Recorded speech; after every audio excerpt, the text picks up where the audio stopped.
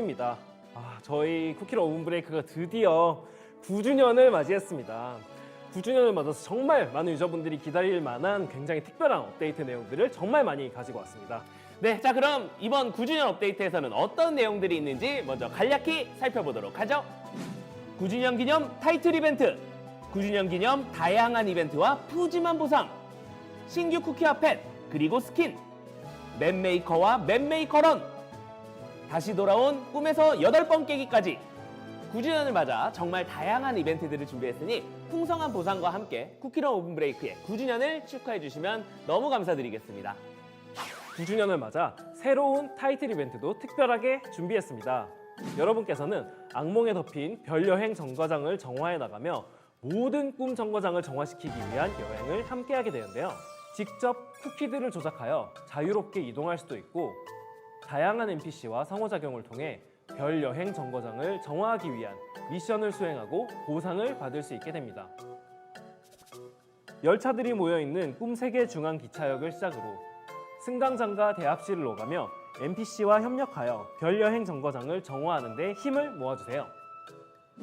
9주년에 이게 빠지면 섭섭하겠죠? 이벤트에 참여하여 별가루 연료를 모아 꿈열차를 불러보세요. 뽑기 횟수에 따라 꿈구슬 보너스를 얻을 수 있는데요. 로드맵 발표 이후 꾸준하게 모아오신 바로 그 꿈구슬입니다. 꿈구슬을 사용하여 다양한 상품을 교환할 수 있는 꿈구슬 교환소도 찾아옵니다. 그리고 뽑기에서 랜덤하게 획득할 수 있는 퍼즐 조각을 이용해서 추억 퍼즐을 맞출 수 있습니다. 퍼즐을 완성시킴에 따라 더 많은 보상을 얻을 수 있으니 열심히 참여해야겠네요. 뽑기를 위한 별가루 연료를 얻을 수 있는 이벤트가 아주 많이 열리는데요. 특히 9주년 열차 미션도 추가됩니다. 하루 2번 미션을 들고 급행 열차가 찾아오는데요. 이 열차가 떠나기 전까지 미션을 클리어하고 별가루 연료를 많이 획득해보세요. 자, 이제 9주년에 찾아올 신규 쿠키를 소개해드려야 하는데요. 아주 특별한 손님을 모셨습니다. 이 앞에 도착하셨다고 해서 제가 모시러 다녀올게요. 여기서 잠깐만 기다려주세요. 여러분 잠깐만 기다려요. 뿌뿌! 달콤한 별가루로 만들어진 특별한 차장님이 아주 특별한 방법으로 여러분을 찾아왔다. 쿠키런 오븐 브레이크 세계에 오신 걸 환영해요, 밀키웨이먼 쿠키. 근데 영케님 못 보셨어요? 못 만났는데 차표를 잃어버려서 찾고 있는 거 아니야? 그래요? 곧 오시겠지? 일단은 저희끼리 먼저 진행을 해볼까요? 좋아! 그럼 어디 보자. 내가 별여행 기차가 어떻게 돌아다니는지 직접 알려줄게. 일정 시간이 되면 별여행 기차가 출발해. 기차가 하늘로 날아올라 비행하는 동안에는 밀키웨이 스타가 하나씩 기차를 가로질러 따라올 거야. 멋지지?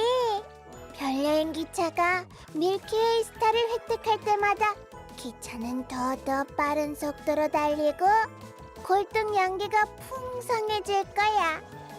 그리고 연기 속에 피어난 밀키웨이 가루 젤리가 꿈속 하늘을 예쁘게 수놓을 거야. 마법 사탕을 제작하면 별여행 기차가 한 번 더 날아오를 거야. 그리고 밀키웨이 별사탕 젤리를 떨어뜨려 줄 거야. 내 짝꿍 펫 베개멜로를 소개할게. 장애물을 쿨쿨 잠들게 하는 능력이야.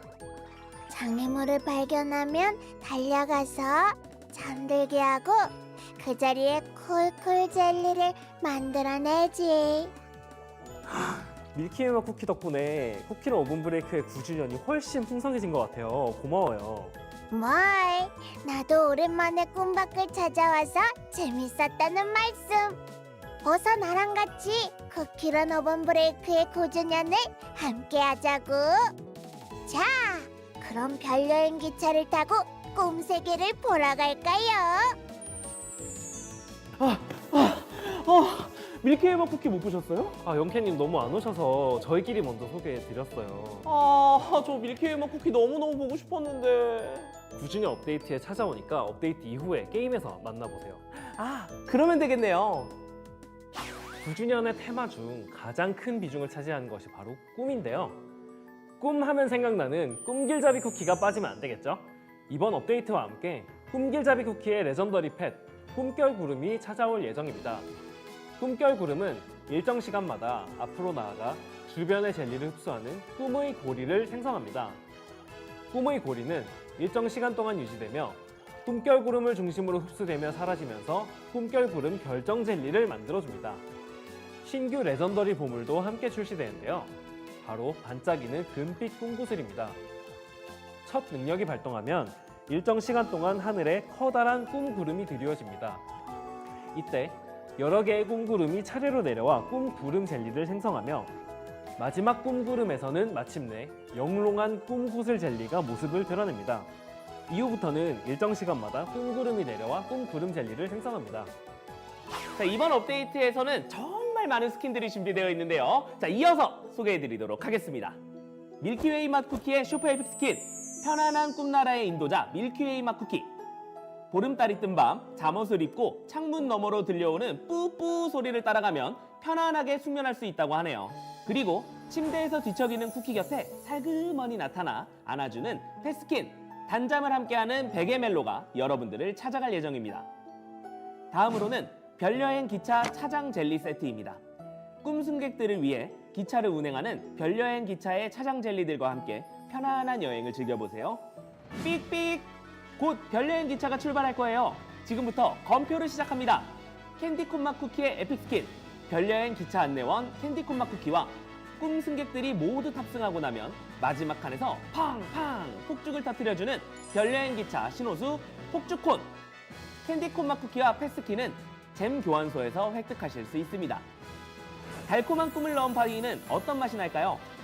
쿠키들의 꿈을 커다란 파이즈에 넣고 오븐에 굽는 꿈파이를 만드는 키친싱크 파이 맛 쿠키의 레어 스킨과 오직 한 쿠키의 꿈을 담아 작은 파이를 정성스레 구워주는 패스킨, 꿈파이를 굽는 매직파이 오븐.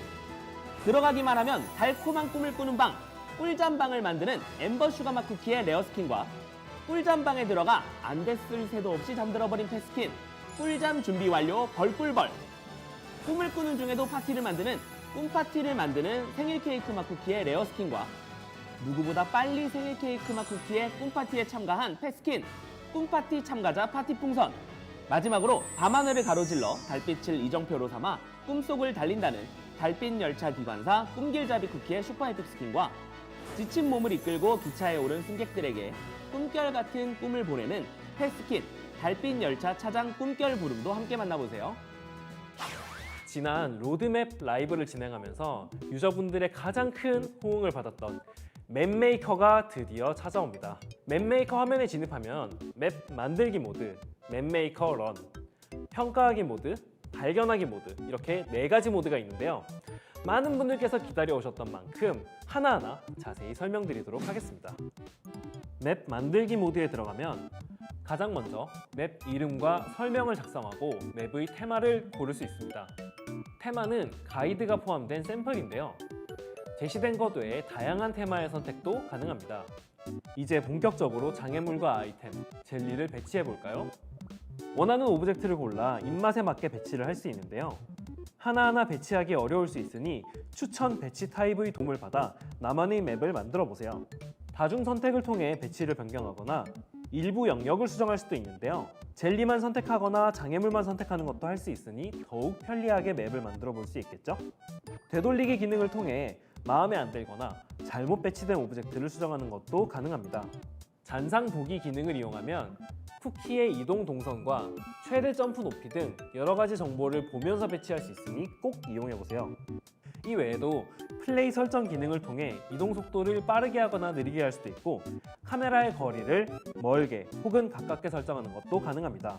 이렇게 완성된 맵은 등록 테스트를 통과해야 등록할 수 있게 되는데요. 절대 못 깨는 맵은 NO! 클리어할 수 있는 도전적인 맵을 만들어 봅시다. 평가하기 모드에서는 유저들이 정성껏 만들어 등록한 맵을 직접 달려보고 평가를 매길 수 있습니다. 평가하기에서는 따로 티켓 소모 없이 매일 랜덤으로 지정되는 3개의 맵을 평가할 수 있습니다. 맵메이커 런이 열려 있는 경우 맵을 평가할 때마다 맵메이커 런 플레이에 필요한 티켓이 지급됩니다. 이제 고정된 조합을 이용하여 맵을 평가해 볼까요? 달리기를 마친 뒤에는 좋아요, 아쉬워요 2가지 선택지가 있으니 신중한 평가 부탁드립니다. 발견하기 모드에서는 오늘의 추천 맵을 볼 수도 있고 등록이 된 유저의 맵 코드를 통해 맵 찾기 기능도 제공됩니다. 이렇게 발견한 맵의 정보도 자세히 볼 수 있고 조합을 설정해 직접 달려볼 수도 있는 모드입니다. 오늘의 추천 맵에서도 평가를 할 수 있으니 새롭게 등록된 다양한 맵들을 발견하는 재미도 느껴보세요. 맵 메이커런은 말 그대로 맵 메이커에 등록된 맵을 달려볼 수 있는 특별 이벤트입니다. 매칭 버튼을 눌러 매칭이 완료되면 유저들은 3대3 팀으로 나뉘게 됩니다. 그리고 맵 메이커에 등록된 맵들 중 인기 맵, 우리 팀이 고른 맵, 상대 팀이 고른 맵, 총 3가지의 맵 메이커 맵을 달려 승부를 가리는 모드입니다. 달리기를 시작할 때 미션도 부여되니 팀의 승리를 위해 열심히 미션을 달성하고 치열하게 달려야겠네요. 경기가 끝나면 3개의 맵 중 가장 좋았던 맵을 투표하는 시간도 있으니 잊지 말고 투표해주세요. 맵 메이커 런을 통해 다양한 랭킹도 확인할 수 있는데요. 플레이 랭킹은 물론 맵 랭킹과 제작자 랭킹까지 맵 메이커의 진심인 유저들을 확인해 볼 수 있는 지표가 될 것 같아요. 맵 메이커 런은 맵이 어느 정도 등록된 11월 초부터 플레이하실 수 있습니다. 쿠키런 오븐 브레이크와 공포라는 컨셉으로 많은 분들이 좋아해 주셨던 꿈에서 8번 깨기가 돌아옵니다. 이번 꿈에서 8번 깨기는 다양한 기믹이 추가되니 집중력을 발휘하여 모든 꿈에서 깨어나 보세요. 11월에는 신규 쿠키인 꿈젤리맛 쿠키도 만나보실 수 있습니다. 그리고 보름달이 뜬 밤 창문을 열고 눈을 감으면 달빛 섞인 바람결에 젤리 모양 초대장을 받을 수 있대요. 꿈젤리맛 쿠키의 슈퍼 에픽 스킨 포근한 꿈나라의 초대장 꿈젤리맛 쿠키도 찾아옵니다. 그리고 폭신한 솜사탕 구름 위에서 쿨쿨 자다가 배가 고파진 쿠키들에게 젤리 간식을 내미는 패스킷 구름 날개를 단 곰젤리 꾸러미도 만나보세요. 자, 이렇게 9주년을 맞아 준비한 모든 업데이트를 소개해드렸습니다. 아무래도 디렉터가 되시고 나서 첫 이 주년이다 보니까 더욱 감회가 새로우실 것 같아요. 맞습니다. 제가 준비하는 첫 번째 주년 업데이트다 보니까 정말 많은 유저분들이 즐길 수 있는 재밌고 새롭고 놀라운 것들을 정말 많이 담아서 준비한 이번 주년 업데이트 많은 유저분들께서 즐겨주셨으면 좋겠습니다. 네, 자, 이번 테마가 꿈인 만큼 여러분들의 꿈에 쿠키런 오븐 브레이크가 사근사근 찾아갈 테니까요. 재미있게 즐겨주시고요. 저희는 업데이트를 통해서 인사드리도록 하겠습니다. 그럼 여러분 안녕! 9주년을 맞아 준비한 업데이트. 나 밀키웨이 맛 쿠키와 함께 재미있게 즐겨보자.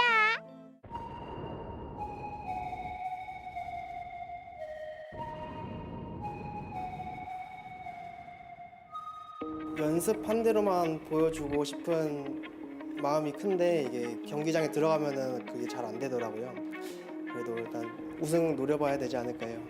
เป้าหมายก็เหมือนเดิมครับก็คือที่10,000 ดอลลาร์ครับแล้วเจอกันรอบหน้านะครับดินแดนอื่นๆมาเจอผมนะครับ 사실 작년에는 8강 탈락이라는 좋지 못한 성적으로 마무리하게 돼가지고 올해는 약간 좀 간절함이 훨씬 더 있었던 것 같습니다. 과연 이걸 한 달 더 할 수 있을까 하는 생각이 들지만 이번에 또다시 선수분들의 열정을 너무나도 잘 느꼈습니다. 네, 그 선수분들을 대표하는 자리로서 최선을 다해서 끝까지 노력해 보도록 하겠습니다. 처음부터 목표는 제 플레이를 다 보여주는 게 목표였기 때문에 본선 때는 진짜 완전 열심히 해서 제 진짜 실력 한번 보여드리고 싶습니다. 参加的感想非常的紧张，真的是非常的紧张。我刚刚在台上真的是手一直在抖，出了蛮多失误的啦，但结果来讲算是满意的。 쿠키런 실력파 크리에이터 정대기라고 합니다. 이번에 월챔에서는 외국 선수도 나오고 한국 선수도 나오는데 저희가 이제 한번 다 좀 혼내주도록 할 거고요. 这次很侥幸的获得了学生A 组最硬的组别的第1名，就我还是会继续努力玩下去。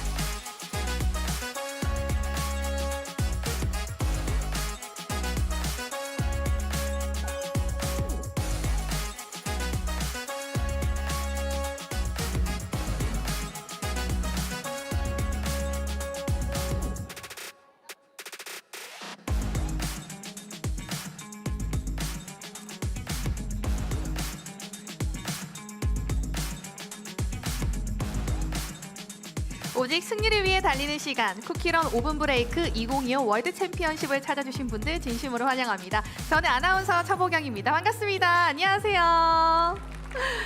네, 자 본선을 향해서 보여주시는 관심이 굉장히 뜨겁습니다. 그 뜨거운 관심만큼이나 이번 9주년을 맞아 업데이트되는 맵메이커 모드에도 뜨거운 관심이 이어지고 있는데요. 그래서 오늘 특별한 시간을 준비했습니다. 바로 우리 쿠키러너분들이 이렇게 한자리에 모인 시간은 만큼 특별한 시간을 준비했는데요. 자, 그 시간에는 이번에 업데이트되는 맵메이커 모드를 조금 더 파헤쳐보는 시간을 가져보도록 할 텐데요. 그러려면 누가 필요하겠죠? 바로 1타 강사가 필요합니다. 맵메이커 모드를 세상에 선보이기 위해서 정말 많은 노력을 해주신 휘쌤 모셨습니다. 인사 부탁드릴게요. 반갑습니다. 네, 안녕하세요. 항상 모니터 뒤에서 인사를 드리다가 이렇게 직접 유저분들 앞에서 인사를 드리다 보니 너무너무 떨렸었는데요, 어제는. 그래도 오늘은 어제 한번 진행을 했던 만큼 긴장이 조금 풀린 느낌입니다. 저는 쿠키런 오븐 브레이크에서 맵을 만들고 있고 이번 맵메이커 개발팀 중 한 명인 키라고 합니다. 반갑습니다. 너무 반갑습니다. 어제도 굉장히 많은 분들이 휘쌤을 기다리고 계셨거든요. 오늘도 이렇게 함께 해주셔서 너무 감사드립니다. 근데 맵메이커에 대해서 소개하기 전에 맵메이커가 어떻게 탄생하게 됐는지 탄생 비화도 굉장히 궁금한데요. 휘쌤 소개 부탁드립니다. 네, 제가 입사하기 전에 쿠키런 오븐 브레이크를 달리면서 항상 했던 생각이 있었는데요. 나도 맵을 만들어 보고 싶다라는 생각이었어요. 그리고 이런 생각을 아마 저만 하진 않았을 것 같은데 제가 입사를 하고 난 뒤 종종 쿠키런 맵을 달리면서 유저분들의 반응을 보니까 입사하기 전 생각도 많이 나고 공감도 많이 되더라고요. 그래서 연간 기획을 하면서 많은 기획자, 개발자분들과 함께 소통하며 쿠키런 맵메이커 모드를 만들어보자 라는 작은 한마디로 시작하게 되어서 이렇게 유저분들에게 선보일 수 있는 단계까지 오게 되었습니다. 와, 이렇게 정말 어렵게 만들고 힘들게 만들고 정말 좀 많이 원하셨잖아요. 그렇게 만든 맵메이커 모드 우리 쿠키러너 분들이 좀 제대로 즐기려면 제대로 알아야겠죠. 그래서 오늘 휘쌤이 어떻게 활용하면 좋을지 어떻게 활용하면 괜찮을지 이런 모든 방법을 알려주신다고 하니까요. 집중 부탁드리겠습니다. 휘쌤 준비되셨나요? 네, 물론이죠. 다 같이 한번 보실까요? 네. 맵메이커 모드는 진짜 우리 모든 쿠키러너 분들의 꿈이었잖아요. 내가 만든 맵에서 내가 달린다 이런 것들 정말 꿈이었는데 이번 9주년 업데이트를 통해서 만나뵙게 돼서 너무 영광입니다. 네, 한번 소개 부탁드릴게요. 네, 맨 처음 모드 리스트에 들어가서 맨 오른쪽으로 넘겨보시면 이제 맵메이커 모드가 추가가 되어 있는데요. 모드 리스트에서 맵메이커 버튼을 눌러서 들어가 보면은 맵 만들기, 심사하기, 찾아보기 이렇게 3가지 버튼이 있습니다. 어떤 버튼을 눌러야 될지 살짝 고민이 되실 것 같은데요. 쉽게 말씀드리자면 맵 만들기는 내가 직접 맵을 만들어 볼 수 있는 버튼이고 심사하기는 다른 유저분들이 만든 맵을 직접 달려보고 평가를 해볼 수 있는 버튼입니다. 찾아보기 버튼은 다른 유저가 만든 맵을 직접 검색해서 찾아보거나 심사하기를 통해서 많은 추천을 받은 맵을 추천받아 볼 수 있는 버튼인데요. 오늘은 맵 만들기 모드를 이제 강의를 하러 나왔으니 직접 만들어 볼 수 있는 맵 만들기 버튼을 눌러서 들어가 보도록 하겠습니다. 이렇게 저는 로비부터 아기자기하고 이 BGM까지 정말 완전 제 취향 저격이거든요. 여기서 내가 원하는 좀 내가 마음대로 맵을 만들 수 있다니 너무 신기한 것 같은데요. 네, 로비만 봐도 정말 아이디어가 샘솟는 느낌이 나지 않나요? 맞아요. 여러 개발팀 분들이 고생을 해주신 만큼 유저분들의 상상력을 마음껏 펼쳐볼 수 있으면 좋을 것 같습니다. 자, 이제 맵메이커 모드 하나하나 낱낱이 파헤쳐 드릴게요. 네. 네, 일단은 맵 만들기 모드로 들어가게 되면은 아예 처음부터 새로 만들 수도 있고 저희가 제공하는 샘플 맵을 참고해서 편집도 가능합니다.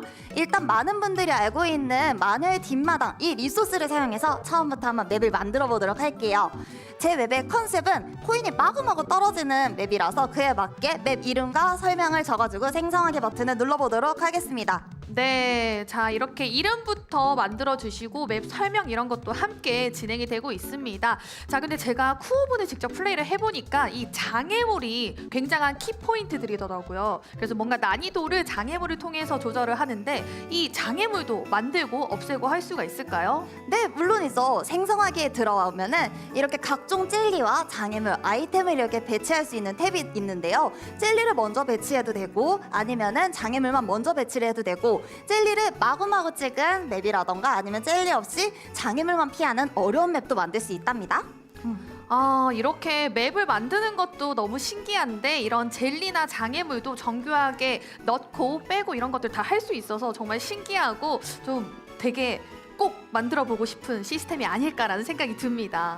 네, 아무래도 저희가 가장 원하는 방향인데요. 네. 아무래도 게임이 이제 오래되었다 보니까 새로운 재미를 찾고자 하는 분들이 정말 많으세요. 나만의 개성을 담아서 달리고 싶은 맵을 직접 만들고 또 그 맵을 다른 유저분들과 이렇게 달리면서 새로운 재미를 찾아보셨으면 좋겠습니다.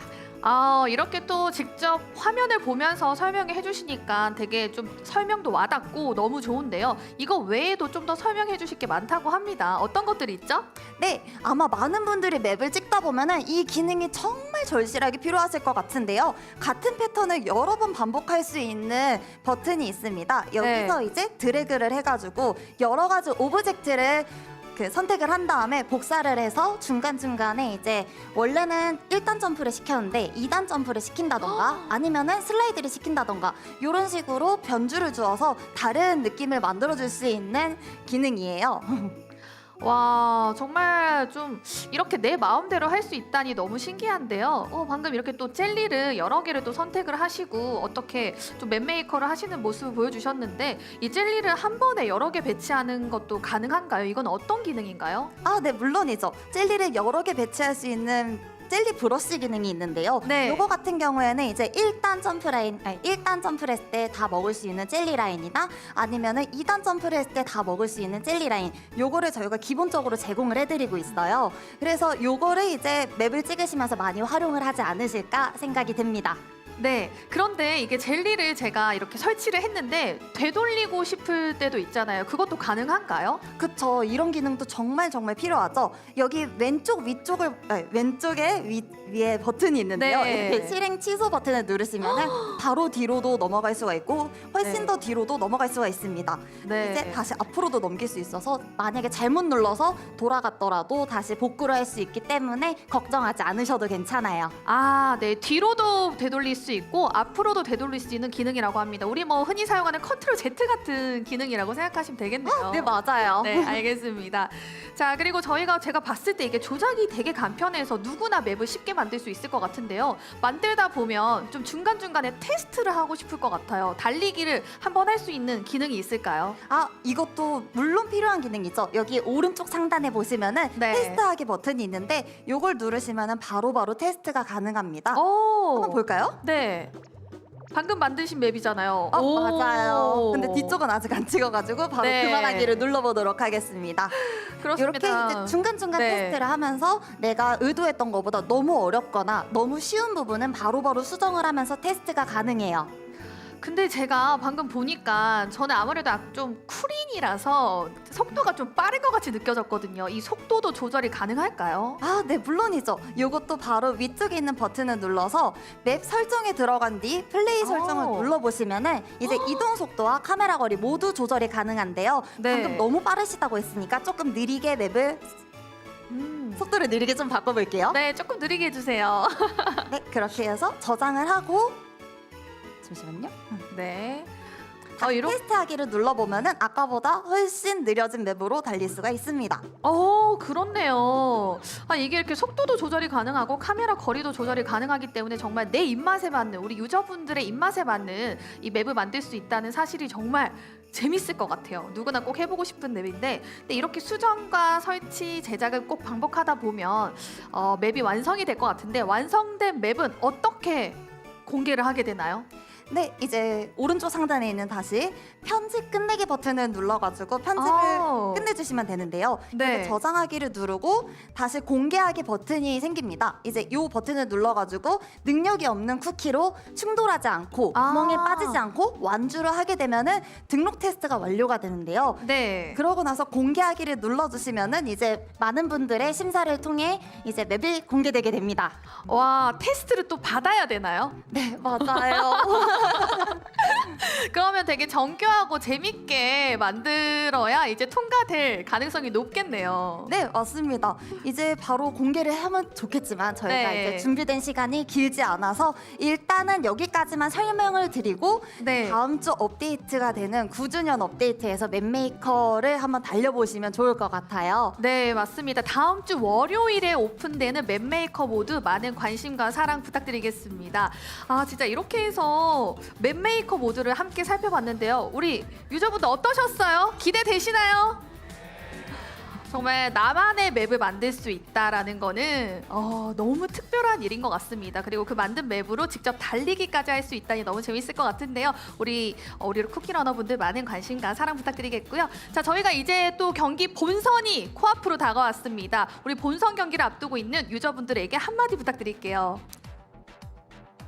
네, 많은 유저분들이랑 이번 쿠키런 월드 챔피언십을 함께 즐기기 위해서 정말 열심히 준비를 했는데요. 네. 어제 저도 선수분들이 경기하는 걸 보니까 너무 재밌기도 하고 긴장이 네. 되기도 하더라고요. 이제 현장의 열기가 정말 뜨거웠었는데 유저분들도 즐겁게 즐겨주신 게 아닐까 싶습니다. 근데 이거 말고도 라이브를 통해서 보고 있는 유저분들을 위한 선물도 많이 준비되어 있으니 끝까지 시청을 해주시면 정말 좋을 것 같아요. 와, 선물까지 준비하셨다니 너무 기대가 되는데요. 자, 이제 본격적으로 경기를 또 시작을 앞두고 있습니다. 우리 유저분들 재밌게 즐겨주시기 바라겠고요. 저는 이따가 또 오도록 하겠습니다. 여러분, 이따 뵙겠습니다.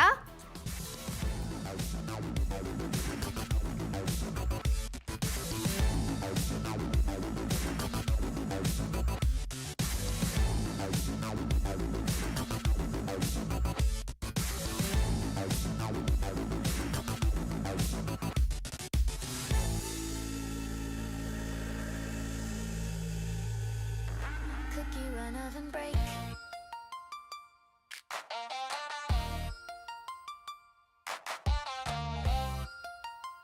Cookie run oven break.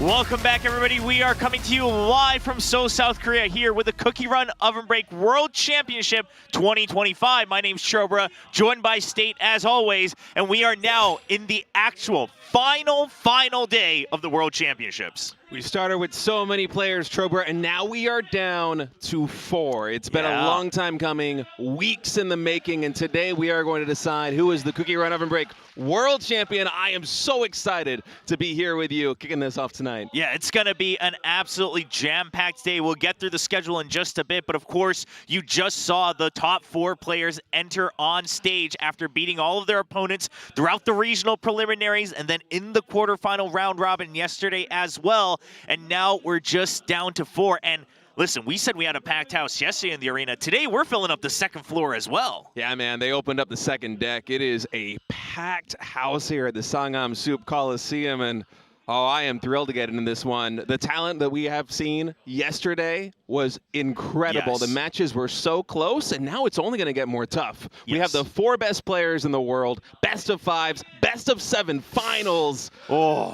It's very exciting because the stakes, they just keep getting higher. The prize pool now is very much on the line. The top 3 are going to be leaving with money today, big money, as well as that custom costume as you've been hinting at this whole time. Big it's deal. very exciting stuff. Absolutely, and of course the trophy that we've been showcasing down on the stage as well. Not only do we just have fans from around Korea and some also visiting from abroad, but we of course have some of the ex-competitors here as well to cheer on their comrades or maybe their rivals at the same time, some family visiting as well. So it has been an absolute blast. I actually got to see the parade they did with the life-size cookies earlier today. Yeah, we had like the zombie cookie, vampire cookie was there. Vampire cookie was one of the more popular ones that people want to take photos with. Gingerbread was looking a little jealous. But we had all sorts of cookies. People were kind of everyone that was trying out the map maker mode left once they saw the parade was starting. They were like, we gotta go take pictures with the cookies. So yeah, I that didn't was even know the pretty parade hype. had happened already. Yeah, I've seen those big costumes looking around already. It's been fun, man. This is just really the whole weekend has been a celebration of Cookie Run Oven Break. We have so many folks coming out, not just in Korea, but global fans also showing up here at the Coliseum. On the first floor, there's an excellent merch store with all of this cool gear. I know you and me, we both got some swag. Yeah, we both got our own for little sure. ginger braves as well. And just as you said, there's the exhibition for the map maker mode.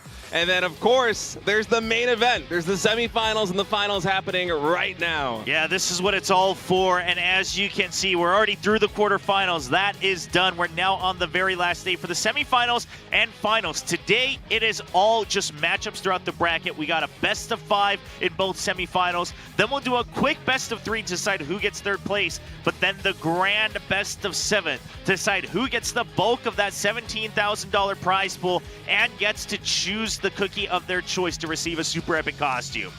Yeah, there's a lot of prize money on the line, and of course a lot of honor and glory as well, as this is the first true global championship here for Cookie Run Oven Break as the esports scene just keeps getting bigger and better. We've had some really surprising results thus far, some rookies making it very far, as well as Kim Ga-nu, reigning champion from last year. We didn't call it the World Championship, but it very well might have been.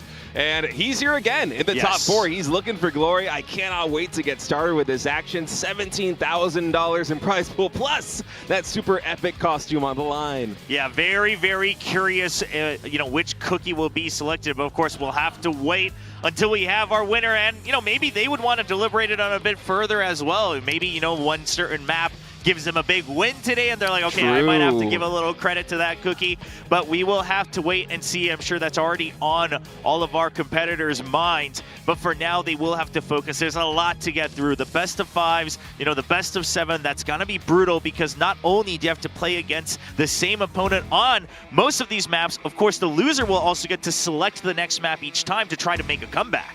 Yeah, the round robin stage, it was entirely random which map you're going to play on. Here, the first pick is still random to keep everything fair, but from then on out, these best of 3s, best of 5s, best of 7s, the loser gets to choose the next map. And the general rule is that you cannot choose the same map more than twice in a best of X series. I think we're keeping that here for the semifinals and the finals, and there are some very tough maps to choose from. Yeah, I mean, of course, we're kind of now past Beneath the Lilies, Boiling Stock Village. All right, we've done that enough. Now let's get to the cream of the crop of the maps here. And you can see semifinals, we got 4 maps, and then we have a selection of 5 maps for the best of 7 in the finals. Now, Pineapple Altar and Moonlit Clock Tower being brought into the map pool here for the main stage for the final weekend. And Pineapple Altar was actually technically available during the quarterfinals. It just never got drawn in the random draw.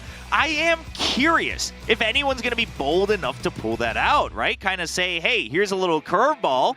Let's duke it out on something that we haven't had as much practice on. Yeah, we've had a number of weeks since the preliminaries were finished and set before this grand finals weekend, and I guarantee you some of these favorites that are competing today that made it to the top 4, they weren't just looking at getting past the round of 8, they were looking at potentially being a champion, and one good way to do that is to practice on these maps that maybe your opponents, they might not have as much training on. As we look at the participants, surviving Group A, Jung-ho and Kim Ga-nu, surviving Group B, Kukushi and Chuang Tim. First seed going to be playing the second seed on each of these. Jung-ho versus Kukushi, Kim Ga-nu versus Chuang Tim. Any one of these matches could be a grand finals already. Yes, absolutely. And it's kind of interesting how the seeding kind of worked out as well, of course, across both groups. Kukushi kind of already hoping that he was going to get first seed yesterday throughout his celebrations, but wasn't able to get the 3 clean wins. Tim going for a clean sweep. And, you know, maybe fortunately, maybe unfortunately, getting to play the same map all 3 times yesterday, but now he will have to play a wider selection as he faces off against Kim Ga-nu later today. But we will be starting off with the first match on the left side of your screens. It's going to be Jung-ho going up against Kukushi. Yeah, it's hard to choose a favorite, honestly, in either of these series. Chuang Tim, as you said, looked so incredible yesterday.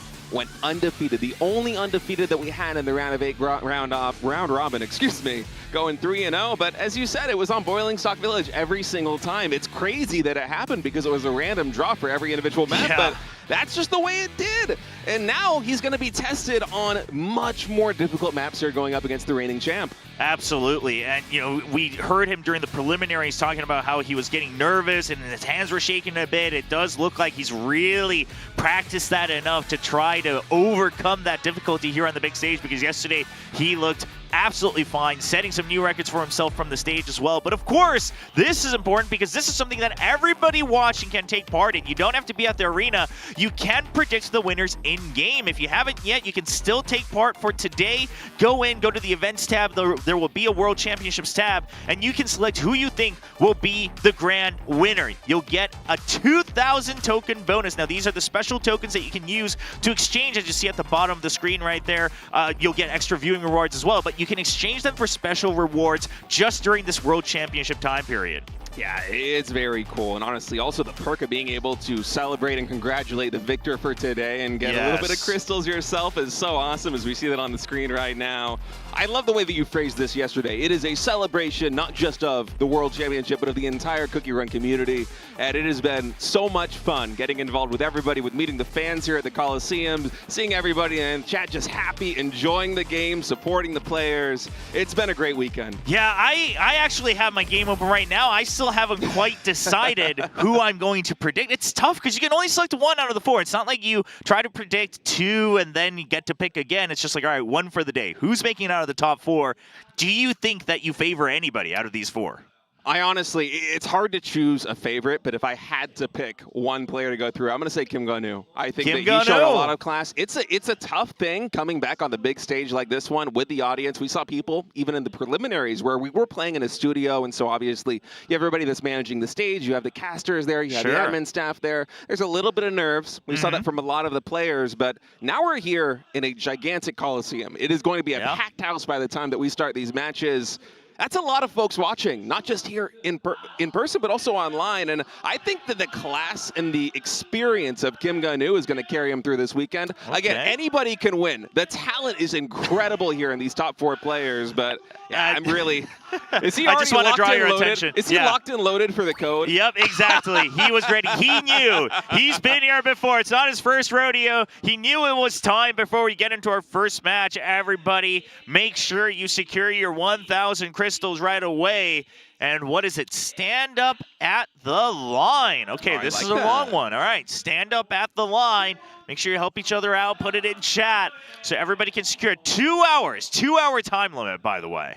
Yeah, I think actually an hour 48 minutes because it starts. Technically, it ends yes. at 6 p.m. KST. So make sure you get that in as soon as possible. This is a limited time. Yesterday, I think we had how many coupons was it? Was it 2 or was it 3? We had 3 yesterday. We had 3 coupons We yesterday. got a little surprise one at the end for the Rainbow Cubes. So. Yeah, I'm not sure how many we're going to have today, but you definitely want to tune in. Make sure that when those special coupons come in, you put them into your phone right away. Here is also, we have a little bit of prediction action right there. Oh, this person I am already surprised at how well this screen actually shows up on camera. Yeah, this person actually already secured their special lobby that you can exchange for the tokens, so they must have gotten some predictions correct yesterday. But That's who so are they going to? Are you really going to show the entire world who you're going to predict? I think he predicted Jungho. Oh, he he had the did. little check mark there on the left side. He predicted Jungho. Yeah. Okay. All right. Big prediction. Yeah, that's big fun. prediction. I mean, Jungho looked absolutely determined coming into the quarterfinals. Oh, Jungho was very impressive. Got the #1 seed coming out of the group. Even though it was a 2-1 map score tying with Kim Ganu, because he won the head-to-head, he is the first seed coming out from Group A in the round of 8. And yeah, he was very impressive. Honestly, everybody is locked in so much. I feel like it's crazy to say this, but the nerves of the preliminaries, they seem to have faded even with a live audience a little bit. A lot of the players that performed well yesterday, they seemed cool under the conditions, you know? Yeah. I think everyone's gotten a lot more used to now having to get through it. But again, it's going to be different when you enter a best of 7. If you do get to that grand final, it's going to be a much longer match that you will have to stay focused, right? Make sure your hands are just nice and calm, not shaking. But that's all the festivities out of the way, I believe. Now we are getting ready to jump into our semifinals. These are all going to be best of series as we see Spinach Cookie on the stage ready to greet our competitors. Ladies and gentlemen, we start the top 4. It's a semifinal bracket. And in your first match, you have Jungho versus Kukushi. Oh, some nice camaraderie from Jungho and Kukushi. A little bit of a hug there on stage. One of them will be advancing to the grand finals. One of them will be falling to that 3rd place match. So much on the line. Not just the prize money, but also the glory and that magnificent trophy that you see behind both players on stage. But the camaraderie ends right there. Now these two, having competed against each other during the regional preliminaries as well, Kukushi got the better of Jungho that time. But Jungho has made it very clear that he has been practicing. He has improved coming in to the final weekend. And now Kukushi will have to really test him to see if he has improved enough to overcome their previous match. Yeah, Jungho was very impressive yesterday, even taking down the reigning champ Kim Ganu to kick off the entire weekend by 5 million points. On Moonlit Bamboo Grove, Kukushi himself, he might have only finished 2nd place in his group because Chuang Tim did go undefeated, but he also looked just so incredible. It is hard to predict a victor here. I'm surprised that Kukushi, though, says that Moonlit Bamboo Grove is his most confident map, especially going up against Jungho. Yeah, that's a bold move. That's a bold move. We'll see if they get to even start on it. Now the first map will be randomly drawn, and then whoever loses gets to choose to try to bring themselves back into the game. Of course, some of the maps may be played twice if they so choose. So we'll have to see. Kukushi trying to look like he's nice and calm once again, but he's not looking as chill as yesterday. He's not vibing with the music quite as much yet, but give him a couple games. He'll get his groove on. I'm feeling it. I have a question for you, Trover. So message to opponent here for Kukushi. He says easy. Now, there isn't a lot of context there. What are you taking with this? Because it could be like, hey, go easy on me. No. He means you're easy. But it could also mean you're easy. Yes. No. It's like, all right, what do you want to say to Jungho? And he's like, well, I'm going to presume I've already beaten you. Easy. I mean, easy. He's keeping it nice and simple, you know? Like, Jungho's got this whole story going on. I lost in the preliminary. I'll win in the final. And Kukushi just says, one word. Yeah, one word sums it all up. This is going to be an easy match.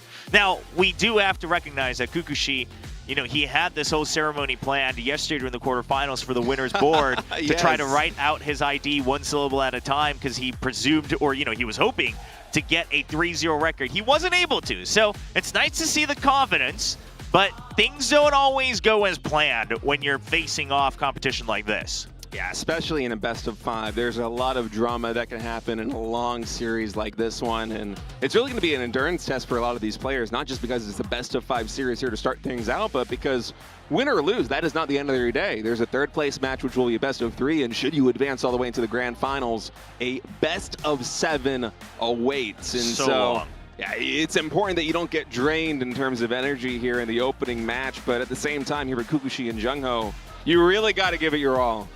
Well, let's see where they'll have to start off on. Kukushi giving a wave to everybody as he's trying to get locked in already, taking up his pose, ready to jump in as our first map. Oh, boy! I see some bamboo there, Chobra. We are going to Moonlit Bamboo Grove here for map number 1. Best scores nearly identical for each of these, but Jungho was really impressive yesterday on this map. Yeah, and very, very good scores for both as well. So both of them coming in pretty confident, and what a map to start things off on. Really going to keep them on their toes. They have to have the reaction speed, the planning, all ready to go right from map number 1. Oh, absolutely, and I'm actually looking through. So Kukushi played versus Sick Duck in the 5th match of Group B yesterday. He was victorious. Jungho also played versus Kim Gun-woo on Moonlit Bamboo Grove and was victorious. So both these players actually showing a lot of skill here on the limited jump map. As we look at the build-outs, and it's the same you always expect here on Moonlit Bamboo Grove. There are so many jellies as well as those leaves that players generally just go for the all jelly perk here on the Magic Candy. We're seeing that again. And this is a lot about execution, because while the random generation is truly random, you don't know what the prediction is going to be in terms of where those leaves going to fall, how are you going to have to react to get them. It's the same seed for you and your opponent. So one player isn't going to have an advantage in terms of, oh, well, their drops are just easier in terms of where the leaves fall. But a lot of it comes down to thinking on your feet and having good reaction time. Absolutely, and as we saw, really what it's going to come down to is if anybody misses a single shuriken, that's where things will just completely swing the other way, since you will not be able to spawn those bamboo leaves from the ninjas and try to get that burst of the points. Jungho versus Kukushi facing off in a best of 5 in the semifinals of the World Championship. All right, the first semi-final here of the World Championship for Cookie Run Oven Break taking place now. Jungho on top, Kukushi on bottom as we go into the limited jump map. Moonlit Bamboo Forest. This is going to be very dangerous here to start things out. Yeah, jumping through the grove here. We'll see who's going to be able to keep their calm. Take a look at the bamboo leaves. Okay, just a nice even spread to kick things off. That might be a sign of things to come. So we see both of them so far taking it pretty easy, right? These are kind of just the warm-up jumps here. Yeah, actually some very easy drop here on these bamboo leaves as well. Not too wide a spread on anything, so both players, I think, nearly perfect. Just the basic jelly is really proven to be the difference maker here in the early game. Yeah, but this might just be kind of that false comfort as well, right? Just one of these maybe spawns differently. You start to react to it, and then you miss the next shurikens, and that just starts to snowball out of control. Oh! All right, that's plus 1 leaf there. Wait, was that actually? No, that's a whole entire, missed. shuriken missed here from Jungho. And that just swings it entirely the other way, but Kukushi not being able to secure it himself. Yeah, and now if you have that fall, it's tricky, but at least things are going to even out here a little bit. I think Jungho has a bit of the better edge here in terms of the leaves as well. Oh, you gotta keep going, even if you make a mistake like that one. Yeah, I mean, Kukushi kind of missing it the next one himself as well. So for now, somewhat evened up actually in favor of Jungho. But we'll have to see if they can keep that up as we now start to see a lot more of them all bunched up together. Both of them securing majority of the leaves here and getting all the shurikens on that section. Yeah, both players missing out on just 3 leaves there, so Jungho maintaining this 1 million and some change lead right now as more leaves fall. Man, these jumps of these columns are so tricky. Yeah, Kukushi, he realized he had to kind of forego a lot of the leaves to make sure he didn't miss another shuriken, but that means he falls even further behind. He wasn't looking that far ahead, and now we're going to see Jungho continue to keep the lead. It's about a 1 million point lead here for Jungho. Should you miss 1 shuriken, it's going to change the game on its head, but even just a couple of leaves could prove to be the difference. Oh, but Kukushi misses a couple there. Yeah, just a couple more difference as well, and that'll just continue to give Jungho just a bit of a bigger lead as we now move on to the Cinnamon Cookie. Ooh, man, what a wild drop on that one. Very widespread. A lot of those leaves almost fell off the map, but that's actually Kukushi gaining a little bit of ground.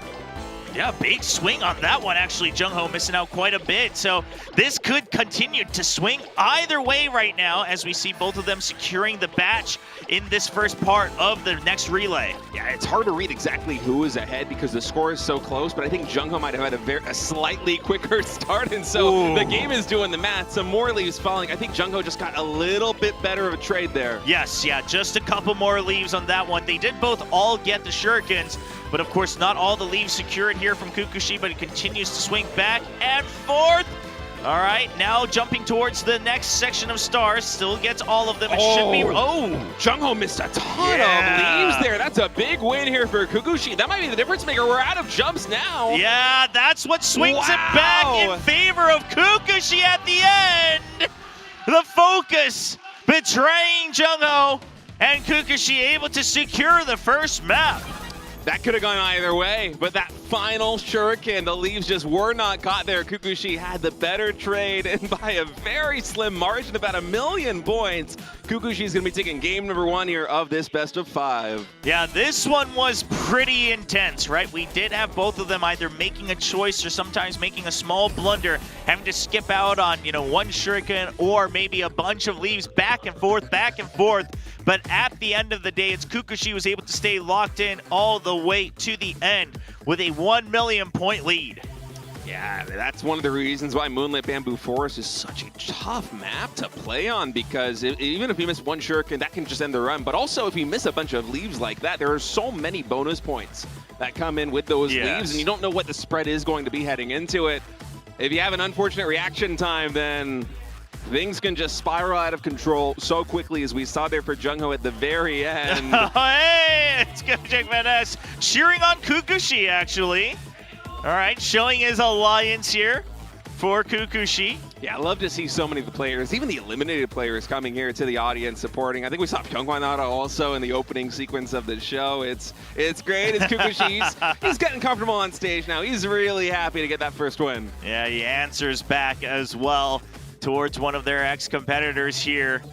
Lots of fans, I'm sure, for both sides, but for now, celebrating that win, it's going to be the fans of Kukushi.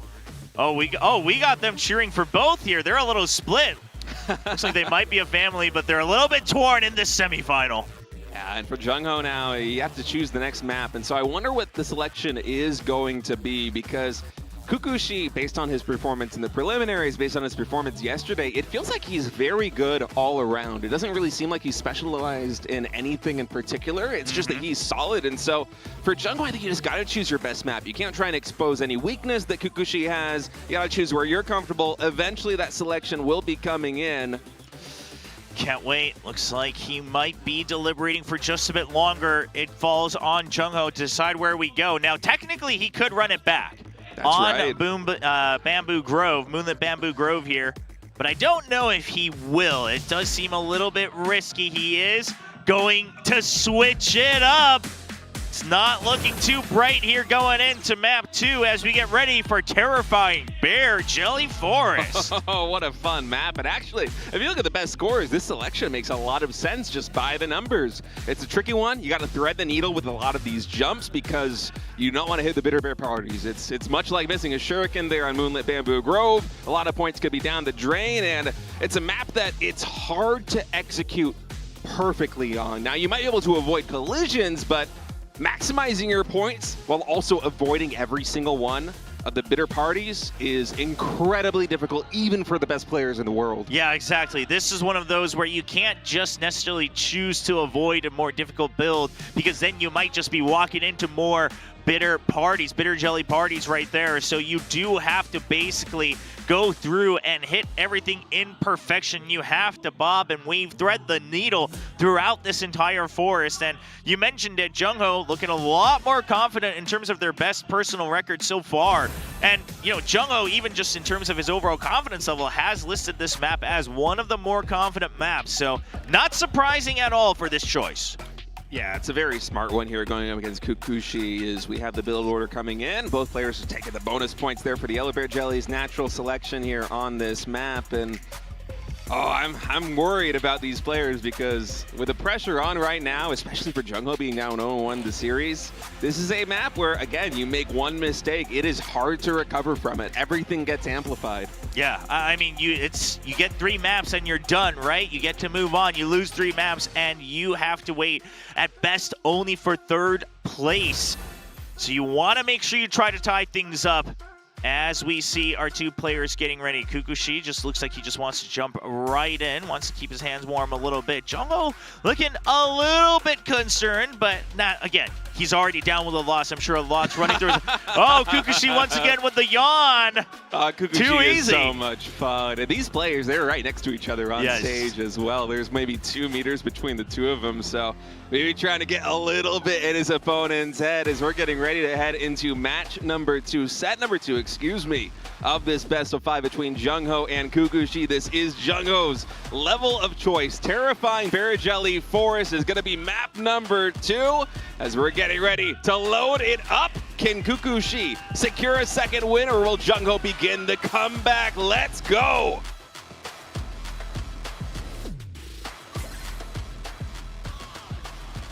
Continuing with Jungho on the top side of your screens, Kukushi with that first win on the bottom side. And the run begins with Schneeball. Yeah, Schneeball Cookie here. You can skip one of these skill activations should you want, but I feel like basically every single time we see this, we're just going through it right away. Yeah, both of them going for that drop just to line themselves up for that Yellow Bear Jelly party. Very important, especially with a build out, just because you get so many extra points for those Yellow Bears. Yeah, exactly. You don't want to take that risk or, have to miss out on other jellies just for the jumps there. Want to get the maximum points. The first difficult jump right there, though, both landed onto the correct party. Yeah, that was really close there for Kukushi for a moment. I thought he might hit the bitter party, but both players able to navigate it really well. Another very close jump. Jungho jumps onto the bitter party right there. That's one that we've seen a lot of competitors accidentally just eat both, and it does impact them quite a bit. It's not one of the biggest clusters, but it does set you behind right at the beginning of the race. Yeah, 600,000 points going to be the difference by that. Now you got to thread the needle here on the vertical jump. Both players are able to do it. Going to slide, double jump right there, and they get everything on both sides. Yeah, nice and calm still for Jungho. He's still got a chance to try to bring things back, having to dodge the shurikens as well. Still getting the Yellow Bear Jelly party. And now back to the skill activations, trying to jump in between. Yeah, it's a very tricky segment of the map. Both players able to time it out very, very well, as here. Look at this. Jungho, he's not letting that early mistake get to him at all. Yeah, we do see Kukushi missing 1 or 2 more actual bear jellies, which again come with the bonus points. So just keep things right about at that 700,000 lead for Kukushi. Yeah, but for Kukushi, I kind of like him playing a little bit more conservatively here. You already know you have 700,000 points. Just don't hit any of the bitter parties, and you should be safe. Yeah, in theory, right? Just because, again, that's such a massive gap that we saw in the very beginning of the run. Now both of them jumping, right below the Bitter Bear Jelly parties as well to get that 3rd activation. And okay, both going for that double jump on the relay. Now moving on to the 2nd cookie. Kukushi is playing so solid right now. No real mistakes. He's not getting every single one of these jellies, but he's been very safe, very consistent as both players thread the needle once more. They got to do it again here on the downturn. Indeed, they do. Oh, it's very tricky. If you hit one of these bitter bears, it's not the end of the world because there aren't so many jellies here, but especially for Jungho, you cannot afford another mistake. Yeah, I mean, I don't know if he's really going to have too big of a chance unless Kukushi lets up here, because towards the end, like you said, you're going to have some of those sections where there just aren't other jellies to be transformed, and you can actually just safely eat the Bitter Bear Jelly parties, and it won't really impact your score one way or another.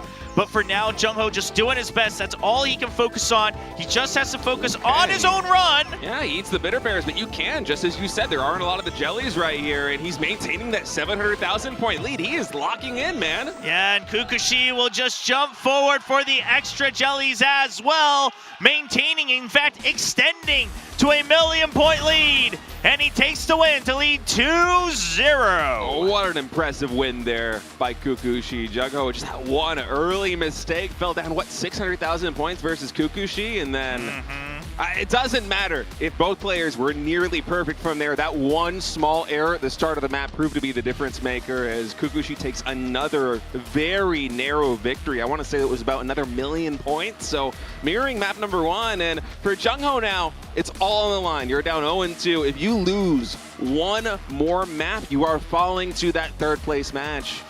Yeah, you just won't have a chance to, get back into the grand final. Sure, you can still go for a little bit of the prize pool, but you are out of the running towards the trophy. And so Jungho, he's going to have to choose carefully. Now, we know that Terrifying Bear Jelly Forest is one of his favorite maps. It is one of his most confident maps, but you just took on the challenge. You were the one that made a mistake, and now you fall behind. So what do you do? Is this the time to maybe bring out something like Pineapple Altar? Yeah, I mean, we're going to have to see what the choice is as we take a quick review of the map. Yeah, it's another 1.1 million or so points being the difference maker there for Kukushi. Very close map number 1 and map number 2. And as you pointed out earlier, there is the possibility of running it back at least once here because this is a best-of-5 series. But for Jungho, even if this is your most confident map, do you really want to run it back on one you just lost?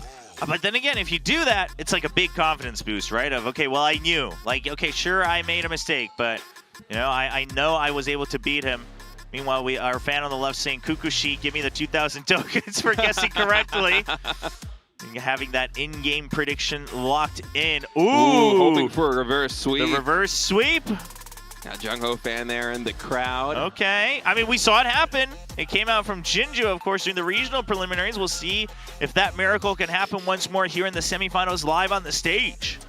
It would be impressive with all the pressure on the line right now, especially with Kukushi just looking so comfortable. Oh, no, he's getting too sleepy. Yeah, somebody quick, get this guy an energy drink or Oh, something. no.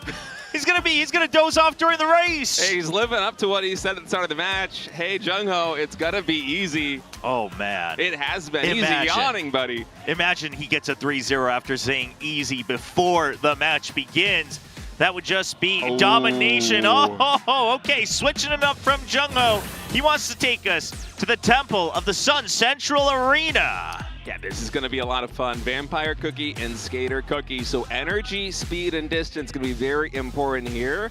Not only are the pass-throughs critical for getting all of those points, but additionally there with the Vampire Cookie, as we saw a lot of times, frankly, in the preliminaries, if you miss some of these grape jellies, then suddenly you don't have enough energy really to carry you through, and distance can be a very big difference maker on a map like this one. Yeah, it really just comes down to how well you're able to make sure you still collect all of those grape jellies, but also using that bat form to get as many pass-through destruction points as possible.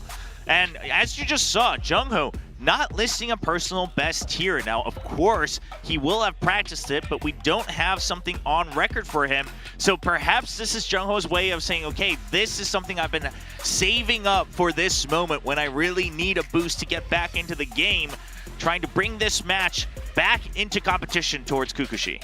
Identical builds coming out here again on Temple of the Sun Central Arena. And there's also the zip lines you got to think about. We don't usually comment on it too much because I feel like the players here are so clutch with navigating on the zip lines. Even though the inputs are very difficult to do, we rarely see a mistake there. If there is an error, it's usually a pass-through. It's usually a grape jelly that gets missed. But you got to keep that in the back of your mind as well, because now you're playing with everything on the line here. As Jungho, you're down 0-2 in this best of 5. You need to win 3 maps in a row to make it to the grand finals, whereas Kukushi, he just has to win once. Exactly. I mean, Jungho basically has to look at this and say, I'm basically playing a series of best of ones. I just have to win all of them. Not going to think about the grand scheme of things. He just has to take one map at a time. And perhaps Kukushi, he might be the one who maybe gets ahead of himself, starting to think, okay, I knew it was going to be easy. This is pretty much in the bag, but he has to stay focused until the very end because, again, this is an intense map. There's so much just finesse required in both sections, really, in the first cookie and in the relay into the skater cookie. Jungho looking to bring us further into this match. Kukushi trying to send us into semifinal match number 2. We jump into the Temple of the Sun Central Arena. Match point, potentially the last map of this series, is Jungho is yet to get a win on the board. He is on top. Kukushi leading 2-0 on bottom as we start here with the Vampire Cookie. Now Kukushi looking confident as always here at the start. Jungho just coming out just barely ahead, but basically both of them getting the same exact build so far on their run. Yeah, very well executed on both sides here as they make it look easy. But trust me, especially those zip lines there in the early stages, it is so easy to trip up because you go from 0 to 100 so faster on Temple of the Sun. Yeah, absolutely. And you just have to constantly jump on and off those zip lines, especially now in bat form. You also have to make sure you're lining yourself for all of these obstacles for the destruction points. You want to exactly drop down for those where you get the grape jelly and then still get the pass-through points as well. Jungho slowly trying to extend his lead here. Yeah, so energy levels identical here. Both players able to get those grape jellies. We have jumps coming in there with the size up. 100,000 points going to be the lead right now for Jungho. Yeah, it's so close still, right? That's just one or two obstacles that Kukushi might get over his opponent, or of course, perhaps a bigger mistake on either side, and that could flip. As we see the grape jellies coming out once more, dropping down to get those destruction points. Yeah. And that is a bit of a slip-up, I believe, from Kukushi dropping down a bit too early. Yeah, maybe it was trying to maximize the destruction points, but it's not going to pay off as Jungho actually taking a very comfortable lead. Now you got to be very careful with the inputs, just like the previous map, Terrifying Bear Jelly Forest. It's hard to thread the needle, but both players able to do it quite well. Yeah, so far Jungho's going to be looking nice and comfy. He'll notice that the score has really widened in his favor. So as long as he doesn't make any mistakes, he can just focus on making sure that he gets the complete run at furthest distance, especially since once you go onto Skater Cookie, there really isn't anything to rely on, right? It's just don't hit any collisions, go through and collect all the jellies.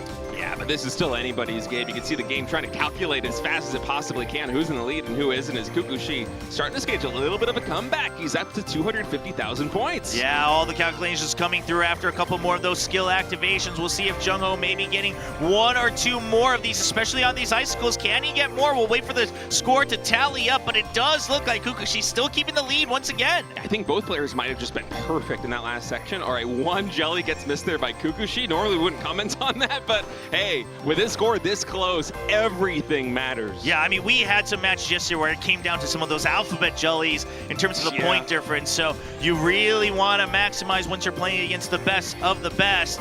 Both of them just staying on the zipline, waiting to go into bat form, trying to collect as many. It does feel like Kukushi's line was just a bit smoother throughout. More obstacles, jumping back up onto the zipline. Yeah, I was thinking the same thing. It looked like Kukushi might have gotten one or two more obstacles there with the pass-throughs, especially on the bottom side. The line was just a little bit better there for Kukushi. Yeah, and if you go at this rate, it's going to be very hard for Jungho to try to catch up, because once again, you go onto Skater Cookie, it's no abilities, it's no skills, it is just about keeping up with the speed, trying to make it to the end, trying to make sure you're not hitting any collisions. Another skill activation comes in right now as we get ready to move on to the Skater Cookie. Couple of seconds left, and oh no, I think actually Jungho, did he miss a grape jelly? Because yeah, he has a little bit less energy. Yeah, he had to relay a lot earlier on this one, not able to get that extra jump off of the end of the skill to extend at the end of his relay. So Kukushi now with a massive advantage. Yeah, and that's huge because now we're on the Skater Cookie. We have bonus speed, so that energy is going to translate into even more distance. And I think Kukushi, the moment that he saw his score lead widen by plus 1 million points, recognized the error that Jungho made. All he has to do is defend this lead. Yeah, he's already figured it out, I think, so he just has to make sure he doesn't slip up on any of these. You know, you miss a couple of the basic jellies. It's not the biggest of deals right now for Kukushi as he's looking to just play it safe. Jungho will just have to do his best, but look at his energy. It's already dwindling down. The race is near over, and that might be the match near over for Jungho. Oh, for Jungho, it's going to take a miracle. Kukushi needs to have an error if Jungho's going to come back, but Kukushi's just been so locked in this entire best of 5 series. He has been near perfect, and Kukushi with a victory lap is going to win this best of 5 series and go to the grand finals in flawless fashion. A 7 million point lead. There we go. Now he shows some energy with a clean sweep. He started off the match saying it will be easy, and he stands up to his word, getting absolute clean wins, not giving a single chance for Jungho to bring it back. Map 1, Map 2 winning by just 1 million points, but in map number 3 really coming through clutch. And frankly, looking at from Kukushi, there were no errors. He might have not greeted for absolutely everything, but he was the captain of consistency. No errors came through. Clutch all the way from map 1 to map 3. That's translating into an easy win. And let me tell you, he's going to have a lot of energy saved up for that grand finals. Exactly, yeah. He only had to show 3 of these maps as well. Didn't have to show, multiple runs either. Was able to just get through it, and now he'll have a chance once more to get to the winner's board. We'll see what he's got in store for us today. Here, if he does win, it's just 2 times that he's going to be up here. No! ZZZ! Kukushi with the victory. Oh, he said it was going to be easy, and he made it look easy. And Jungho maybe a little bit stunned with the outcome of this one. The fashion in which it happened. Now, he is not out of the tournament yet. He will have a 3rd place match to fight for a little bit of prize money later on. But yes. My goodness, Kukushi, what an impressive performance. Yeah, I mean, also you got to give it to him, right? Beating Jungho twice now, both in the regional preliminaries in that final and once more in another best of 5 here, this time with that clean sweep. So you got to imagine Kukushi feeling very good, knowing that he was always going to be the better player.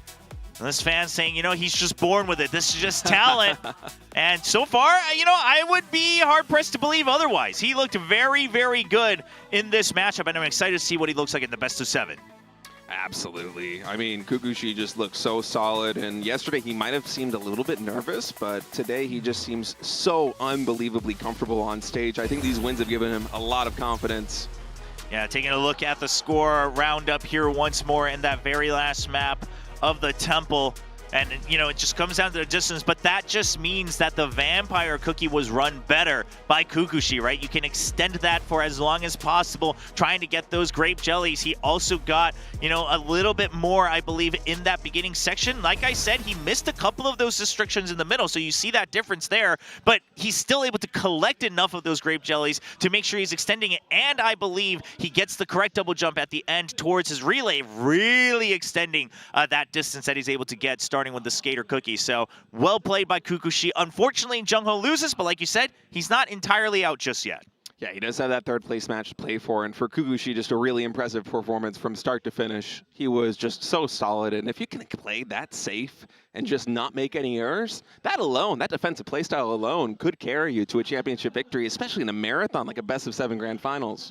Exactly. So we will be waiting to see how Kukushi looks in the best of 7. Jungho will be returning for a best of 3 3rd place match later on. But of course, to see who plays who in those 2 matchups, we're going to have to go through the next semifinal as well. Yeah, before that semifinal, we'll have a little bit of a highlight of the previous match as well as an analysis segment that'll be happening in just a moment. I think it should be ready. Yeah, so I think we'll be able to send it to the highlights. No, it's going to be, that's just going to be the bracket. Yeah, just the bracket. Fade you out there, but here we go. Just reviewing once again, Kukushi getting the 3 wins. It was 3 different maps out of the 4 that we have prepared here for the BO5. So you did get a wide look at how Kukushi's looking today. Oh, absolutely. And the most impressive thing for me, I know I've harped on this a lot already, but it's worth reiterating on the fact that he didn't make any big errors on any of these levels. That is very hard to do, especially on some of the maps like Moonlit Bamboo Grove. Occasionally we'll have somebody miss a shuriken. I think Kukushi, he might have missed 1, that being just the 1 error in this best of 5 series. But on the other maps that we played on, like Terrifying Bear Jelly Forest and Temple of the Sun Central Arena, you're so prone to errors. We see Bitter Bears get capped all the time in Terrifying Jelly Forest, but it's a perfect score here for Kukushi. He's going to advance to the grand finals, and he will face against the winner of Kim Gun-woo versus Chuang Tim.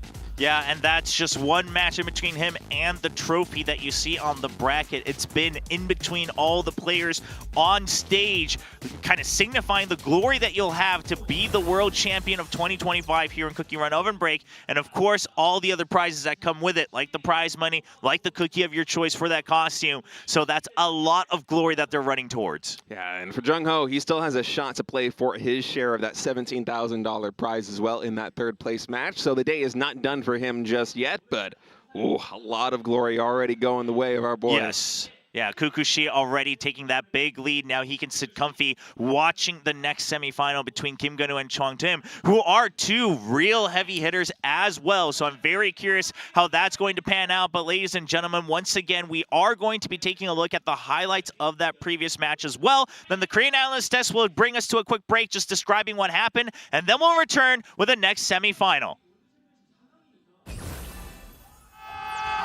표창젤리 일단은 선수가 표창젤리를 여기서 다시 승부를 원점으로.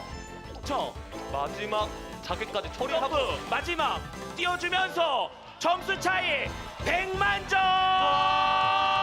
쿠쿠시 선수가 선취점을 가져갑니다. 하자마자도 중요하거든요. 넘어가면서 이렇게. 입 잠깐만요. 있어요. 입 있어요. 아니 이거를 정말 완벽한 점 타이밍으로 해요. 100점 챙겨주고 바람 점프 구간으로 가면서 맞아, 이거 점수 차이 좁힐 수 있을까요? 젤리 컨트롤을 바람 점. 100만 점 다시 한번 쿠쿠시 선수가 2대 0으로 앞서 나갑니다. 통과 3개 하는 거 다 챙겨줬고요. 여기서 너무 어려운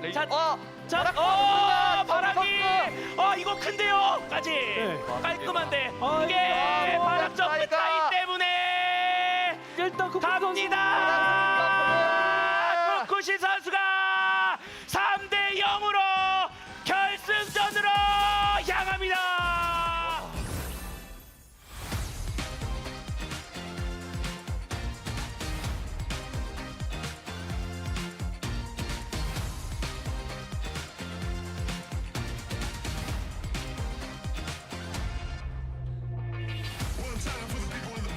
안녕하세요. 반갑습니다. 쿠키런 5분 브레이크 월드 챔피언십 분석 데스크에서 인사드립니다. 차보경입니다. 반갑습니다. 네, 오늘도 저와 함께 해주실 국가대표 분석관 두 분 모셨습니다. 종아님, 꽃기스님입니다. 자, 먼저 우리 또 4강 첫 번째 매치에서는 3대 0 깔끔하게 결승에 진출했습니다. 쿠쿠시 선수. 자, 우리 경기 결과 어떻게 보시는지 우리 꽃기스 분석관님 먼저 부탁드릴게요. 저는 2세트에서의 정호 선수의 빌드가 조금 인상 깊었다고 생각합니다. 어제 예선과 다르게 광속 질주가 길게 이어지는 구간에서 일부러 시작할 때 노란 곰젤리를 하나 놓치더라도 광속 질주를 늦게 먹는 전략을 택했어요. 이렇게 하면은 가장 마지막에 거리가 줄어들면서 그 펫 발동이 조금 당겨지잖아요. 그러면은 펫젤리의 무드등이 발동이 됩니다. 그러면 무드등을 먹을 수가 있어요, 잘하면. 그래서 정호 선수 나름대로 승부수를 띄웠다고 생각합니다. 네, 그렇습니다. 네, 또 추가로 말씀해 주시겠어요? 괜찮습니다. 네, 알겠습니다. 자, 이렇게 또 정확한 또 분석을 해주셨는데요. 우리 종아 분석관님은 어떤 포인트를 매치 포인트로 생각하시나요? 네, 이제 제가 제일 기억에 남는 매치는 이제 3세트 경기인데요. 그 태양의 신전 맵에서 달렸을 때 정호 선수가 그 초반부에 너무 체력 물약을 일찍 먹은 감이 있었습니다. 근데 우리가 생각을 해볼 때 체력이 풀피인 상태에서 회복 물약을 먹으면 아무 일이 안 일어나지만 조금이라도 체력이 부족한 상태에서 먹으면 회복을 하겠죠. 그래서 정호 선수가 초반부에 체력이 너무 많을 때 이제 일찍 먹게 돼서 상대적으로 체력을 손해를 본 그런 케이스가 되었고, 이제 결과적으로는 선달이 일찍 죽으면서 이제 거리차가 벌어지게 된 부분이 가장 결정적인 그런 순간이 아니었나 싶습니다. 네, 이런 매치 포인트들이 합쳐져서 3대 0이라는 또 깔끔한 승리로 결승에 진출하게 된 쿠쿠시 선수 진심으로 축하드리고요. 자, 이제 4강 두 번째 매치가 남았습니다. 두 번째 매치에서는 김건우 선수와 청팀 선수의 경기가 남아 있는데요. 저희 또 바로 이어서 경기 가보도록 하겠습니다. 중계석 나와주세요.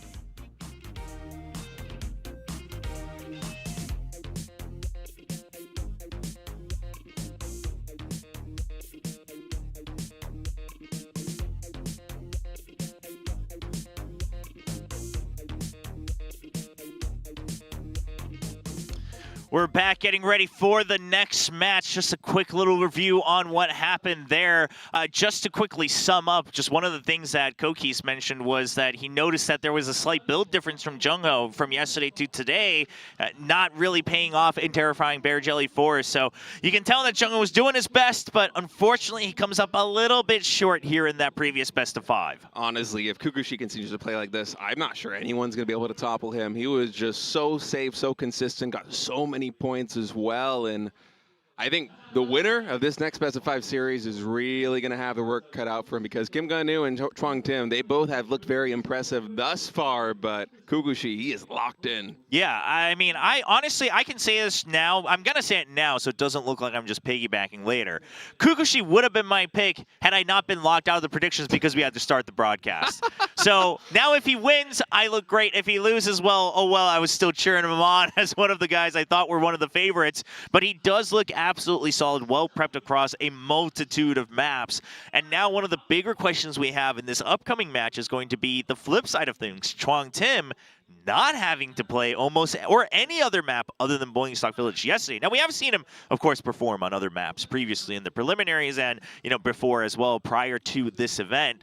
But I am curious how he looks coming into this weekend. Yeah, it is kind of a funny thing that Chuang Tim played on Boiling Stock Village 3 times in a row yesterday. Every single match, he did win all of them. But yeah, that could have gone the bad way. Imagine if that's the random draw and it's just his worst map. What a disaster it could have been. But instead, we're going to have him tested here on all these other maps. As there's a lot of support here for Kim Ganu. Look at these nice signs. Yeah, calling him King Ganu, and rightfully so. The champion from last year during the Cookie Olympics. This fan saying, no matter what, it'll always be Kim Ganu. Yeah, victorious. Yeah, we'll see. We'll see if that holds true, because let's be honest, he is here, but it's always been a little bit dicey to make it this far for Kim Ganu. I kind of like that for him, though. He hasn't had an easy path. He didn't win last year before he had this being the World Championship of Cookie Run in 2025, and so he is, in a sense, defending his title as the leading cutting-edge player here in Cookie Run. But in the preliminaries, he was on the verge of elimination. He fought back by the thinnest of margins to make it into the round of 8, and then in the round of 8 again, if I'm not mistaken, he lost the very first match that we had yesterday. Yeah. He went down 0-1. He had to win 2 more maps in a row to be able to clutch it out versus Jungdex, versus Fire Spirit. And so for Kim Ganu, I like that he's been tested. I like that he's been playing with his tournament life on the line, not just yesterday, but also weeks ago in the preliminaries, because he has prevailed every single time. Yeah, he has shown that the veteran experience does matter. Now, we had one of the fans just already calling Chuang Tim the god of Boiling Stock Village, given that 3-0 sweep he had in the group yesterday on that one single map. But we'll see if he can do the same on a multitude of maps as he faces off against Kim Ganu here in the semifinals. One of these players going to be advancing to the grand finals to face off versus a Kukushi that just looked electric. The loser of this series will fall into a best-of-3 third-place match versus Jungho. We're now in the bracket stage of this tournament.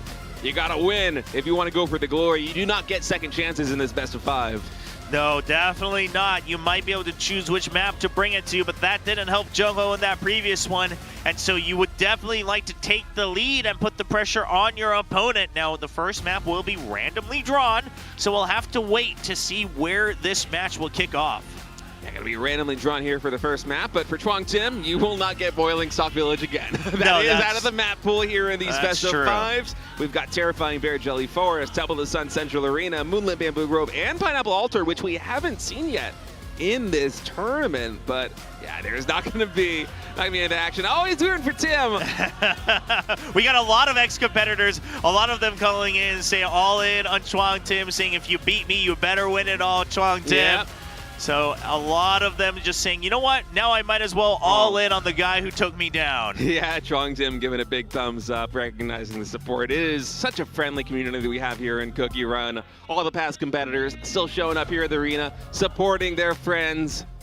Yeah, and we have some people just celebrating the 9th anniversary as well, of course. Wow. A big, just Kim Ganu 20 times or whatever it is here. It is actually exactly 20 times. Yeah, it's 4 wow. by 5. That's very impressive, Trobra. That took me a minute. That's right. Quick maths. I'm good at it. Well, I was going to correct you, and then I was like, wait, no, he's right. That's like Bart Simpson, right? Yeah. Being punished there on the chalkboard. Oh, boy. More than anything, I just want to know. I want to know what this first map's going to be. I want to jump in to see who's going to kick off with a little bit of that dominance here. Yeah, that'd be a lot of fun. It's not in the map pool, but watch it still be Boiling Stock Village. Chuang Tim just works his magic powers. Chuang Tim saying that he's got a secret victory ceremony. I mean, listen, at this point, now we kind of have to see him win. We need to see him go all the way because we want to know. We want to know what the victory ceremony will be. A secret victory ceremony sounds so much more exciting than a V, I guess. Yeah, Kim Ganu, come on, you can do better than that. Come on, you're the reigning champ.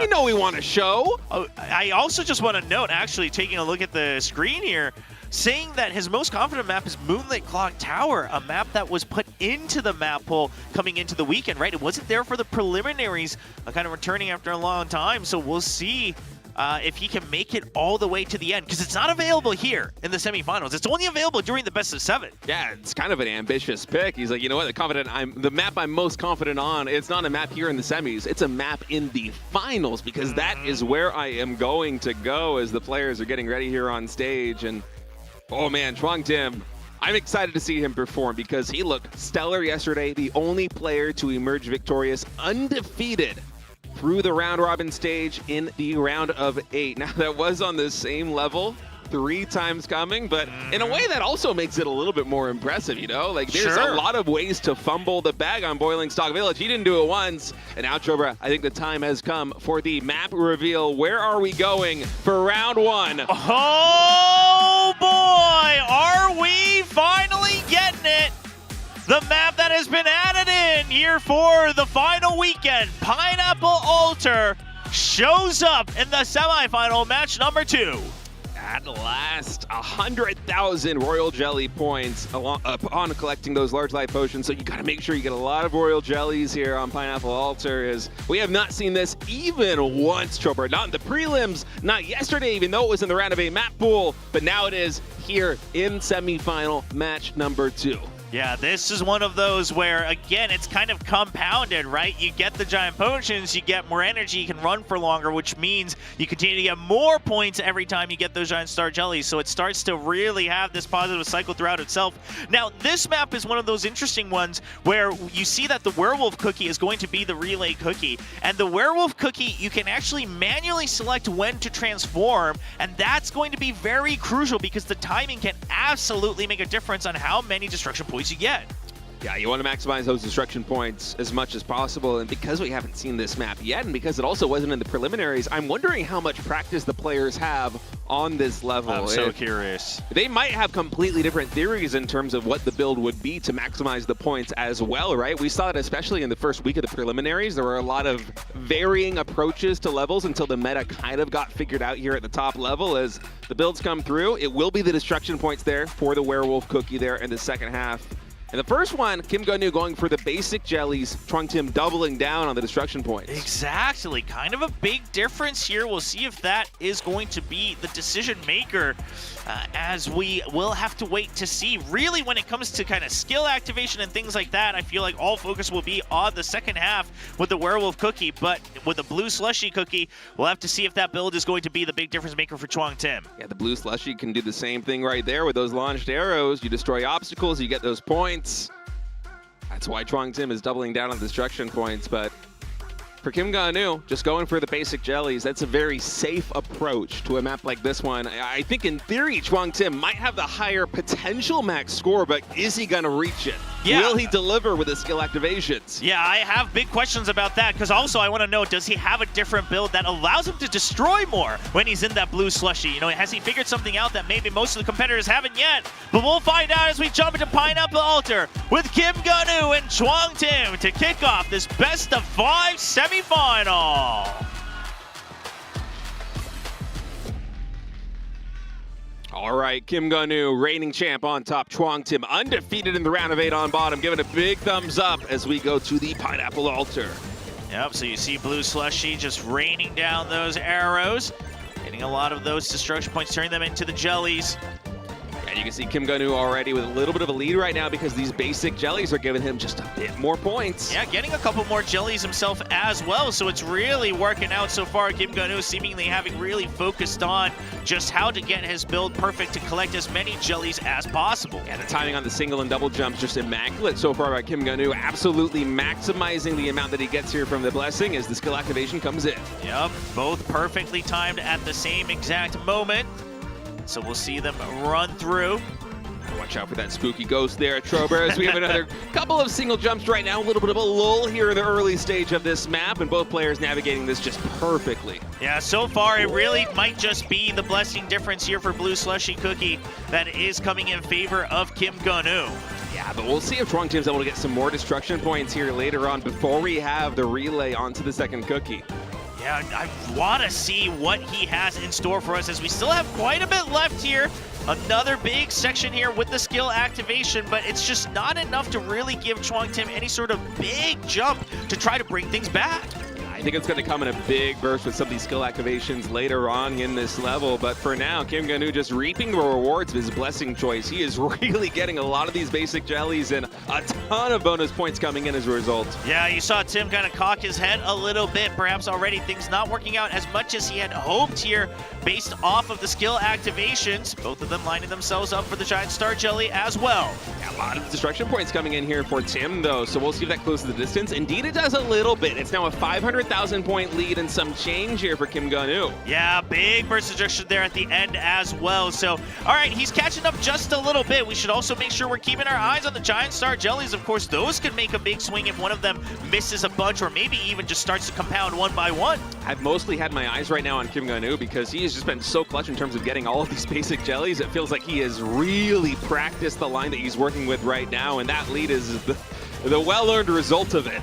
Yeah, and now Chuang Tim once again, he's trying to run through as many obstacles as possible. It does give him a nice boost forward.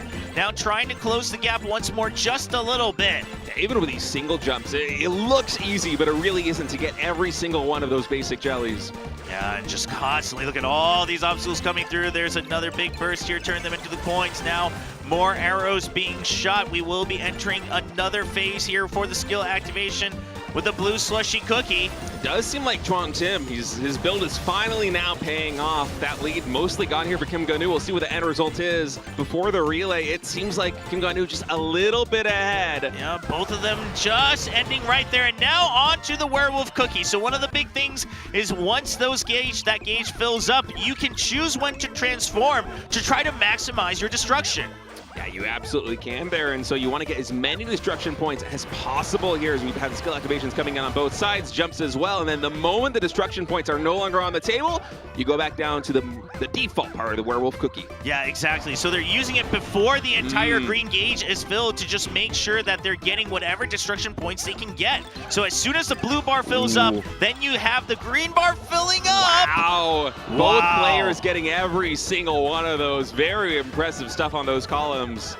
Chuang Tim now having to catch up just a little bit. They both use the skill activation once more to get rid of all of these obstacles on the upper floor.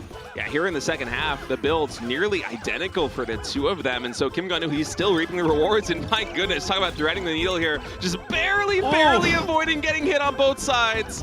Oh, so clean from both right now, getting all the Giant Star Jellies in between all the obstacles. Wow, that's so hard to do. Both players doing this immaculately right now. Yeah, and now you're going for that final phase here of the activation, trying to maximize the gauge. So this is insane what we're seeing right now. This is such a close score. Okay, you got to thread the needle once more. Another skill activation coming in. Not a lot of energy left. Yeah, do you use your skill activation? They both do as the meter ends to try to extend their run. Wow. And Chuang Tim will get the edge with 600,000 points.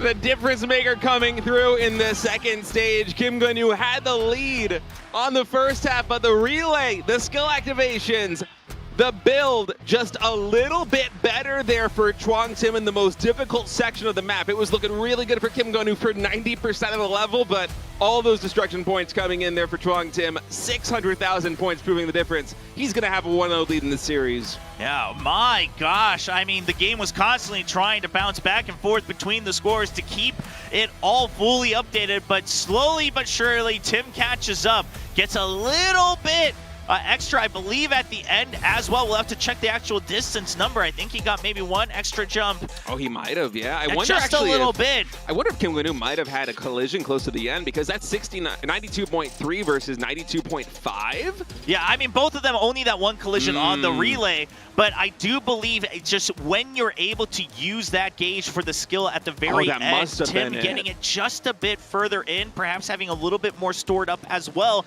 depending on when that ended earlier. And that's why the werewolf cookie, just the timing of that skill usage is going to be so important. You saw more destruction points on the side, or more destruction itself done by Chuang Tim as well. Yeah, I think you're absolutely right. I think maybe just the timings were a little bit more crisp in terms of when you activate the skill with a werewolf and when you deactivate the skill with a werewolf. So he had a little bit more of that energy saved up, getting that distance at the end despite both of them having one collision. And so now Chuang Tim leading 1-0. That sign on the right side says they're cheering for Chuang Tim, but the other audience member had to go to an academy because they're in high school right now. So they had to go because they have a class going on. So they had to leave. They had to leave the birthday cake plushie there in their presence, and they'll just be cheering on Chuang Tim in spirit. Yeah, Chuang Tim with a lot of support thus far. Same with Kim Ganu, honestly. Two fan favorites battling it out right here in the second semifinal. As this will be Kim Ganu's map of choice. I think Chuang Tim might be getting informed of the selection right now as we wait and see what it's going to be. Another fan for Kim Ganu here in the second deck. Oh boy, Kim Ganu, what does he choose? Obviously, he said Moonlit Clock Tower his most confident map, or his favorite at this tournament, but you can't choose that. Not in the best of 5. Yeah. He's got to wait until the best of 7. All right, seems the selection has been made. We're waiting to see what the reveal will be. I am so curious where Kim Ganu is going to take us here for map number 2. He's down 1-0 in this series. He wants to fight his way back. For Jung Ho, he had a hard time. Kukushi was able to sweep it 3-0. Kim Ganu trying to avoid the same fate here as the map selection comes in. Oh, bringing us back into the dark forest here in terrifying Bear Jelly Forest.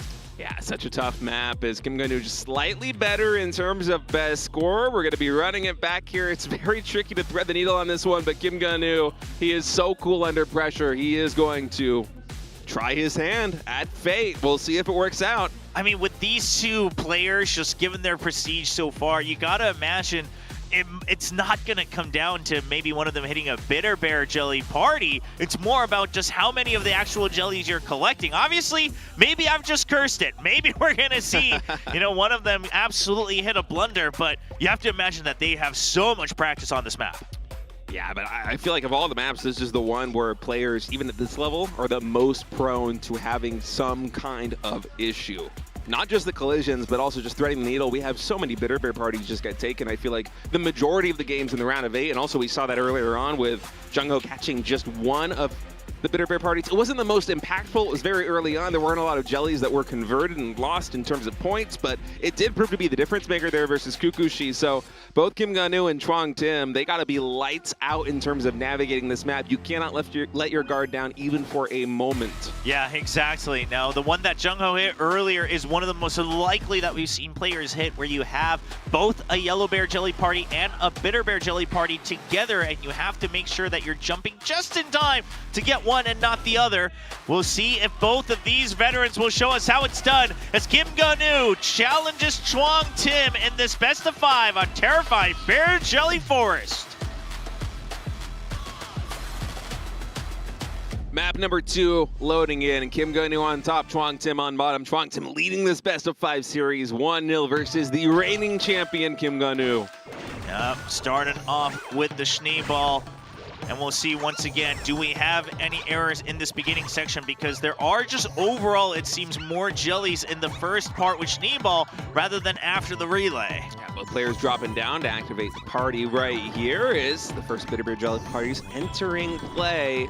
Yeah, I'm just as curious as you are, because usually it feels like if there is a mistake on this map, it tends to be in the very early stages, either this one or the one after. Ooh. Okay, both players thread the needle here, Yeah, able to get absolutely everything, but it takes some time to really get your rhythm going here, right? Exactly. This one, okay, both of them dodging it. That one is the one that a lot of players miss out, but both of them will be able to thread it perfectly and trying to keep this race absolutely close. And if both players are able to navigate this map perfectly and not activate any of those Bitter Bear parties, it will come down to just who is the more consistent player in terms of collecting all these jellies. I mean, it's right now below 100,000 points difference. You can tell that both of them are absolutely locked in. Some of the cleanest runs we've seen so far on this map. Oh yeah, it's been an immaculate early game thus far. Near perfection. Chuang Tim at 89,000 points lead. It might not seem like a lot, but unless you have a collision with one of those Bitter Bear parties, well, suddenly that 89,000 point lead, that's a safe pattern to have. Yeah, both of them getting the Schneeball Meteor as well, right next to the Bitter Bear Jelly party, still playing it as cleanly as possible. Now it swings back 30,000 advantage. All right, very well navigated on both sides. I think every single one of these jellies collected while avoiding the Bitter Bears, and now the double jump's coming in. You gotta be very careful with the timings, especially threading the needle right there. All right, still keeping it so very close. It really might just come down to a couple of the bear jellies in general as we see them run towards the end here, going for the Schneeball activations in burst mode. They'll get the gold meteor. Can you get the extra distance as well? The double jump. Very well done on both sides. I think Chuangtim with a little bit more distance. Just a little bit more, collecting a couple more jellies there right on the relay. It's looking very good for Chuangtim, but right now the scorecard has Kim Ga-nu plus 70,000, so he might have just been a little bit more consistent in that second part of the map. Yeah, overall, and now it really is just going to come down to riding that rhythm on a lot of these double jumps, making sure you're avoiding all the obstacles. You don't have as many opportunities to try to hope that your opponent falls. You just have to maximize every single jelly. It is unbelievably close. Sub 100,000 point difference for a moment there, and even the destruction point activations coming in are really important. Normally you don't think about it on a map like this one, but even just getting the plus 10k from these shurikens is huge with a score this close. This is going to be down to the wire. You can start eating those Bitter Bear jelly parties because it is all about just collecting as many of the jellies. It might just come down to who's able to get just a bit more here in the end. And who gets it? It's Kim Ga-nu with 550,000 points lead. My goodness, two of the best runs we have ever seen on Terrifying Bear Jelly Force, and the crowd absolutely erupted with a victory screen coming in there for Kim Ga-nu. He has tied up this series 1-1. Wow, bringing us to just an old favorite map here within the competition. And Kim Ga-nu proves why he is a veteran, why he was the champion in 2024. You know, fans cheering him with all nicknames, calling him King Ga-nu. And he is ready to march back towards that throne. He just looks so good. 727 million apiece. What is that, 500,000 point difference there? Kim Ga-nu with a little bit more distance. But even without that distance, he had been more clutch in terms of just collecting every single one of those basic jellies. Oh, what a match. 2151 yellow bear jellies collected on both sides. So it really did come down to the basics. Yeah. I mean, again, just a little bit more at the end as well, collecting a few more jellies, but also in that first part, we saw him just being able to kind of flip the script right away from that sub 100,000 point lead into his favor. And Ga-nu able to keep that focus. I mean, this is one where it maybe almost feels worse because you know you also played it so cleanly. And so this is one where Tim can't just be like, you know what, I messed up, I can bring it back. It's like, what do you do? I played so well and my opponent simply played better. You know what's wild about this too is that Chuangtim won map number 1 by such a thin margin. It was about 600,000 points. Kim Ga-nu won map number 2 by another thin margin, about 500,000 points. So you add those two up, it's like 100,000 point difference over 2 maps between these two players. They are so evenly matched. Yeah, this is going to be an absolutely intense match. What a absolute rivalry between Tim and Ga-nu. So we have another fan for Kim Ga-nu here, also just telling everybody this is the place you want to be. And that's right, this is the Cookie Run Oven Break World Championship. And man, if you ever get a chance to watch a tournament in the future live, you will feel the energy. The crowd is getting so into it as we now see Tim's choice taking us back to the temple in the semifinal match. A Temple of the Sun will be the selection here for Chuangtim in map number 3. So Vampire Cookie, Skater Cookie, we already saw Jungle get a little bit burned, missing one of those grape jellies. These players have to be perfect. Oh boy, I mean, given how close they've been, I gotta be curious how intense this one's gonna be, because you look at the best scores, Chuangtim not actually boasting a very, very high score compared to his competition.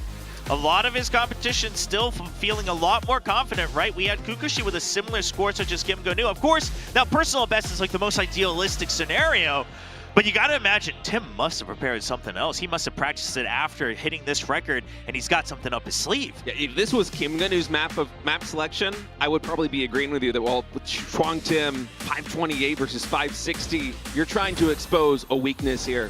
But the fact that Chuangtim is the one coming out with a choice, yeah, I don't think the best score is really an indicator of where these players are at.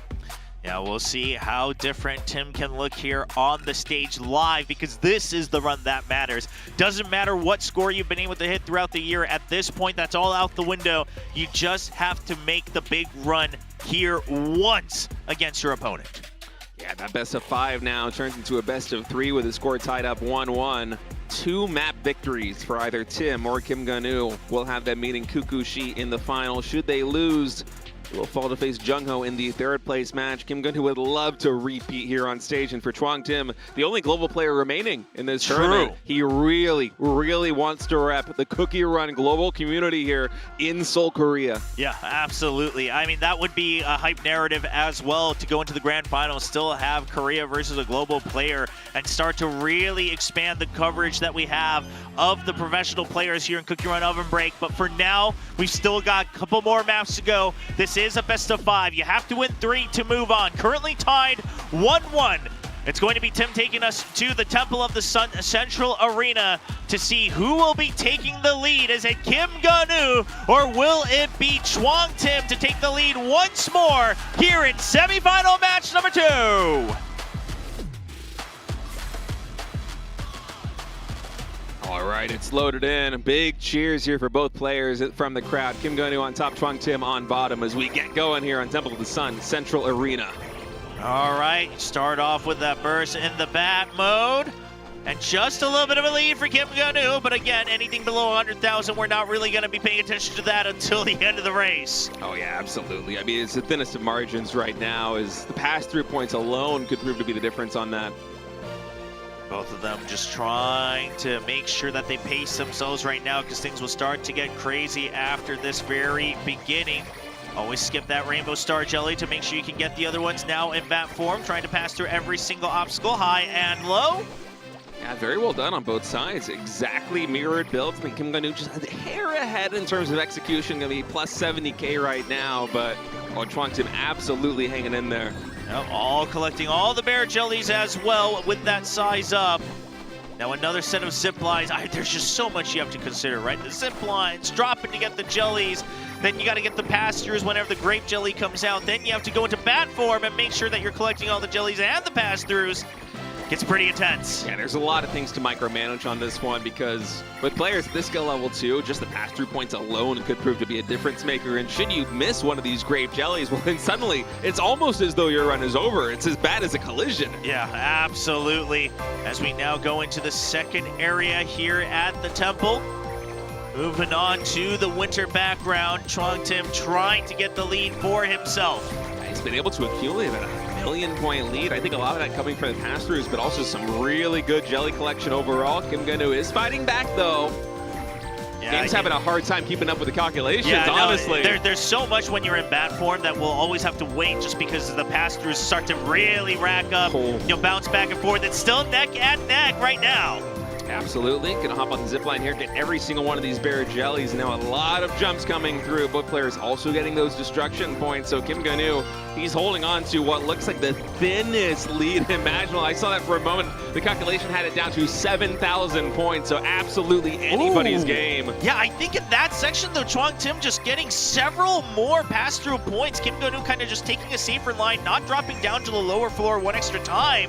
And so it does look like Chuang Tim barely making it back to hold on to a sliver of a lead. Yeah, I wonder if that's a better execution for Chuang Tim or just a different build, because Kim Gun-woo, because he didn't drop down, maybe he can get a little bit more distance here with his cookie. It's hard to say, but these small differences might prove to be the deciding factor in who wins and who loses. Yeah, Kim Gun-woo this time trying to maximize it, but it did. Collision! Chuang Tim trying to pick up the pass-through on that extraction for the grape jelly, and it costs him a collision. Oh, that is huge there for Chuang Tim. You can see him just immediately take one hand off the device. He swats his head. He knows he's so frustrated. On a map like this, because once you go to Skater Cookie, there is no redemption. It changes the entire pacing, but right now, he might be able to redeem himself because of when this skill activates, right? It still might be able to extend you just a bit further, but the shield is running out, and there we go. He is going to relay much, much earlier here on the course. Yeah, so Kim Gun-woo gonna have a lot more potential distance here. As long as he can avoid a collision, the distance alone here on the very fast Skater Cookie might be enough to carry him to a victory. Well, and even then, just where you had to relay, Chuang Tim actually having to miss an entire cluster of those Rainbow Star Jellies as well, because he couldn't get the jumps in time for the Skater Cookie. Yeah, It's a brutal breakdown here for Chuang Tim on his map of choice, and he greeted just a little bit too much. Kim Gun-woo, he takes the safer line. He was behind on points, but hey, he's the one who does not have a collision. No, not at all. Kim Gun-woo already recognizing, I'm sure, on what he can do here. Just playing it a little bit more conservative. Of course, you don't have much of a choice here on the zip lines, but it is looking nice and calm for Kim Gun-woo. All he has to do is defend this lead. He knows what he's got right now with that 3.6 million points on the sidelines. He knows that either, you know, a great jelly got missed there by Chuang Tim, or there was a collision, and all he's got to do is defend. No. The timer is ticking down. Chuang Tim is out of energy, and Kim Gun-woo going to be running a victory lap here these last couple of seconds, getting a second win, and he knows it. 9 million points, the difference here in set 3. An incredible grin and a heart to the audience here for Kim Gun-woo as he is able to get this map win, leading 2-1 against Chuang Tim. Absolutely, and it was really a promising start there for Chuang Tim. Before that collision, he had the points lead. He was able to get a little bit more pass-through points, but the greed punishing him, and now it's going to be match point. Kim Gun-woo only one map win away from going to another finals here in Cookie Run. Yeah, this fan coming all the way up from Busan to watch Gun-woo play. So, man, are they happy that not only he qualified for the semifinals, but it looks like he might be able to play all the way to the end of the night. And you see it right there, that one collision. I mean, on any map, you know, the collision, it costs you energy, it costs you points, it costs you everything, but especially on the Temple of the Sunset Grill Arena, where it is all about maintaining energy, it is all about that distance. It cost Chuang Tim this victory, and he will have to choose what might be his last map in the semifinal. Chuang Tim looked really, really strong there at the start. It makes me wonder if he might want to run it back because, hey, if he doesn't have that collision, he might be emerging victorious there in that map. But it's so risky. Yeah, it's a very difficult choice no matter what you choose because Kim Gun-woo is such a well-rounded player. He is a veteran. He keeps his cool on stage. And for Chuang Tim, he honestly looked a little bit flustered after that because it's a brutal way to go down. You were perfect there on Pineapple Altar. Terrifying Bear Jelly Forest, it was, what, 500,000 point difference, giving Kim Gun-woo the victory, but then a blowout in map number 3. You made a mistake, your opponent didn't. That was the deciding factor. You can only blame yourself. Yeah, I mean, we'll have to see. You know, in my mind, there's only one good answer because there's one map that these two haven't played here in the best of 5 out of the 4 map pool. Moonlit Bamboo Grove not having been selected by either player. So we'll see as we see these fans just saying Kim Gun-woo has lit an absolute fire in their hearts with his runs. But we'll see if Chuang Tim can dampen that heat as he has selected the next map. It could be the end of the road towards that trophy here for Chuang Tim, but can he extend his run? Oh, we're going back, I think, Chopra, yeah, if I'm to not the terrifying mistaken. Bear Jelly Forest. All right, well, Kim Gun-woo did win this in set number 2. Oh, Fire he's not Spirit, ready. Fire He's Spirit, not ready. Get the sign ready. Oh, no, it's the There wrong it is. way. Okay, there we go. Get revenge. Get revenge. We got to wait. Don't it's worry, I got Reven. it. It's Reven. I don't know what it says, Chopra. No, it's he's only got it. Reven. No, Please, Fire Spirit, you can do it. I You want can do to it. know what you There said. you go. Get revenge thank you. for me. Okay. All right, that was... Whew, that was some excitement. Right. He's got it. No, he's got it. Listen, he is a cookie runner. He's got the mechanics there. Both players are laughing about it too. Yeah. They saw that go down live. That's fantastic. Yeah, well, Tim, can he do it for Fire Spirit? You know, meanwhile, these fans saying that Gun-woo has stolen their heart should be arrested for that with his great runs. Yeah, Kim Gun-woo's been looking really good. And man, some real bravery coming in from our boy Chuang Tim. Terrifying Bear Jelly Forest going to be the repeat, even though he lost this in set number 2. This seems to be something where he's going to want to send a message. Losing on a map and bringing it back here, still feeling that he can be confident enough to win on a rematch.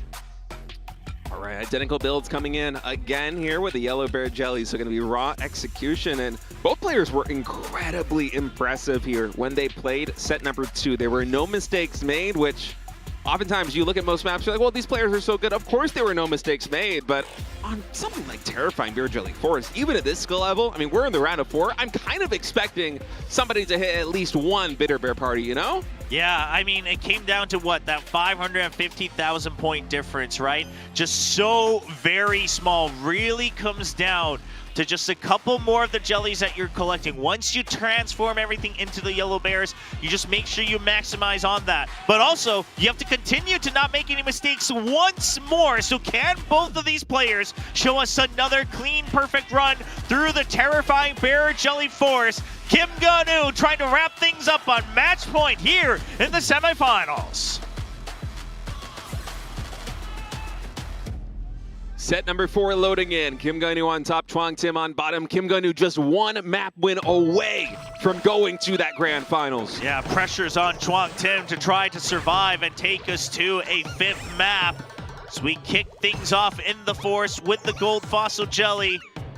Yeah, one of those nice, cool starts here, getting your bearings on the terrifying bear jelly forest, but in a moment, that action's gonna really ramp up here. You gotta thread the needle right away. Yeah, we'll see, you know, and we called it out earlier as well on this upcoming double jump. You first thread the needle here, both of them get that clean.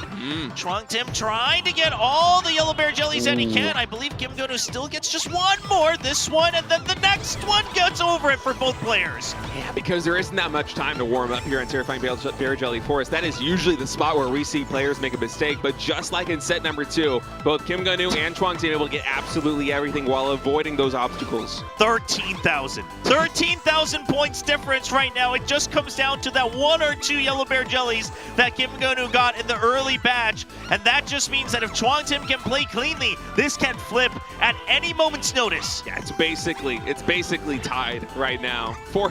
5 digits is nothing here at 13,000, and every single point getting collected here on both sides. So it's been 13,000 and some change for a long while. Yeah, they have been absolutely identical since then. Both of them being able to weave through to make sure they get the gold fossil jelly as well. A couple extra yellow bear jellies being left behind by Kim Gun-woo, and that is exactly what swings it back in favor for Chuang Tim. Yeah, both players missed a couple there, but Kim Gun-woo seems like he left a couple more behind, and so Chuang Tim starting to build up a little bit of a cushion here. Yeah, did miss another one himself, but he wanted to make sure that he got the blast mode, that he's making sure he collects the big batch, and that should be good for him. Both of them once again jumping just in time to avoid the bitter bear jellies, but still hit that meteor. And they will be able to avoid it, jumping forward. Both of them landing at the exact same spot of the relay. Yeah, identical spots. Exactly same distance there in the first run as we go into the relay here to the second cookie. And it's a dangerous line you got to run right here. Now, these bitter bear parties, normally you wouldn't think of them as super impactful because there aren't quite as many jellies, but with a score this close, everything matters. Oh, absolutely, right? And especially if you miss a yellow bear jelly party as well, those give the bonus points as well. Yeah. So you're going to have to just keep yourself on your toes. Now going with the magnet to collect every single jelly. Chuang Tim still holding on to that lead. Can he maintain it all the way to the end of the race? I mean, I'm watching Kim Gun-woo's screen right now. My eyes are glued to it, and he's been so clutch, but it feels like Chuang Tim is equally perfect. He's been able to maintain this 200,000 and some change point lead for a while now, and now we're in the twilight of this map. It comes down to these last bunches of jellies. Will there be a difference maker? Chuang Tim, he has to jump through. He gets exactly the same amount and keeps the 300,000 lead, bringing us to a map 5. Chuang Tim and Kim Gun-woo are so evenly matched right now, Chobra. This is absurd. We're going to go into a map number 5, and this semifinal is starting to feel like a grand finals with the plays these two gamers are delivering. Yes, I mean, that was such a clean run from both, right? It literally was who left behind 1 or 2 more yellow bear jellies at which point. Right? Which clusters did you miss out on? The distance ran. Only 2 units difference, but there you go. 3 more yellow bear jellies in favor of Chuang Tim. Wow. And that is what does it. Yeah, that's wild too, because Kim Gun-woo, you could tell based on the math, he might have had a couple more destruction points or a couple more of the basic jellies, but the yellow bear is really carrying the freight there for Chuang Tim, and he needed that win. 300,000 less points in his tournament run, at least for the Grand Championship. It's over. He falls to that 3rd place match. He was fighting for his tournament life in a sense in that way, but he maintains. He is now going to force a map number 5, and it is Kim Gun-woo's selection. And because we've seen basically every map, almost every map once, but terrifying bear jelly forest twice, I wonder where we're going to go. We cannot see that map again, I'm quite sure. I mean, I am very curious, right? Yeah, like you said, we shouldn't be able to go back to Terrifying Bear Jelly Forest. We've run through that twice now, so that is out of the question. You cannot repeat it more than 2 times. But for Gonu, do you bring us back to Temple of the Sun Central Arena? Because while Tim lost, it is a map that Tim picked. So you imagine that coming into the match, Tim was feeling pretty confident. Yeah, it's going to be Temple of the Sun, Moonlit Bamboo Grove, or Pineapple Altar. Pineapple Altar only been played once thus far in this entire tournament. It wasn't part of the map pool in the preliminaries. It was in the map pool yesterday, but because the round robin, it is random what map gets played at every individual match, and truly random.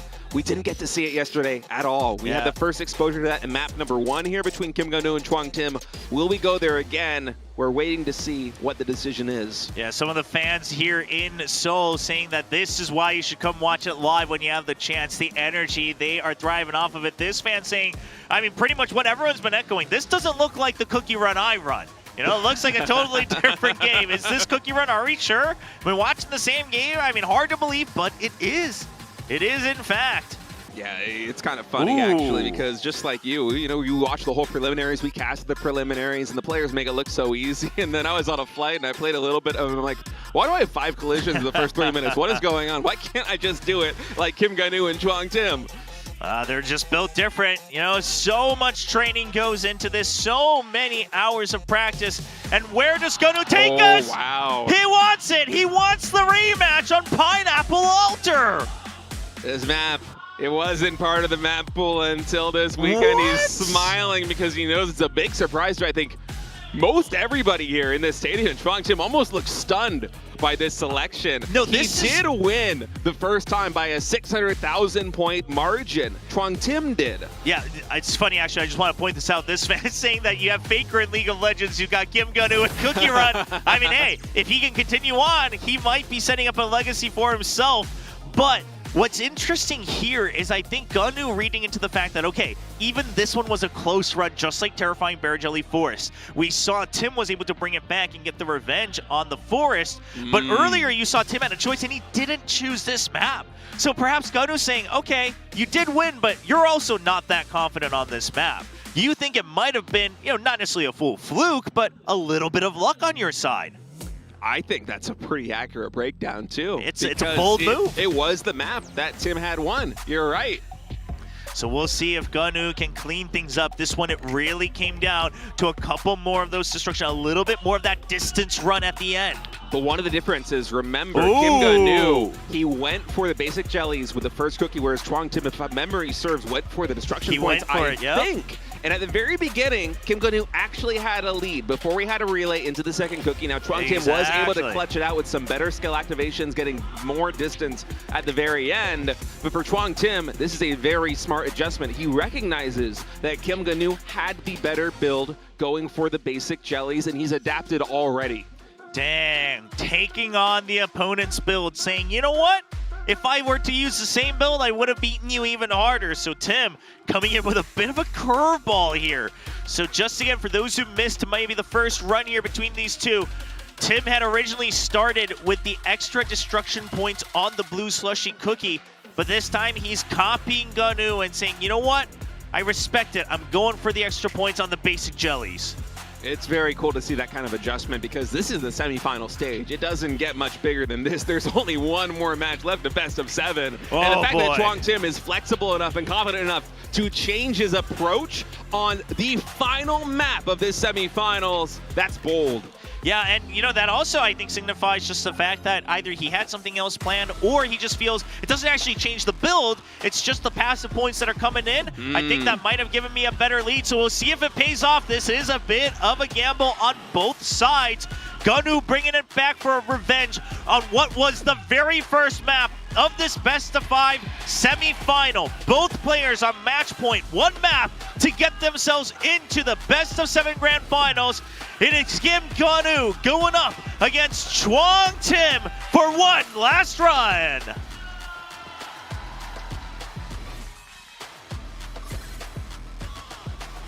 The crowd here absolutely electric. So much support for Kim Gonu and Chuang Tim.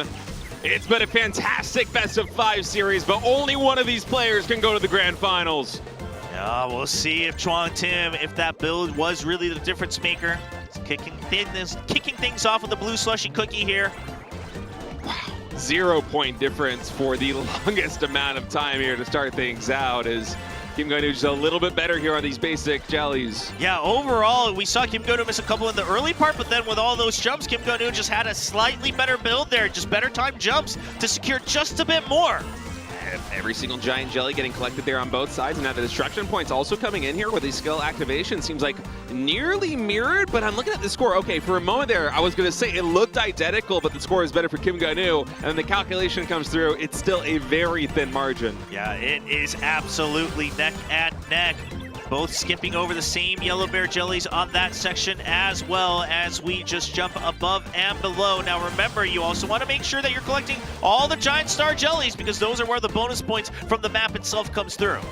Yeah, 5,000 point difference is basically nothing as Kim Ga-nu did miss one of those yellow bears, but oh boy. Chuang Tim missing a giant star jelly here. Yeah, that's huge. 200,000 points now in the advantage of Kim Ga-nu. That's significant. Yeah, that's an instant swing, and I don't think any build difference is going to make that up for you. You just have to make sure that you are clean on the rest of it. Still gets the giant potion, though, so he'll still be able to keep up on the energy. Yeah, Chuang Tim with those single jumps just timed a little bit better than Kim Ga-nu. That's going to do some damage. That 200,000 point lead, it's been shaved down to just 130K, so he is making progress. Yeah, but listen, Stade, in my mind, I think if it stays anywhere relative to this, right, somewhere below 500,000, no matter who's in the lead, it comes down to how well they use their skills in the werewolf section. Yeah, that is very important. Chuang Tim definitely flexed his muscles with that skill activation in the second half. Let's not forget that Kim Ga-nu in set number 1 had an even bigger lead than this, and still it was lost because Chuang Tim was that much better with the skills.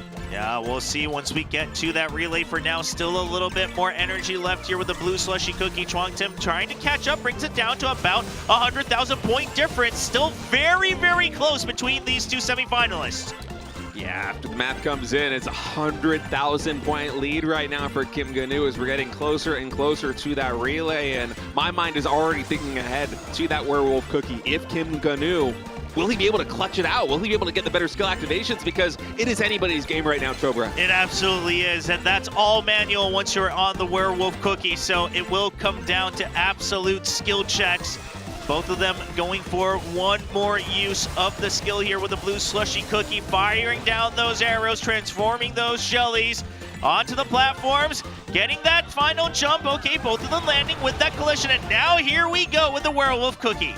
So Chuang Tim, last time we played on this set, had just a little bit more energy saved on this werewolf cookie. That gave him a lot more distance and a ton more points at the very end. Kim Ga-nu with only 150,000 point lead. He has to be so crisp with these timings. Activate the skill only at the last possible moment and deactivate it as quickly as possible. Yeah, you just have to make sure that you know exactly when to activate it, so when the meter runs out, that you're going to be in the right place to recharge that meter for another transformation for the destruction. The giant star jellies all being collected by both players. You got to be so perfect with these timings right now. Kim Ga-nu, the skill activations have been clutch thus far. I'm not sure if he's going to make the same mistake that he did there in set number 1. He is looking revitalized here in set 5. Yeah, both of them getting all the destruction on the upper floor as well. They drop back down, skips the magnet, making sure that they're jumping onto the giant star jelly. Now this was such an intense section. Both of them were pretty clean on that first set, getting those single jumps, no collisions, collecting all the giant star jellies. Oh, it's incredible what we're seeing from both of them. Honestly, this feels like a 5-star difficulty map, having to thread the needle this many times to maximize the points, and Kim Ga-nu right now at 500,000. All right, here we go. One of the last uses here. Now we have to keep an eye on it. You want to get enough meter charged up to get one last use before your energy runs out. You're going to have to dodge all the obstacles. Here comes the blast mode. And then right as it ends, there's the activation. Is there a difference as they both jump forward? And it is Kim Ga-nu who takes the win and secures a 3-2 victory, moving on to the grand finals. The crowd absolutely erupted with that victory. Kim Ga-nu, he might have faltered in set number 1 on the Pineapple Altar, but in set 5 with everything on the line, he is victorious. Oh man, what an absolute show. What an absolute performance from both of these players. Really could have been a grand finals, but at the end of the day, only one will move on towards that trophy, and it'll be Kim Ga-nu getting to take another challenge to keep his spot as the reigning champion. Kim Ga-nu, he's faced so much adversity from the preliminaries into the round of 8, and now here in the round of 4 in the semifinals. He has been on the brink of elimination so many times in this tournament, I think more than literally anybody, and every single time he has persevered. He has emerged victorious despite the pressure. And now he is going to the grand finals. He is going to be facing Kukushi. He's going to write his celebration here on the board. And he just says, I was always the favored one.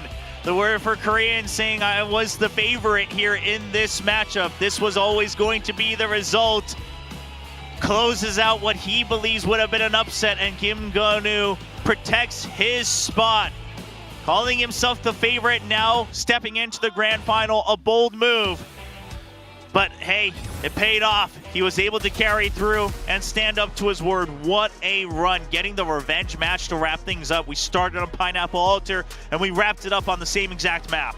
Absolutely, and for Chuang Tim, what an incredible run. He still has the third place match to play through, but this was a semifinal for the ages. At times, it felt like a grand final. Every single match, barring the one where we had just a collision, was decided by just a couple 100,000 points. It was so incredibly close. Chuang Tim, he's still going to be fighting for that third place match. I think he has a very good chance of winning that third place match, given the way that he just performed against Kim Ga-nu. We are going to be seeing him again. But my goodness, Kim Ga-nu, I cannot describe the perseverance that he has displayed from the preliminaries all the way to the round of 8 and here in the round of 4. This guy is tough to beat. You just cannot knock him out. Like you said, I mean, it doesn't matter how you do it as long as you're constantly moving on, right? Even if it gets close, you know, if you have enough experience to know, okay, how can I bring this back? Where can I target my opponent? Where can I regain my confidence? Well, then you'll continue moving on in the bracket. And it's cool that we got to see Pineapple Altar from both of those players as well, of course, showing some of that technique that we hadn't seen yet because we hadn't seen the map, right? Kind of making sure that you're sometimes dodging some of those that you want, some of those power-ups like the magnet or sometimes the blast mode to make sure that you're getting better advantages out of your pet and skill activation.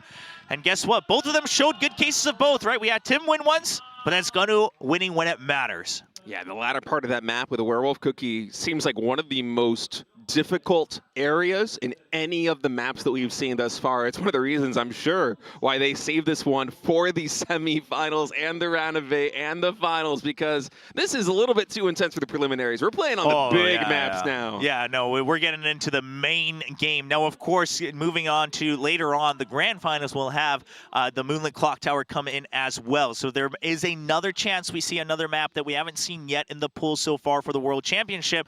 But ladies and gentlemen, we do have 2 more matches left. Like we've kept on mentioning, Jung-ho and Chuang Tim are not entirely eliminated out of the tournament. They still fight for a little bit of that prize pool to at least put themselves on the podium. Yeah, they're going to play in a $2,000 money match best of 3, basically, because fourth place, you don't get much. Third place, you do leave with that $2,000, and that's going to be a very intense one. I'm sure Jung-ho really wants some redemption after that 3-0. Yeah. I mean, because he was looking so confident yesterday, and unfortunately just gets absolutely swept against Kukushi. So at least some honor back to his name would be great. But Chuang Tim as well. I mean, what a brutal match against Kim Ga-nu. I think he would still want something for all his troubles that he's had so far here in Seoul at the World Championship, even if it means that he's not able to walk towards that trophy. Yeah, and it's not just about the prize money either. It's about the fame, it's about the glory, and also for Chuang Tim, it's about representing the entire global cookie run oven break community, because he is the last one standing here at the round of 4. It has been a difficult path, but he's made it here. He's still going to fight for that third place spot. Yeah, I am very excited for both of those, right? The third place match as well, but then the best of 7. I mean, if it's anything like what we just saw between Tim and Ga-nu, it'll be an absolute brutal match between the 2 finalists, which is going to be Kukushi and Kim Ga-nu. And listen, we've got those 2 big matches, the most important matches left, but so far this weekend has already delivered way beyond expectations for sure. Absolutely, especially this last semifinal match was so exciting. Kim Ga-nu dropping the first set, but he brings it back to Pineapple Altar there in set number 5. And we have, in my opinion, the closest and most hard-fought series of the entire tournament thus far between Kim Ga-nu and Chuang Tim, 3-2. Yeah, what an absolute series here from Gonu and Chuang Tim.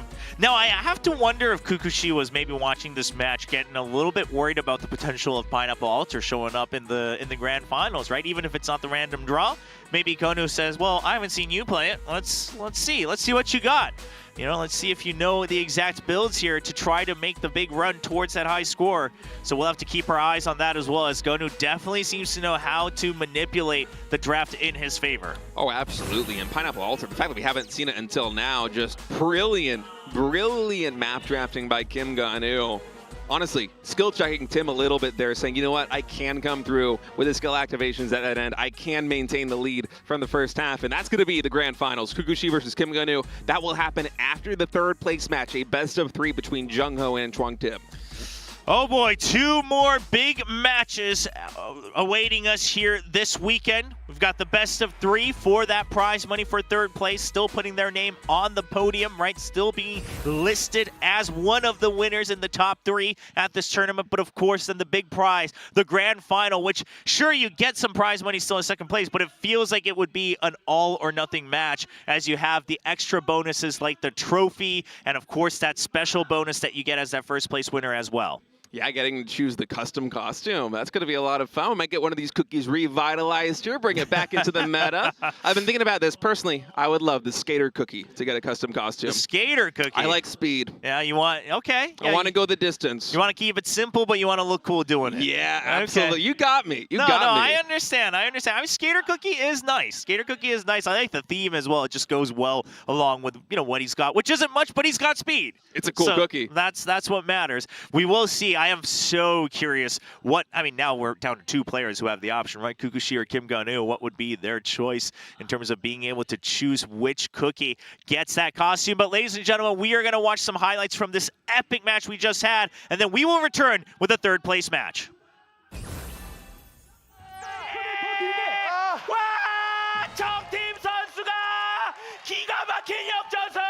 토스마크들이 챙겨주면서 400점씩. 아, 이거 이제 끝을 향해 갑니다. 자, 방송부 봐야 되거든요. 얼마나 긴장될까요? 바람 점프! 55만 점! 김관우 선수가! 자, 내려가서 여기서 극단으로 통과를 여기. 하려다가 충돌이 나왔습니다. 절레. 양 선수가 너무 깔끔해요. 점프. 자, 갑니다.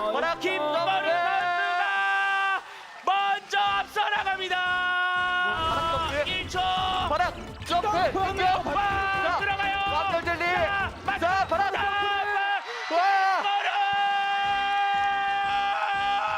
바로 1층을 해서 결승으로 갑니다.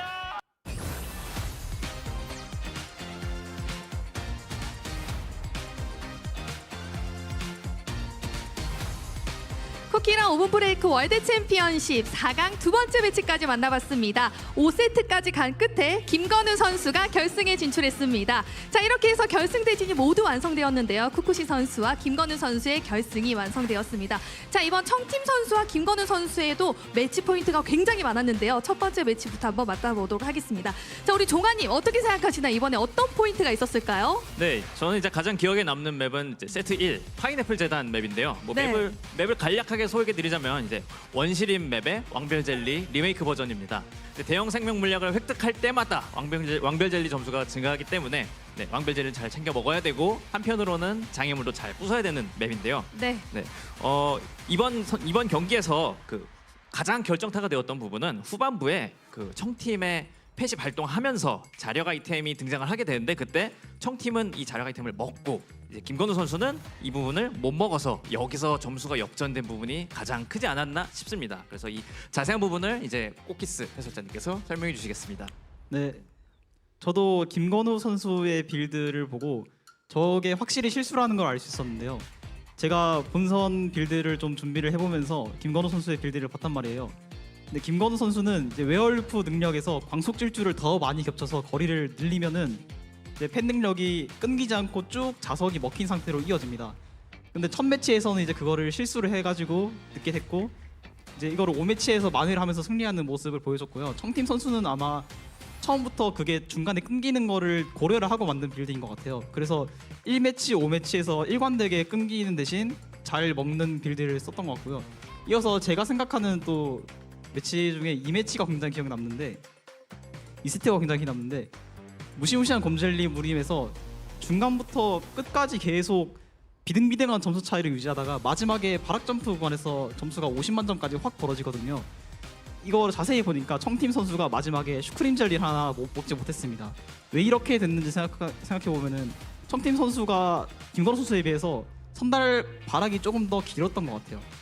그래서 슈크림 맛 쿠키는 젤리를 먹으면서 바락 점프를 하니까 정해진 위치에서 바락 점프를 해야 하는데 청팀 선수는 오히려 선달 바락이 너무 길어버려서 이제 슈크림 맛 쿠키 바락을 조금 더 오버해서 했는데도 그 슈크림 젤리가 먹히지 않는 게 패착인가 것 같습니다. 네, 와, 또 엄청난 분석 감사드립니다. 저는 김건우 선수가 마지막에 맵을 픽할 때 정말 상남자가 아닌가라는 생각이 들었습니다. 왜냐하면 첫 번째 경기를 펼쳤을 때 850만, 850과 849였는데 아쉬웠잖아요. 여기서 내가 한 번 더 보여주겠다라는 생각으로 마지막 맵을 골랐는데 거기서 또 이렇게 850, 851로 승리를 거두면서 결승에 진출하게 됐습니다. 자, 저희가 또 다음 경기가 준비되어 있는데요. 다음은 어떤 경기가 준비되어 있죠, 종아님? 네, 상금 2,000달러를 걸고 정호 선수와 김건호 선수의 3위 결정전이 펼쳐지게 됩니다. 네, 맞습니다. 아무래도 상금은 3위까지밖에 주어지지 않기 때문에 거의 뭐 결승전급 경기가 나오지 않을까라는 생각이 드는데요. 저희 3위 경기는 바로 시작되니까요. 여러분 기다려주시기 바랍니다. 중계석 나와주세요.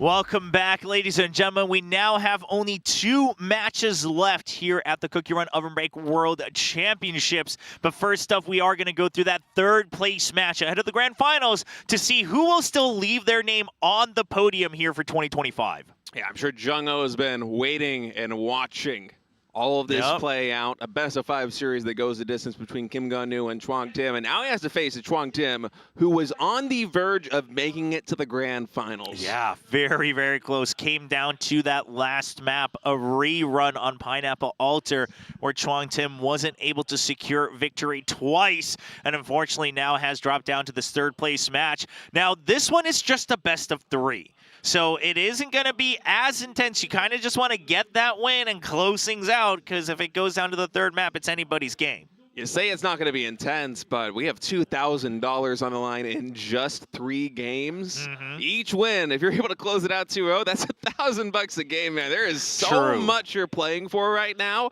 and I guarantee you, Chuang Tim and Jung-ho, they did not come all this way to leave empty-handed. Oh, definitely not. I mean, you've been grueling and grinding through this entire year, really, right? Even going through the GCL and then qualifying for the preliminaries, going through that, and then now re-preparing for the main stage. You definitely want to have something to take home and also to leave a mark here on the Cookie Run Oven Break World Championships. So I'm very curious to see. Now, I should mention that the map pool, though, is going to be the same map pool as the finals. So technically, you could bring out Moonlit Clock Tower if you wanted, even though it's a best of 3. Yeah, Sprinkled Ice Cream Land, One Future of TBD, also in the cards there in the finals, and it is a random draw for map number 1 and then loser's choice. So who knows? Maybe the RNG gods will give us something absolutely crazy like Moonlit Clock Tower to start things out in a best of 3. It's going to be wild because Jung-ho and Chuang Tim, they both have something to prove. Jung-ho got swept by Kugushi 0-3. That is a bitter defeat to kick off the Grand Finals, whereas Chuang Tim, on the verge of making it in, would love to redeem himself, would love to rep the global community here for Cookie Run Oven Break and leave with a little bit of prize money and some glory. Yeah, this is a tough one to tell, like you said, because they're basically at opposite ends. Now we got this. The laptop fan, he's back from yesterday. He says, "Jung-ho, you have to get 3rd place so we can eat dinner. you gotta put food on the table, man." Come on, Jung-ho. If you win, dinner's on you, buddy. I think he just saw this sign and started laughing. Yeah. He's like, "Dude, you promised to buy me dinner, man. If you don't get the prize money, you won't buy me dinner." Well, I mean, hey, there's some motivation for sure. But no matter what the reason, you definitely want to take a little bit of that prize pool for yourself. Yeah, and I know that Jung Ho wants to deliver at least one map win here. He's going to be gunning for that finish because it might look on paper like it was a stunning victory for Kukuchi, 3-0 versus Jung Ho, but on Moonlit Bamboo Grove, map number 1, on Terrifying Bear Jelly Forest, map number 2, the margin of victory was just 1,000,000 points. They were incredibly close matches to start it out on set 1 and set 2. So Jung Ho, it's not like he's a slouch, you know? He's made it all the way here into the round of 4. He was very close to beating Kukuchi in the first 2 sets. Now he can show what he's really got prepared here versus Chuang Tim. Yeah, we'll see if Jung Ho was able to kind of maybe calm down the nerves a little bit, getting ready for this 3rd place match. At least show us what he got, show us some of that fire that he had yesterday during that quarterfinal group stage in the round robin, where he was able to best his opponents to get up to the top 4. Oh, absolutely, and I'm so curious what the map draw is going to be. We're changing the map pool again. It's getting even more intense. Terrifying Bear Jelly Forest, even though that's a very tough map, I'm pretty sure that one's out. Temple of the Sunset Arena, that one is out. We're going to Torchlit Trial, Sprinkle Ice Cream Land, One Future TBD, Pineapple Altar again, and the Moonlit Clock Tower, and so things are going to get absolutely intense. The 5-star maps are coming to the table, and what will it be for set number 1? Seeing some torches there. Yeah. We got a tease here for the very first map, randomly drawn. It's Torchlit Trial to kick off this best of 3. Peppercorn Cookie and Cherry Cookie coming out in Torchlit Trial. This is a 5-star difficulty map, and it is a well-earned 5 stars because if memory serves, Torchlit Trial more than any other map, especially during the preliminaries, that's where we saw maximum collisions. Sometimes you would see multiple collisions in runs. And Torchlit Trial, let's not forget, in the preliminaries, that wasn't coming out in the round robin. That was coming out in the final playoff bracket of the preliminaries. So those were intense games. There was a lot of pressure, and this is an even bigger stage, Chopra. Yes, exactly. And again, this is one of those where it starts to compound, right? The Giant Bear Jellies, every time you get them, their score gets bigger. You get one, you get 1,000 points, 2,000. The bonus keeps on racking up, so it's compounding interest here to see if you can collect as many. The moment you miss one, you're just on your back foot. It's very intense. There are so many different plates you got to juggle here. As you want to maximize the points. You want to collect absolutely every one of those because the points compound over the course of the run, but at the same time, if you're trying to go for absolutely everything, you got to thread the needle in so many difficult ways that you're tempting fate on a lot of these jumps, on a lot of these drops. Oh boy, what an intense way to kick off a 3rd place match. Torchlit Trial, see who gets the lead, see who forces the other person to have to choose a map to try to bring it back to a tie. Jung Ho shaking his head a little bit, looking at the fans, trying to cheer him on, maybe give him a little bit of fun motivation here. But Chuang Tim looking locked in, trying to stay focused, trying to stay calm. Honestly, even though Chuang Tim was eliminated in that final semifinal match, I feel like momentum is on his side because that was so close versus Kim Gun-woo. He was unbelievably close to making it into that grand finals, and now we're here maybe 10 minutes later. He's already locked in. He is ready to go. He almost beat arguably the GOAT here in Cookie Run Oven Break, and now he's going to fight again versus Jung Ho in the World Championship 3rd place match. $2,000 on the line. Who's going to leave here with the money? Who's going to leave with the glory? Will it be Jung Ho or will it be Chuang Tim? Let's go into set number 1. Jung Ho will be on the top side of your screens, Chuang Tim on the bottom. Whoever wins this, they are only 1 map away from securing that 3rd place prize. Absolutely, and Torchlit Trial is such a dangerous map that I wouldn't be surprised if these players take some of those safer lines, but at the same time, Trobra, it's so hard because there's only 3 maps. You don't have a lot of chances, right? No, you gotta go for the big win here, right? This isn't about a round robin. There's no second chances here. You just get the win and you move on. Right now, we do see Chuang Tim and Jung Ho completely locked in neck and neck, just trading off the lead back and forth.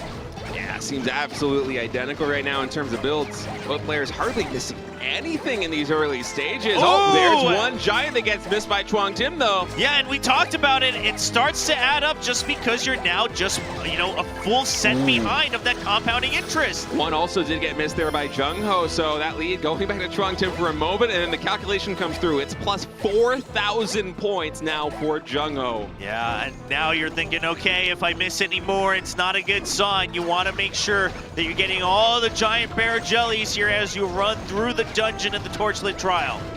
Yeah, you really want to get these ones because in the later stages of this map, a lot of the giant yellow bear jellies, they are really tricky to get. And that's another miss now by Chuang Tim. These are some painful losses. Yeah, and anytime you miss one, you're hoping your opponent misses another as well, because otherwise, again, you're losing out on that bonus. You will always be an extra 1,000 points behind on every single one you collect. Even with the speed boost there, making things difficult, Jung Ho still getting every single one now. Okay, skill activation comes through here. It's going to make things a little bit easier, but once that skill activation is done, we will have to thread the needle and tempt fate. Just making sure that you're collecting all of them. Both of them not. Oh, okay. Jung Ho misses a couple there, and it actually gives Chuang Tim a chance to catch back up. Yeah, and I don't even think it was him missing. I think it was him playing it a little bit safe. But Chuang Tim, he's going for glory, man. He's going for every single one of these. And so now Jung Ho, he's going to feel the pressure. He's going to have to go for every single giant yellow bear jelly. But another one gets missed. Yeah, you can tell the pressure's getting to Jung Ho. He doesn't want to hit a collision, but that just means he's not dropping far enough for the very bottom giant bear jelly. Yeah, it's two different approaches. One slightly safer approach coming in here for Jung Ho, whereas Chuang Tim is just going for absolutely everything, and he yet hasn't been punished. He's up 1.6 million points as a result. Yeah, it starts to really add up at this point. Jung Ho, he really needs to be able to perfect it. Okay, trying to catch up, but he still misses another as well. It's still equal, putting favor in hands of Chuang Tim. Yeah, both players miss one of those giant yellow bear jellies, and now are we gonna get every single one here? All right, I think that's identical on the build for both of them, just falling off the bottom of the map. No, now the skill activation's coming in. No, Jung Ho was a collision. Jung Ho completely behind there. Chuang Tim able to get back up with the skill activation, but Jung Ho mistiming that, and it just expires. Now he's going in to the next relay much earlier. I was so focused on Chuang Tim, I hadn't even caught that there from Jung Ho. That is absolutely huge because now the energy bar, it's so depleted. Yeah, I mean, that is basically the run over. You saw Jung Ho put his hand to his head right there because he knows he missed the timing. He wasn't able to get through. Oh, that's unbelievable. I think even in the preliminaries, whenever we would see collisions, it would be because you're mistiming a jump. It wouldn't be because of a situation like that one. And so for Jung Ho, that's got to be so painful right now. Yeah, not using your skill in time and just eating the absolute fall into the lava really hurts Jung Ho on this one. Because, not only you get the extra distance, obviously you're getting the extra points, you're getting the extra jellies, and now you just see the score gap absolutely snowball into an avalanche in favor of Chuang Tim. And Chuang Tim, he sees this. He knows he's up 30 million points. There's a lot of points to go out here on Torchlit Trial, but he can play as safe as he wants. He doesn't need to tempt fate anymore. He can just be nice and conservative. As long as there's no collision, Chuang Tim should be able to take map number one. Yeah, I mean, I think Chuang Tim has to take multiple collisions at this point, honestly. Maybe. Because of how many points difference there is, how many jellies were missed, how much distance was lost. Because as we've seen on a lot of these maps, it's about timing your skills to extend your run, and similar to getting that extra double jump on the relay. And Chuang Tim still, keeping it serious all the way throughout this victory lap, making sure that he sends a message to his opponent as the energy runs out. And Chuang Tim, with a nice clean run on Torchlit Trial, will take the lead in this best of three. Just an incredible performance by Chuang Tim. Even if there was no collision coming in from Jung Ho, Chuang Tim was greeting out so many of those drops and was getting basically everything. That was very well done. 100 million plus, and the advantage for Chuang Tim. And what's especially brutal about it is because the energy bar ran out so fast there for Jung Ho, all he could do was watch. Yep, I mean, he just had to witness the absolute dominance. So Jung Ho just not activating his skill in time as he drops, which means he just goes right into his relay, into the cherry cookie, whereas Tim, of course, extending that distance much further, and that will just give him so many points extra destruction as well.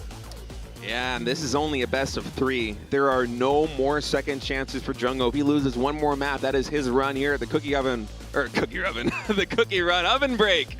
The Grand cookie run finals. break. the Krabben break. But nah, it's the end of the run, man. You really want to leave here with at least a third place finish if you're Jung-ho, especially after losing the first series 0-3. We all know that he's capable of it, but at this point, if you're Jung-ho, it's got to feel like nothing is breaking your way. Everything that could go wrong is going wrong. Yeah, it's not feeling too good here on the very final day of this journey for Jung-ho. Now, it does look like he has selected his map of choice. Being the player who lost that first map, he can choose between all the maps. You can still run it back on Torchlit Trial, or you can take us to one of the other ones, One Future of TBD, Sprinkled Ice Cream Land, Pineapple Altar, and Moonlake Clock Tower.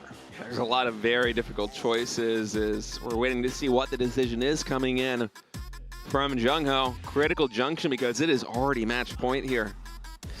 Oh boy. Let's see where he feels the most confident out of this map pool for the third place and finals. See if he's able to bring things back. See fans all crowded in here. We had the second floor open as well. I was told that we have around 350, maybe more audience members showing up today for the finals. An absolute great showing from Seoul to cheer on their favorite runners. And where is it going to be for Jung-ho? Where is he going to be taking us? It's hard to tell from the monitors. I see a little bit of that sunshine, though. There it is. One Future of TBD. The sun shining through the panes here as he takes us to the future. Pink Choco Cookie and the Chess Cookie coming through. We usually get a lot of destruction points with that rook coming in from the Chess Cookie, so I'm imagining that's going to be the play in. And even though this is a 4-star difficulty map, it feels like a 5-star difficulty, honestly. Yeah, I mean, at this point, all of them here in the final pool for sure. There's so many nuances. Now, of course, this is a little bit of the flip side. One of the maps we saw earlier today with Moonlit Bamboo Grove, where you can just jump to your heart's content. But obviously, you know, jumping does mean that you're kind of locked into an animation for a certain amount of time. You know, of course, you can try to double jump out of it, but you really just have to make sure one mistake and it spirals out of control. Yeah, we're looking at the builds now. Both players taking plus 10,000 destruction points here on the first Magic Candy and on the second Magic Candy. So destruction point is going to be absolutely critical here.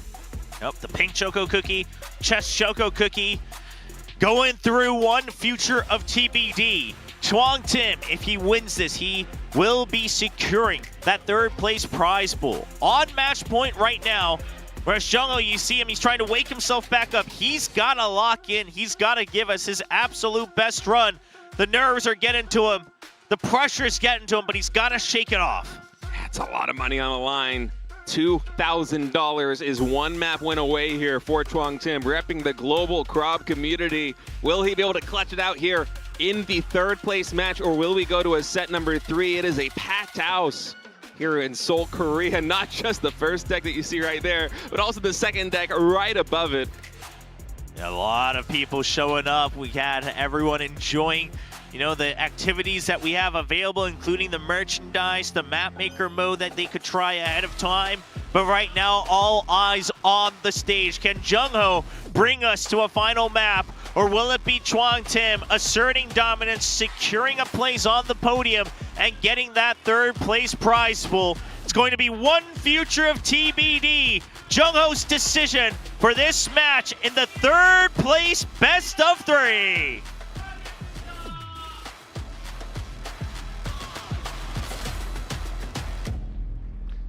The map is loading in. Jung-ho on top, Chuang Tim on bottom. Jung-ho trying to force a map number 3, a final decider, and Chuang Tim trying to close it out right now and take home $2,000. Yep, just trying to collect as many jellies as possible. Jung-ho just getting a little bit more to start off, so a little bit of a confidence tap here for himself in the very beginning of this run. God, the jump's coming through. It is very closer in this early stage. Just a little bit of a lead right now for Jung-ho. Yeah, now, of course, the map itself giving those bonus points on the Giant Bear Jellies and the Giant Rainbow Bear Jellies, so we'll have to keep our eyes on that as well. You want to make sure you're timing your jumps, getting the drop all the way. Ooh, a Giant Bear Jelly being missed by Chuang Tim there, extends the lead a little bit further for Jung-ho.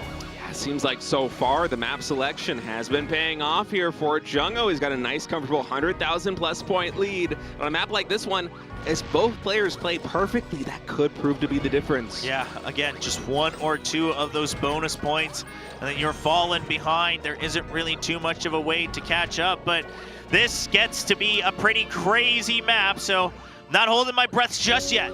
Oh, absolutely, especially with the destruction points. We've had quite a few different builds, especially in the preliminaries for players in terms of how they maximize them, because the skill activations, they're really tricky. Yeah, we did actually see a much better use there of the beam from Chuang Tim, actually getting several more obstacles destroyed there during those jumps, so brings the lead back to himself. So while he might have missed some of the basic bonus points that you're getting with the Giant Bear Jellies, he's showing better finesse here with the Pink Choco Cookie. Yeah, and there's a lot of points to be gained by those skill activations, so if he can continue to beat Jungho in that regard, this lead of, 300,000 plus for Chuang Tim, it might start to build up. We'll see if he can continue to stay in the lead as he continues to make sure that he's getting all the right hits through that beam, and Jungho looking for a way to try to catch back up. All right, Magnet comes through, so a little bit of a lull here, or reprieve for both players. Chuang Tim still holding on to that 300,000 plus. Yeah, some Giant Bear Jellies being missed by Jungho once more. Gives a little bit higher of an edge. What about here on all the hearts? Okay, both players will collect them all. Yeah, even with all the jumps, it's really tricky to time that out, but both players able to flawlessly execute that section of the map, and now the skill activation's gonna get really tricky as these cogs come into play. Yeah, you have to make sure that you're maximizing all of your destruction. Jungho lining up a couple better ones here throughout the jumps. We'll have to wait for the entire section, though, to see if we do actually have some closing of the gap here with the scores. Chuang Tim getting another burst there around the spikes. Jungho still keeping it fairly clean himself.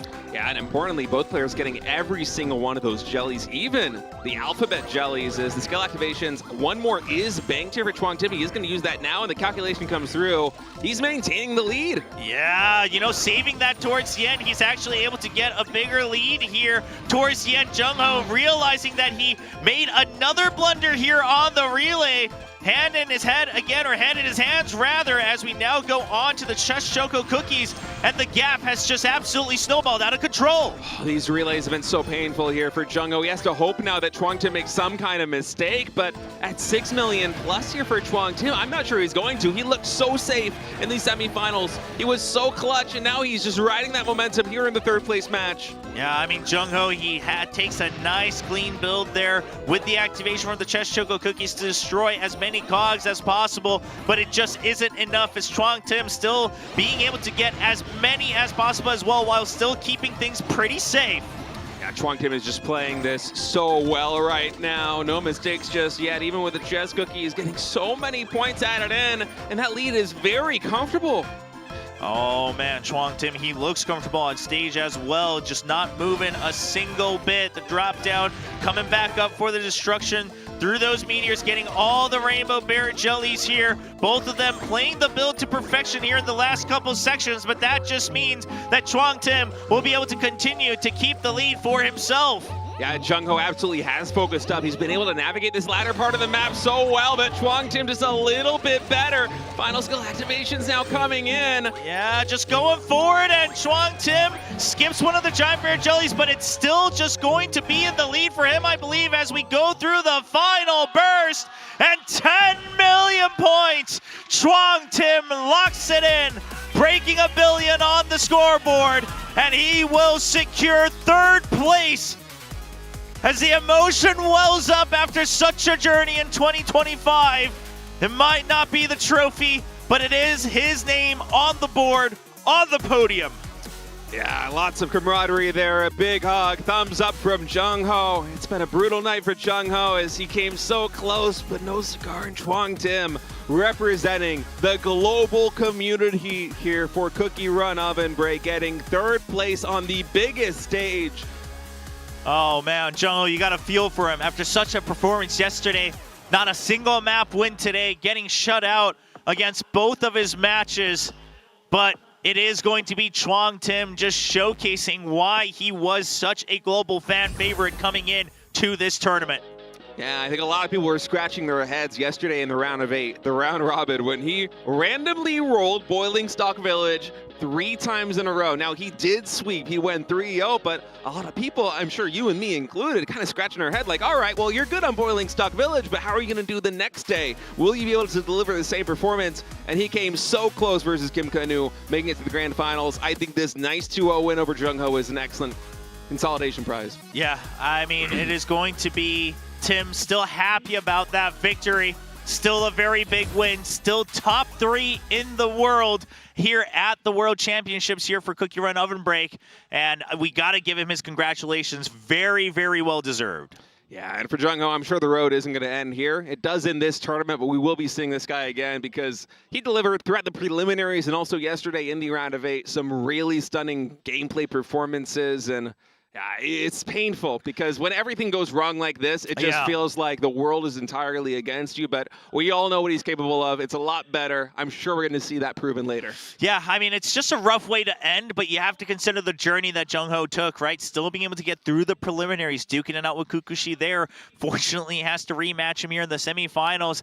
Not able to secure a map win, but he did perform well enough to get to the top 4. He's still top 4 in the world right now for 2025 for Cookie Run Oven Break. So while it's not on the podium, but it is something that he should be holding high, you know, in pride there for himself. So let's take a look at how this third place match went down. A very quick best of 3. Tim taking the 2-0 victory. Yeah, Chuang Tim just riding that momentum. He played so well versus Kim Ga-nu, even though he wasn't able to finally close it out in set number 5. He just continues to build up.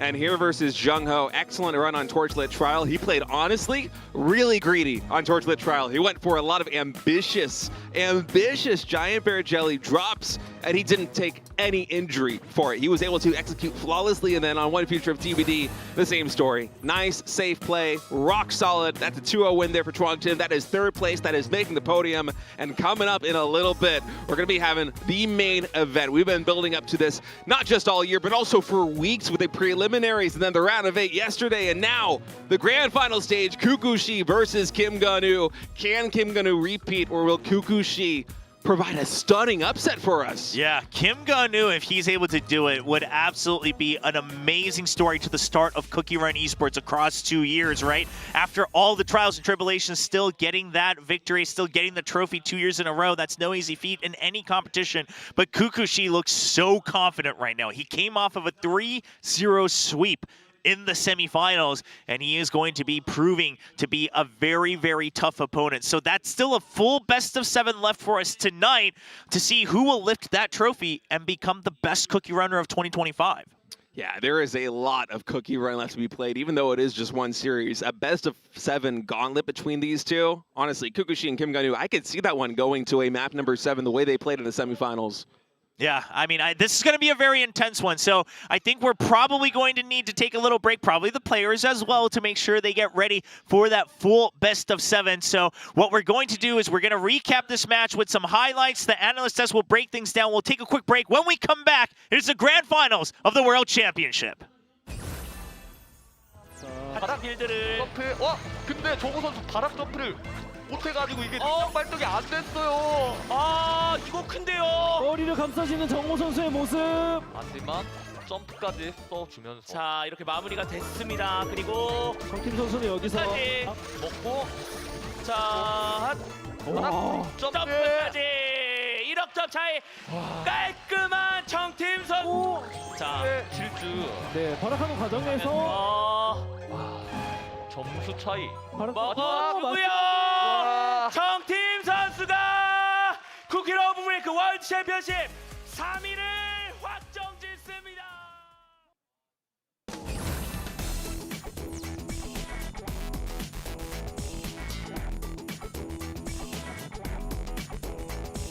쿠키런 오븐 브레이크 월드 챔피언십 3위 경기까지 만나봤습니다. 자, 3위 결정전에서는요, 청팀 선수가 2대0으로 깔끔하게 승리를 거두면서 상금 2천만 달러의 2천만 아니죠? 2천 달러의 주인공이 됐습니다. 자, 이렇게 해서 저희가 3위 결정전을 보셨는데요. 어떤 매치 포인트가 있었나요?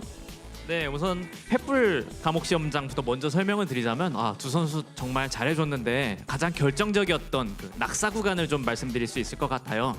이제 선달이 낙사를 하게 되면서 이제 정호 선수가 여기서 실수로 나오지 못하면서 점프를 한 번 더 하면서 나오지 못하게 됐고 이 부분에서 결정적으로 격차가 벌어지게 됐습니다.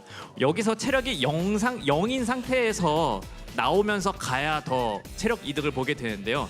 이 부분이 다른 데서 낙사하게 되면 오히려 체력을 더 쓰면서 손해를 보게 되는데 이 부분을 잘 활용해서 체력이 0인 상태로 더 이득을 볼 수 있었습니다. 네, 감사합니다. 꽃기스 분석가님은 혹시 어떻게 보셨는지 어떤 매치 포인트가 주요 포인트였는지 좀 궁금합니다. 사실 얘기하기 전에 하나 개발자님한테 궁금한 게 있는데 네. 그 구간 의도하신 거 아닌가요? 저희는 절대로 그런 특정 낙사나 여기서 떨어져서 죽고 다음으로 가셔야 됩니다 같은 거를 전혀 의도하지 않습니다. 오히려 이런 부분들을 만들지 않고 이제 그냥 진행하게 되는데 이제 플레이어분들께서 선수분들께서 이런 부분들을 찾아서 빌드를 다 깎아주신 그런 걸로 보입니다. 날카롭네요. 네. 정말 저는 빌드 찾았을 때 어떻게 여기서 딱 낙사하면 체력이 1이 남고 사는지 개발자랑 공명하고 있는 줄 알았어요, 저는 진짜로. 저희도 전혀 의도하지 않았던 부분인데 또 이런 부분들이 또 드라마틱하게 나와서 또 재밌기도 하네요. 그럼 이어서 저는 시간관리국에서의 왜 이렇게 승패가 갈라졌는지의 설명을 드리자면 정호 선수가 마지막 핑크초코 능력에서 늦게 발사하는 바람에 젤리를 선달로 다 먹지 못하고 2달로 먹게 됐습니다. 이러면 선달 쿠키 능력에 붙어 있는 젤리 점수 효과가 적용되지 않아서 이 점수를 전부 다 날리게 돼요. 그래서 한 700, 800만 점 정도의 차이가 중간부터 벌어졌었고 이게 끝까지 이어지면서 어쩔 수 없이 패배할 수밖에 없었던 것 같습니다. 네, 이렇게 계속 꽃키스 분석가님께서 날카로운 분석을 해주셔서 정말 도움이 많이 되고 있는 것 같습니다. 자, 이렇게 해서 3위는 청팀 선수가 가져가게 됐고요. 저희 결승전을 앞두고 있습니다. 자, 결승전에서는 쿠쿠시 선수와 김건우 선수가 맞붙게 되고요. 자, 저희는 선수들의 준비 시간을 위해서 잠깐 쉬는 시간을 가지고 결승전에 임하도록 하겠습니다. 여러분, 이따 뵙겠습니다.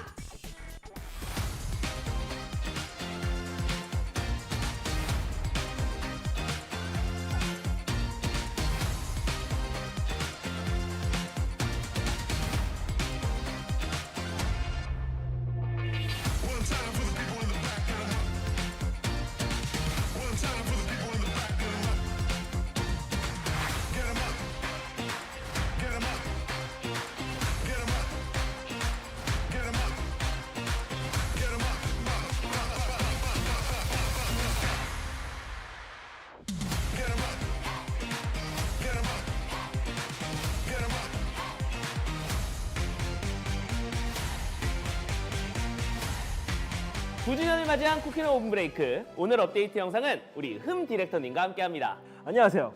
쿠키런 오븐 브레이크 디렉터 흠입니다. 저희 쿠키런 오븐 브레이크가 드디어 9주년을 맞이했습니다. 9주년을 맞아서 정말 많은 유저분들이 기다릴 만한 굉장히 특별한 업데이트 내용들을 정말 많이 가지고 왔습니다. 네, 자 그럼 이번 9주년 업데이트에서는 어떤 내용들이 있는지 먼저 간략히 살펴보도록 하죠.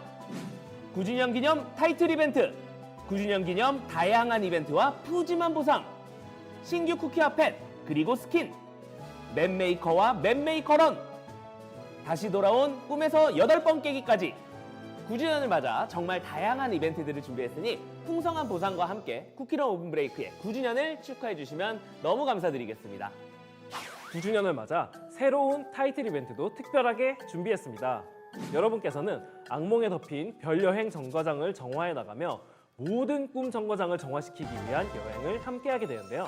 직접 쿠키들을 조작하여 자유롭게 이동할 수도 있고 다양한 NPC와 상호작용을 통해 별 여행 정거장을 정화하기 위한 미션을 수행하고 보상을 받을 수 있게 됩니다. 열차들이 모여있는 꿈세계 중앙 기차역을 시작으로 승강장과 대합실을 오가며 NPC와 협력하여 별 여행 정거장을 정화하는 데 힘을 모아주세요. 9주년에 이게 빠지면 섭섭하겠죠? 이벤트에 참여하여 별가루 연료를 모아 꿈열차를 불러보세요. 뽑기 횟수에 따라 꿈구슬 보너스를 얻을 수 있는데요. 로드맵 발표 이후 꾸준하게 모아오신 바로 그 꿈구슬입니다. 꿈구슬을 사용하여 다양한 상품을 교환할 수 있는 꿈구슬 교환소도 찾아옵니다. 그리고 뽑기에서 랜덤하게 획득할 수 있는 퍼즐 조각을 이용해서 추억 퍼즐을 맞출 수 있습니다. 퍼즐을 완성시킴에 따라 더 많은 보상을 얻을 수 있으니 열심히 참여해야겠네요. 뽑기를 위한 별가루 연료를 얻을 수 있는 이벤트가 아주 많이 열리는데요. 특히 9주년 열차 미션도 추가됩니다. 하루 2번 미션을 들고 급행 열차가 찾아오는데요. 이 열차가 떠나기 전까지 미션을 클리어하고 별가루 연료를 많이 획득해보세요. 자, 이제 9주년에 찾아올 신규 쿠키를 소개해드려야 하는데요. 아주 특별한 손님을 모셨습니다. 이 앞에 도착하셨다고 해서 제가 모시러 다녀올게요. 여기서 잠깐만 기다려주세요. 여러분 잠깐만 기다려요. 뿌뿌! 달콤한 별가루로 만들어진 특별한 차장님이 아주 특별한 방법으로 여러분을 찾아왔다. 쿠키로 오븐 브레이크 세계에 오신 걸 환영해요, 밀키웨이먼 쿠키. 근데 영캐님 못 보셨어요? 못 만났는데 차표를 잃어버려서 찾고 있는 거 아니야? 아, 그래요? 곧 오시겠지? 일단은 저희끼리 먼저 진행을 해볼까요? 좋아! 그럼 어디 보자. 내가 별여행 기차가 어떻게 돌아다니는지 직접 알려줄게. 일정 시간이 되면 별여행 기차가 출발해. 기차가 하늘로 날아올라 비행하는 동안에는 밀키웨이 스타가 하나씩 기차를 가로질러 따라올 거야. 멋지지? 별여행 기차가 밀키웨이 스타를 획득할 때마다 기차는 더 빠른 속도로 달리고 골등 연기가 풍성해질 거야. 그리고 연기 속에 피어난 밀키웨이 가루 젤리가 꿈속 하늘을 예쁘게 수놓을 거야. 마법 사탕을 제작하면 별여행 기차가 한 번 더 날아오를 거야. 그리고 밀키웨이 별사탕 젤리를 떨어뜨려 줄 거야. 내 짝꿍펫 베개멜로를 소개할게. 장애물을 쿨쿨 잠들게 하는 능력이야. 장애물을 발견하면 달려가서 잠들게 하고 그 자리에 쿨쿨 젤리를 만들어내지. 밀키웨이먼 쿠키 덕분에 쿠키로 오븐 브레이크의 9주년이 훨씬 풍성해진 것 같아요. 고마워요. 뭘? 나도 오랜만에 꿈밖을 찾아와서 재밌었다는 말씀. 어서 나랑 같이 쿠키런 오븐 브레이크의 9주년을 함께 하자고. 자, 그럼 별여행 기차를 타고 꿈 세계를 보러 갈까요? 밀키웨이먼 쿠키 못 보셨어요? 영캐님 너무 안 오셔서 저희끼리 먼저 소개해드렸어요. 저 밀키웨이먼 쿠키 너무너무 보고 싶었는데. 9주년 업데이트에 찾아오니까 업데이트 이후에 게임에서 만나보세요. 그러면 되겠네요. 9주년의 테마 중 가장 큰 비중을 차지하는 것이 바로 꿈인데요. 꿈 하면 생각나는 꿈길잡이 쿠키가 빠지면 안 되겠죠? 이번 업데이트와 함께 꿈길잡이 쿠키의 레전더리 펫 꿈결구름이 찾아올 예정입니다. 꿈결구름은 일정 시간마다 앞으로 나아가 주변의 젤리를 흡수하는 꿈의 고리를 생성합니다. 꿈의 고리는 일정 시간 동안 유지되며 꿈결구름을 중심으로 흡수되며 사라지면서 꿈결구름 결정 젤리를 만들어줍니다. 신규 레전더리 보물도 함께 출시되는데요. 바로 반짝이는 금빛 꿈구슬입니다. 첫 능력이 발동하면 일정 시간 동안 하늘에 커다란 꿈구름이 드리워집니다. 이때 여러 개의 꿈구름이 차례로 내려와 꿈구름 젤리를 생성하며 마지막 꿈구름에서는 마침내 영롱한 꿈구슬 젤리가 모습을 드러냅니다. 이후부터는 일정 시간마다 꿈구름이 내려와 꿈구름 젤리를 생성합니다. 자, 이번 업데이트에서는 정말 많은 스킨들이 준비되어 있는데요. 자, 이어서 소개해드리도록 하겠습니다. 밀키웨이 맛 쿠키의 슈퍼 에픽 스킨, 편안한 꿈나라의 인도자 밀키웨이 맛 쿠키. 보름달이 뜬 밤 잠옷을 입고 창문 너머로 들려오는 뿌뿌 소리를 따라가면 편안하게 숙면할 수 있다고 하네요.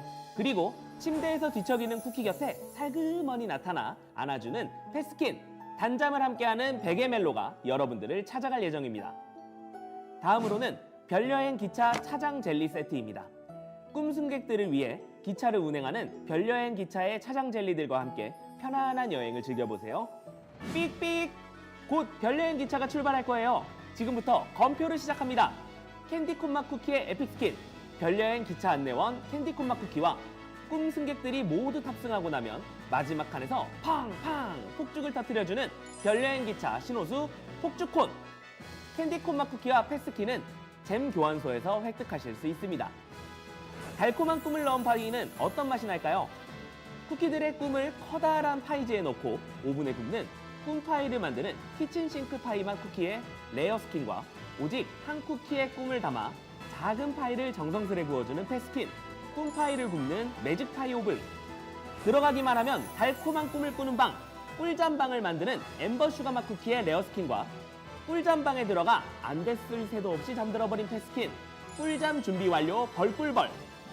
꿈을 꾸는 중에도 파티를 만드는 꿈파티를 만드는 생일 케이크 맛 쿠키의 레어 스킨과 누구보다 빨리 생일 케이크 맛 쿠키의 꿈파티에 참가한 패스킨, 꿈파티 참가자 파티 풍선.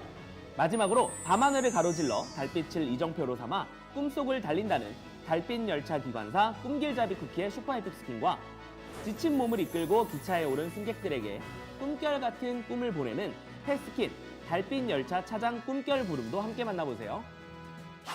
지난 로드맵 라이브를 진행하면서 유저분들의 가장 큰 호응을 받았던 맵메이커가 드디어 찾아옵니다. 맵메이커 화면에 진입하면 맵 만들기 모드, 맵메이커 런, 평가하기 모드, 발견하기 모드 이렇게 4가지 모드가 있는데요. 많은 분들께서 기다려 오셨던 만큼 하나하나 자세히 설명드리도록 하겠습니다. 맵 만들기 모드에 들어가면 가장 먼저 맵 이름과 설명을 작성하고 맵의 테마를 고를 수 있습니다. 테마는 가이드가 포함된 샘플인데요. 제시된 것 외에 다양한 테마의 선택도 가능합니다. 이제 본격적으로 장애물과 아이템, 젤리를 배치해 볼까요? 원하는 오브젝트를 골라 입맛에 맞게 배치를 할 수 있는데요. 하나하나 배치하기 어려울 수 있으니 추천 배치 타입의 도움을 받아 나만의 맵을 만들어 보세요. 다중 선택을 통해 배치를 변경하거나 일부 영역을 수정할 수도 있는데요. 젤리만 선택하거나 장애물만 선택하는 것도 할 수 있으니 더욱 편리하게 맵을 만들어 볼 수 있겠죠? 되돌리기 기능을 통해 마음에 안 들거나 잘못 배치된 오브젝트를 수정하는 것도 가능합니다. 잔상 보기 기능을 이용하면 쿠키의 이동 동선과 최대 점프 높이 등 여러 가지 정보를 보면서 배치할 수 있으니 꼭 이용해 보세요. 이 외에도 플레이 설정 기능을 통해 이동 속도를 빠르게 하거나 느리게 할 수도 있고 카메라의 거리를 멀게 혹은 가깝게 설정하는 것도 가능합니다. 이렇게 완성된 맵은 등록 테스트를 통과해야 등록할 수 있게 되는데요. 절대 못 깨는 맵은 NO! 클리어할 수 있는 도전적인 맵을 만들어 봅시다. 평가하기 모드에서는 유저들이 정성껏 만들어 등록한 맵을 직접 달려보고 평가를 매길 수 있습니다. 평가하기에서는 따로 티켓 소모 없이 매일 랜덤으로 지정되는 3개의 맵을 평가할 수 있습니다. 맵메이커 런이 열려 있는 경우 맵을 평가할 때마다 맵메이커 런 플레이에 필요한 티켓이 지급됩니다. 이제 고정된 조합을 이용하여 맵을 평가해 볼까요? 달리기를 마친 뒤에는 좋아요, 아쉬워요 2가지 선택지가 있으니 신중한 평가 부탁드립니다. 발견하기 모드에서는 오늘의 추천 맵을 볼 수도 있고 등록이 된 유저의 맵 코드를 통해 맵 찾기 기능도 제공됩니다. 이렇게 발견한 맵의 정보도 자세히 볼 수 있고 조합을 설정해 직접 달려볼 수도 있는 모드입니다. 오늘의 추천 맵에서도 평가를 할 수 있으니 새롭게 등록된 다양한 맵들을 발견하는 재미도 느껴보세요. 맵메이커런은 말 그대로 맵메이커에 등록된 맵을 달려볼 수 있는 특별 이벤트입니다. 매칭 버튼을 눌러 매칭이 완료되면 유저들은 3대3 팀으로 나뉘게 됩니다. 그리고 맵메이커에 등록된 맵들 중 인기 맵, 우리 팀이 고른 맵, 상대 팀이 고른 맵, 총 3가지의 맵메이커 맵을 달려 승부를 가리는 모드입니다. 달리기를 시작할 때 미션도 부여되니 팀의 승리를 위해 열심히 미션을 달성하고 치열하게 달려야겠네요. 경기가 끝나면 3개의 맵 중 가장 좋았던 맵을 투표하는 시간도 있으니 잊지 말고 투표해주세요. 맵메이커 런을 통해 다양한 랭킹도 확인할 수 있는데요. 플레이 랭킹은 물론 맵 랭킹과 제작자 랭킹까지 맵메이커의 진심인 유저들을 확인해 볼 수 있는 지표가 될 것 같아요. 맵메이커 런은 맵이 어느 정도 등록된 11월 초부터 플레이하실 수 있습니다. 쿠키런 오븐 브레이크와 공포라는 컨셉으로 많은 분들이 좋아해 주셨던 꿈에서 8번 깨기가 돌아옵니다. 이번 꿈에서 8번 깨기는 다양한 기믹이 추가되니 집중력을 발휘하여 모든 꿈에서 깨어나 보세요. 11월에는 신규 쿠키인 꿈젤리 맛 쿠키도 만나보실 수 있습니다. 그리고 보름달이 뜬 밤 창문을 열고 눈을 감으면 달빛 섞인 바람결에 젤리 모양 초대장을 받을 수 있대요. 꿈젤리맛 쿠키의 슈퍼 에픽 스킨, 포근한 꿈나라의 초대장 꿈젤리맛 쿠키도 찾아옵니다. 그리고 폭신한 솜사탕 구름 위에서 쿨쿨 자다가 배가 고파진 쿠키들에게 젤리 간식을 내미는 패스킷, 구름 날개를 단 곰젤리 꾸러미도 만나보세요. 자, 이렇게 9주년을 맞아 준비한 모든 업데이트를 소개해드렸습니다.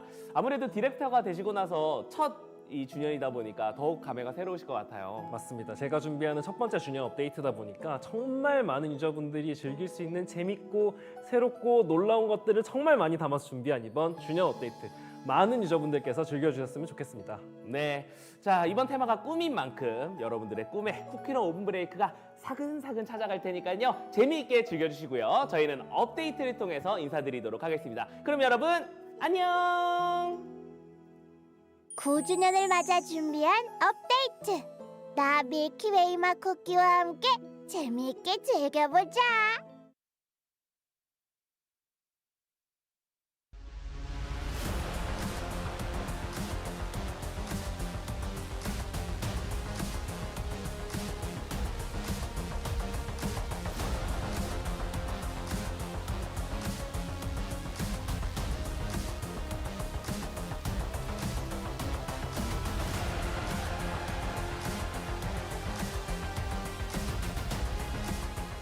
Welcome back, everyone, to the finals, the grand finals of the Cookie Run Oven Break World Championship. We've got a couple special guests. Just they're not tall enough. No, they're a little bit short. No, I didn't Ginger realize the Brave camera angle was isn't quite tall so. enough. But we've got our own little Ginger Braves here joining us from the merchandise shop. So if there's ever a Cookie Run Oven Break event near you in the future, you definitely want to visit. I see you went for the more mischievous looking he's one. mischievous. I like how mischievous he is. This Yeah. one really spoke to me. I could see putting this one on the old gamer mantle and enjoying it. I like yours. You got the same one we have on the camera shot Yeah, with the whole exactly. stadium. You got the yellow bear jelly. Exactly. You've That's got the jelly nice. ready to go. So I just wanted to bring our special guests here with us. But hey, there you go. I know the crowd's been waiting for it. Look at this. The players have been, Tim and Fire Spirit have been waiting for it. They were ready to go. They're ready to go. Oh, we got all the players here. Got all the players ready to put in the new code 2,000 crystals. That's 100% more. Yeah, 2,000 crystals here. Champion is coming, and Ginger Brave is delivering it himself right there on screen. I've seen chat. You guys have been wilding for some crystals. Now you finally got them. Make sure you share Champion is coming with everybody in the chat. There's only a 2-hour window to activate this. Actually, I think it might even be shorter because it's already 6:37 p.m. here in Korea. So, yeah, make sure you share this code with your friends as quickly as possible. Get those 2,000 crystals and enjoy. Yeah, get it going right now. Make sure everyone is able to input it before the match begins, because once the match begins, we are in for a wild ride in this best of 7. Yeah, Kim Gun-woo versus Kukushi in a best of 7. We have been building up to this all year, and here at the Global Championship, we've been building up to this for weeks. We had preliminaries for every individual region in the Cookie Run Oven Break community, and then we had the round of 8 round robin deciding the top 4 players, and then we had the semifinals earlier today and a 3rd place match, and soon we are going to have the main event. Kim Gun-woo, Kukushi. Kim Gun-woo has just looked absolutely invulnerable, and Kukushi has been, I think, surprising everybody with how well he's played. And it's so fun to see all these fans come down into the Coliseum, showing their picks. I think that is Kim Gun-woo is still a selection, right? It's hard to see the check mark. Yeah, selected Kim Gun-woo from the Glacier region. The only representative left, of course, one each. Now, whoa, this is a nice drawing. Oh, that's really well done. Look at that. That's crazy. That's some, so well drawn. How did they draw the trophy so well? What the heck? Yeah, they haven't had a lot of days for this. I think the trophy was revealed yesterday, so they've been hard at work. That's sick. I mean, the cookies are so well drawn, too. First, my eyes were caught by the cookies, then the font, and then the trophy. This is overall good. You love to see a cherry cookie there represented. I love this plushie. Oh, my God. Is this just the like cookie a cat, itself? Oh, it's so man. great. As Trevor mentioned earlier, we had, 350 plus people filing in here to the Yeah. Coliseum. So basically a sold-out crowd. There's so much that you can't even see on the stream because I think the cameras, the way this place is set up, you can't even see the upper deck. It's hard to see the sides. All right. Our top players, they are getting ready to enter the stage. Yeah, we are getting ready for the final match here. We've got our giant cookies on stage ready to greet the two best runners of 2025. Battle through their regions, battle through the groups, battle through the semifinals. It is going to be Kukushi representing the Plains region as our first finalist. Coming up from an incredible 3-0 sweep in the semifinals. Couldn't make it happen in the groups, but he redeems himself today and is looking to continue on the streak here against a legend on the other side. And now to face off against such an incredible performance in the grand final in a best of 7 to defend his throne, to defend his title as the world champion. It's going to be Kim Gun-woo. Oh man, the talent on the stage right now. We've all been building up to this. Kim Gun-woo versus Kukushi. Will he defend the title? Will Kukushi come in and overthrow the throne? That trophy is hanging in the balance. These are the top two cookie runners in the entire universe, Chopra, and soon one of them will be crowned champion here in 2025. Oh man, let's hear from them ahead of the best of 7 first. Kukushi, how are you feeling? I'm just so happy to be here. Well, how are you feeling, you know, overall? Well, I was actually a little sleepy today, but, you know, now that I'm here for the grand final, oh, I am fully awake now. All right, now, the grand final, Kukushi, it's going to be a best of 7. What do you expect the scoreline to be?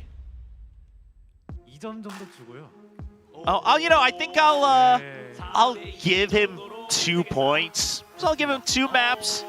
So a 4-2 victory. Love how he says that. He says he'll give him 2 points. Yeah, anything you want to say?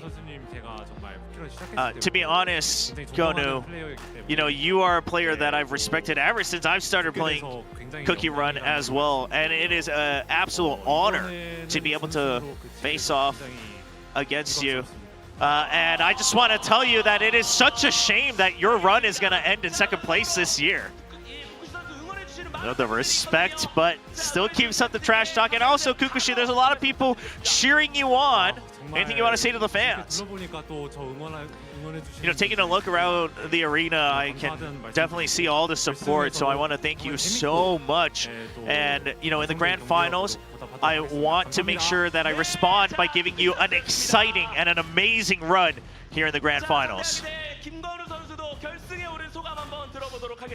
All right, Kim Gun-woo, what about you? How are you feeling ahead of the grand finals? Hello. You know, somehow I'm here once again, just like last year in the grand finals. You know, you say somehow, but you've had an intense match, especially in the semifinals. Honestly, I thought I would be able to close it out pretty swiftly, but Tim played so well, so it was an absolute brawl to get up here. All right, so Kukushi says 4-2 scoreline. What are you expecting the score to be? Well, you know, Kukushi gave me 2 maps, so I'll give him 1 map, and I'll beat him 4-1. Anything you want to say to Kukushi himself? You know, Kukushi, it's already such an amazing feat to come up to the grand final, so don't be too sad when you lose, and, you know, do your best to try and beat me. And now, anything you want to say to the fans and to the crowd? You know, there's so many people that have showed up today to cheer for me, so I just want to say I will give back and do my best to take that trophy and take it home. Absolute fighting words from our 2 finalists. I love it. You know, Kukushi kind of playing that sly underdog of like, I do respect you, but your time's over. And Gonu just says, no, you're the new kid on the block here on the final stage here. Yeah, oh, that was so much fun. Kukushi saying it's going to be a 4-2. Kim Gun-woo saying it's a 4-1. Honestly, Trober, for me, I'm thinking this is going to be a 4-3. And I have no idea who is going to win because Kim Gun-woo, he's a legend in his own right. He is, up until now, the greatest player that we have in Cookie Run Oven Break. But this might be Kukushi's opportunity to dethrone him, to take that mantle, to lift that trophy, and become a champion. Absolutely, and if Kukushi can do it, it would be maybe even a rivalry in the making. Oh my gosh, another drive. Asking Gun-woo for another skin to get that trophy. And oh my goodness, we've got some artists in the crowd. Yeah, the crowd community, full of talent. I'm telling you, Trover, look at these artists we have. Wow, you know, people already now see, the crowd knows. The crowd knows that the biggest prize here is selecting which cookie gets that costume. They're already lobbying, right? They're lobbying for their favorite player to win and to hear their voices. Oh, There's lots of excitement in the crowd, you know, as we just saw with the upcoming Milky Way cookie as well. We've been seeing that teaser for the 9th anniversary. We have Milky Way cookie, in fact, on stage as one of the figures here, welcoming and cheering on the players. Yeah, right alongside that spinach cookie. I know a lot of folks would love to see a new Milky Way cookie come out here. And that's such a cool prize, honestly. I can't even think, because I broadcast a lot of esports, I can't think of any game where the champion gets to choose something like this, a cosmetic item that the entire community gets to take part in. Yeah. It is so cool. It's an excellent idea. It's awesome. And oh, I can't wait to see what the selection is going to be from our winner. No, it is going to be really, really epic. You know, you have different games with some different prizes, but in this one, it's also just such an expression as well, because it's, you know, well, you know, especially in a tournament, it's 1v1, and, you know, on your screen, it is your full character that you get to watch the entire time.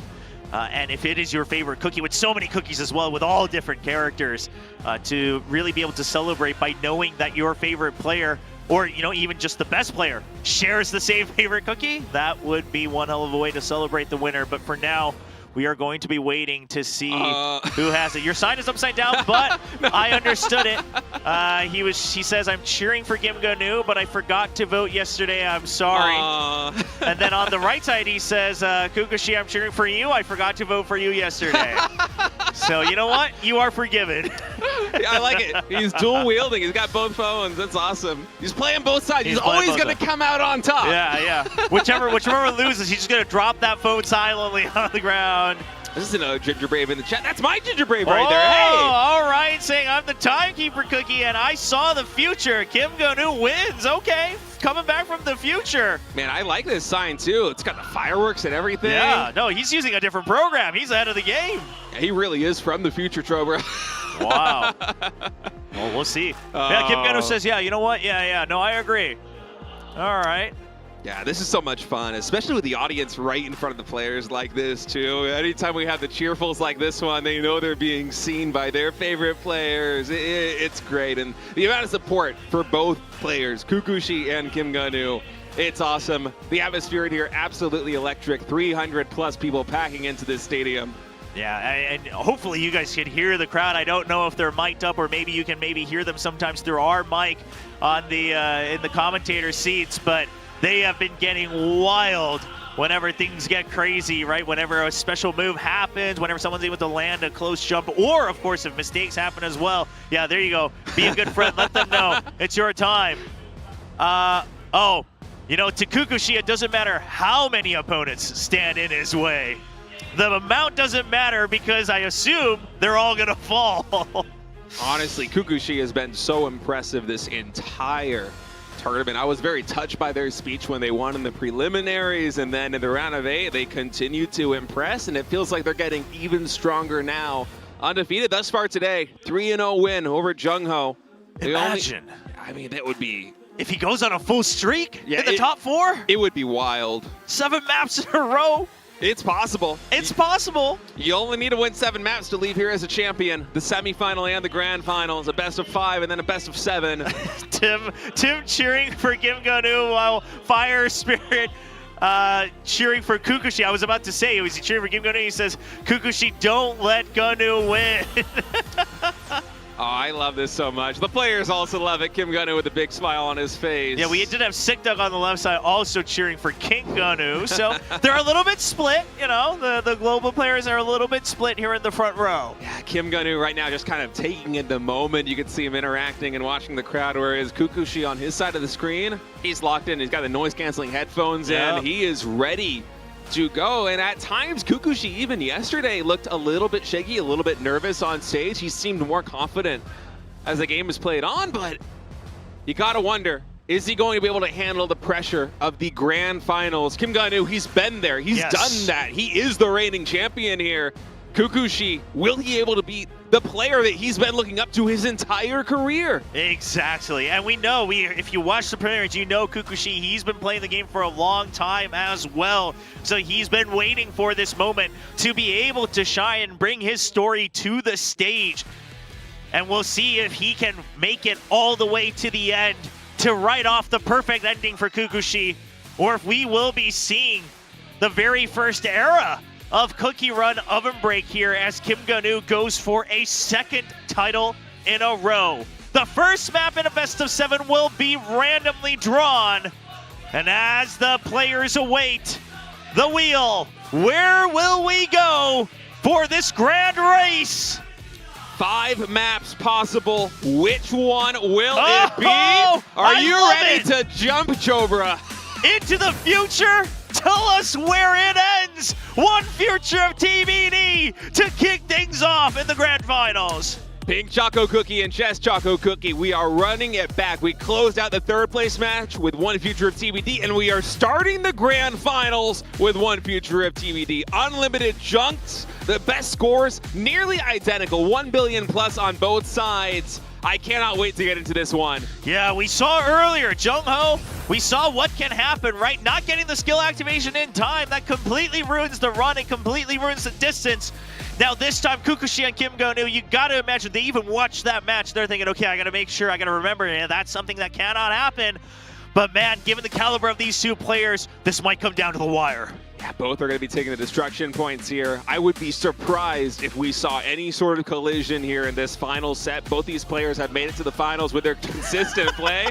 I like the conversion of the $10,000 first place prize to Korean won. The current live exchange rate, it comes out to 14 million won. 398,000 Korean won. That's so great. He's saying it's looking like it's going up. Oh, so, it's going up. You know, if you win, you're going to get a bigger prize here for the Koreans. That's amazing. That's so funny. Oh, boy.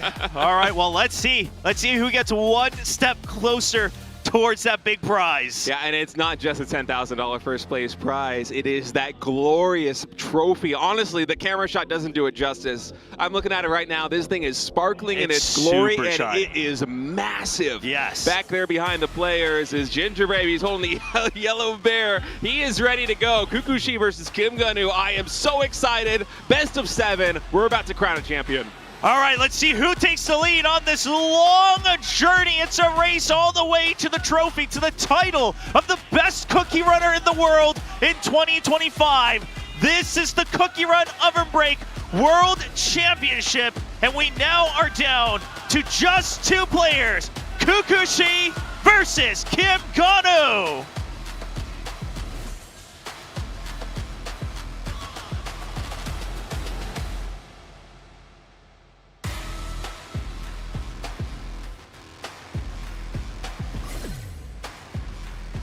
The players are ready. The map is loaded in. Kukushi with a big fist bump on top. Kim Gun-woo on bottom. As we start to close out this journey to crown a champion in Cookie Run Oven Break 2025. Gotta make sure you've got all the jumps down pat. Kukushi just starting off collecting more of those bear jellies in the beginning, but we gotta keep our eye on. We saw earlier you might have to take some greedy builds to make sure you drop all the way to collect as many giant bear jellies towards the later part. Yeah, absolutely. A little bit of a difference in builds here coming in for map number 1. Kukushi's been so good about getting all of these basic jellies here at the very start, but Kim Gun-woo a little bit better with the giant ones. Yeah, and of course we'll have to keep our eye on the skill activation as well here with the beam for that destruction. Saw a couple differences earlier on in the third place match. Yeah, and already Kim Gun-woo starting to build up a nice lead, about 500,000 points in total right now as he's looking to maintain. Yeah, feeling pretty good about it. Meanwhile, both of them making sure they use all of their charges here to make sure they're destroying everything in the middle of their jumps. Yeah, the skill activation's very tricky. Yeah, Kukushi not able to land all the way to the end on that last beam activation as well, so still falling a bit further behind. Yeah, and I think even one more destruction point coming in there for Kim Gun-woo as the skill activation just a tiny bit better as that lead, it's starting to build up. Yeah, it has gotten a little bit in favor here of Kim Gun-woo, but still right about 1 million. It could flip on any moment's notice. I mean, on a map where we're going to probably rack up 1 billion plus points, this is a very slim margin. But for Kim Gun-woo, I'm sure he's loving this moment right now. Yeah, and Kim Gun-woo feeling that he can just continue to play his own game. So continue to keep a tab on the Giant Bear Jellies here between the two runners. Yeah, Kim Gun-woo did save one more charge. Those destruction points now coming in as it's actually tightened up a little bit. About 500,000 or 600,000 points are going to be the lead here for Kim Gun-woo. Still anybody's game in the early stage on TBD. Yeah, I do believe they should be equal on the Giant Bear Jelly count itself, so the bonus is still racking up the same amount. Everybody gets both of those, or that full line of giant rainbow bear jellies, that full section of the Giant Bear Jellies as well, and now moving on to the second area.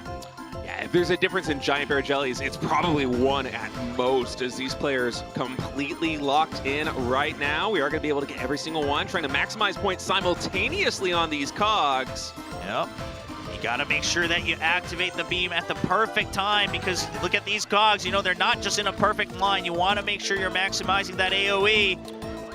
You want to get the biggest possible cluster, and both players execute that very well. Honestly, perfect for, I want to say, the last minute. That lead has been exactly 600k or so. Yeah, both of them getting that drop as well for all the cogs once more for that beam activation on the Pink Choco Cookie. Ooh, one more destroyed by Kim Gun-woo and a little bit further distance as well. That could be the difference maker. Yeah, that difference is going to be pretty big here. Distance so clutch on one future of TBD as Kim Gun-woo just continues to build up on this lead. Yeah, we'll see. Kukushi, you saw him cock his head a little bit, knowing that he's a bit further behind than he wanted to be. So we'll see if he's got something in his back pocket to make sure that he can try to greed for it, especially something like this on the activation. But look at Gun-woo. He's keeping it so clean throughout that destruction. Yeah, I think he got a lot of destruction points right there. The jump timing was perfect, hitting almost every single one of those destructible objects on the lower level. And now he's racking up additional points. Ooh, man, things are looking a little dicey here as both of them just making sure that they're balancing their jumps in between all these cogs. It's looking very good right now for Kim Gun-woo, Chobra. That lead's been up to 1 million, and I know it's a very thin margin, but with how well both these players have been going at it on this run, that might just be enough. Yeah, we'll see. We're nearing the end here as you jump all the way through these giant cogs, making sure you're getting the Giant Bear Jellies on the way as well. Drop down and then come back up. Every single one of those Giant Bear Jellies getting collected as the lead is getting thin. Energy is running out. We do have a skill activation saved up, so there is a little bit more map left to be played, but for Kim Gun-woo, I'm really liking his position right now. Yeah, here we go. First, the skill activation to extend that just a bit further. Ooh, a further jump from Kukushi here to try to extend the distance, to try to catch back up and close that gap. Is it going to be enough? It is! Kukushi, the comeback win on map number 1! Unbelievable. Even Kukushi can't believe it. He was behind 1 million points. It was so close, but he just got barely enough distance. And that's going to be Kukushi taking game number 1 here in this best of 7 series. I'm not going to lie, Chobra, I thought that Kim Gun-woo had it in the bag. Oh man, but that further, just that one extra jump that he took higher at the end of that Bishop activation into the King for the final big run. What a play from Kukushi to just make sure that he goes a bit further to get a little bit more of the jellies and catch up in the last burst. Even Gun-woo, it looks like he thought he had it in the bag. 2.5 million point difference, and the distance is really telling the tale right there. 156 in favor of Kukushi. More jumps All used right at the end, I believe, to try to get that extra distance on the drop. Yeah, Kim Ga-nu did get one more giant bear jelly, but in the end, distance was king, and Kukushi stages an epic comeback to clutch out game number 1, and he still hasn't dropped a single map today. 4-0, 3-0 in the best of 5 semifinal, and now a 1-0 lead in the best of 7 grand final. Yeah, you've got all of his previous opponents cheering him on, you know, saying, you got to be the champion if you've beat us. So far, he's looking like it. You said it, 4-map win streak today on the final day of the World Championship, and Ga-nu kind of smiling in disbelief. Just can't believe what just happened. But now he will have to choose the upcoming map, try to bring this back to a tie. Yeah, and I wonder what the selection is going to be coming in from Kim Ga-nu, because the map pool has changed from the semifinals. You got Torchlit Trial, Sprinkled Ice Cream Land, TBD, as we just saw. It can come in again. You get to play the map maximum 2 times in this best of 7 series, as well as Pineapple Altar and Moonlit Clock Tower, which we have not seen yet in this tournament. Exactly. There's a lot of options. I am curious, you know, earlier he had that kind of revenge map win on the Pineapple Altar to get him into the grand final. Perhaps he feels pretty good here. This fan saying, oh, it's fine. You know, Ga-nu doesn't lose easily like that. And that's true. Kim Ga-nu's been the story of just really battling it out all the way to the end. A show of endurance and focus. He has been on the verge of elimination more than anybody else in this tournament. Actually true. In the preliminaries, he was on the verge of elimination. In the semifinals, he went all the way to the match point. In the round of 8, he lost the very first game in the round of 8.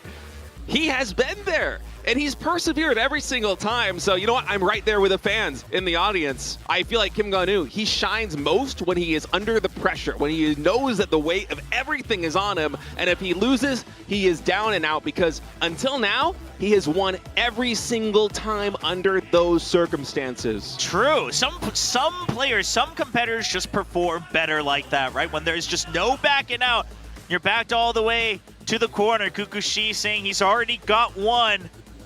Now pointing to the map, and oh, we've got some sprinkles coming our way. The intensity just does not stop in the grand finals. This is going to be Kim Ga-nu's choice. He looks confident in his decision to take us to Sprinkled Ice Cream Land. Yeah, this is, in my opinion, the most technical map that we have in the entire pool, because the speed is through the roof. It is so easy to have a collision, and it's not like you're playing for just the giant bear jellies or anything else. It's very simple. You want to get all the jellies, but really the challenge of this map, it isn't just getting those, it's getting them while avoiding the insane obstacles that are set up. Yes, exactly. This map goes crazy. I mean, it's 5 stars for a reason, right? It's speedy. Like you said, there's so many obstacles. It is literally just, you have to have everything memorized in muscle memory and see if you can get through it without any errors, featuring the candy corn cookie, relaying into the princess cookie. And again, it's all about all the jellies, and that is going to be the match candy blessing chosen for that first cookie. Yeah, and to me, Kim Ga-nu selecting this map, it feels like it's almost a skill check here versus Kukushi. Yeah. Like, can you keep up with me? You know, I may be the veteran, I may be the grizzled veteran, and you might be the upstart trying to dethrone me, but let's go to where speed is king, and let's see if you can keep pace. Big fist bump from Kim Ga-nu on stage as he's getting himself amped up. Kukushi locking in, still with those headsets on. Of course, this is not really a game of limited information. You can listen to the roar of the crowd should you choose. And for Kim Ga-nu, he's trying to breathe in that energy. Yeah, Ga-nu just wants to thrive off of it. You know, wants to really live in the moment, whereas Kukushi wants to just say that I'm just playing my own game. He wants to find ways to shut out the noise, whether he's winning or losing. And we'll see if he can continue on the streak. 4 map wins in a row so far just today on the final day against the toughest of opponents that he's faced so far. But Kim Ga-nu is looking to put a scratch on that record. Ga-nu said he'll give one to Kukushi. We'll see if that's the only one Kukushi gets as we get ready to jump into map 2 of Sprinkled Ice Cream Land.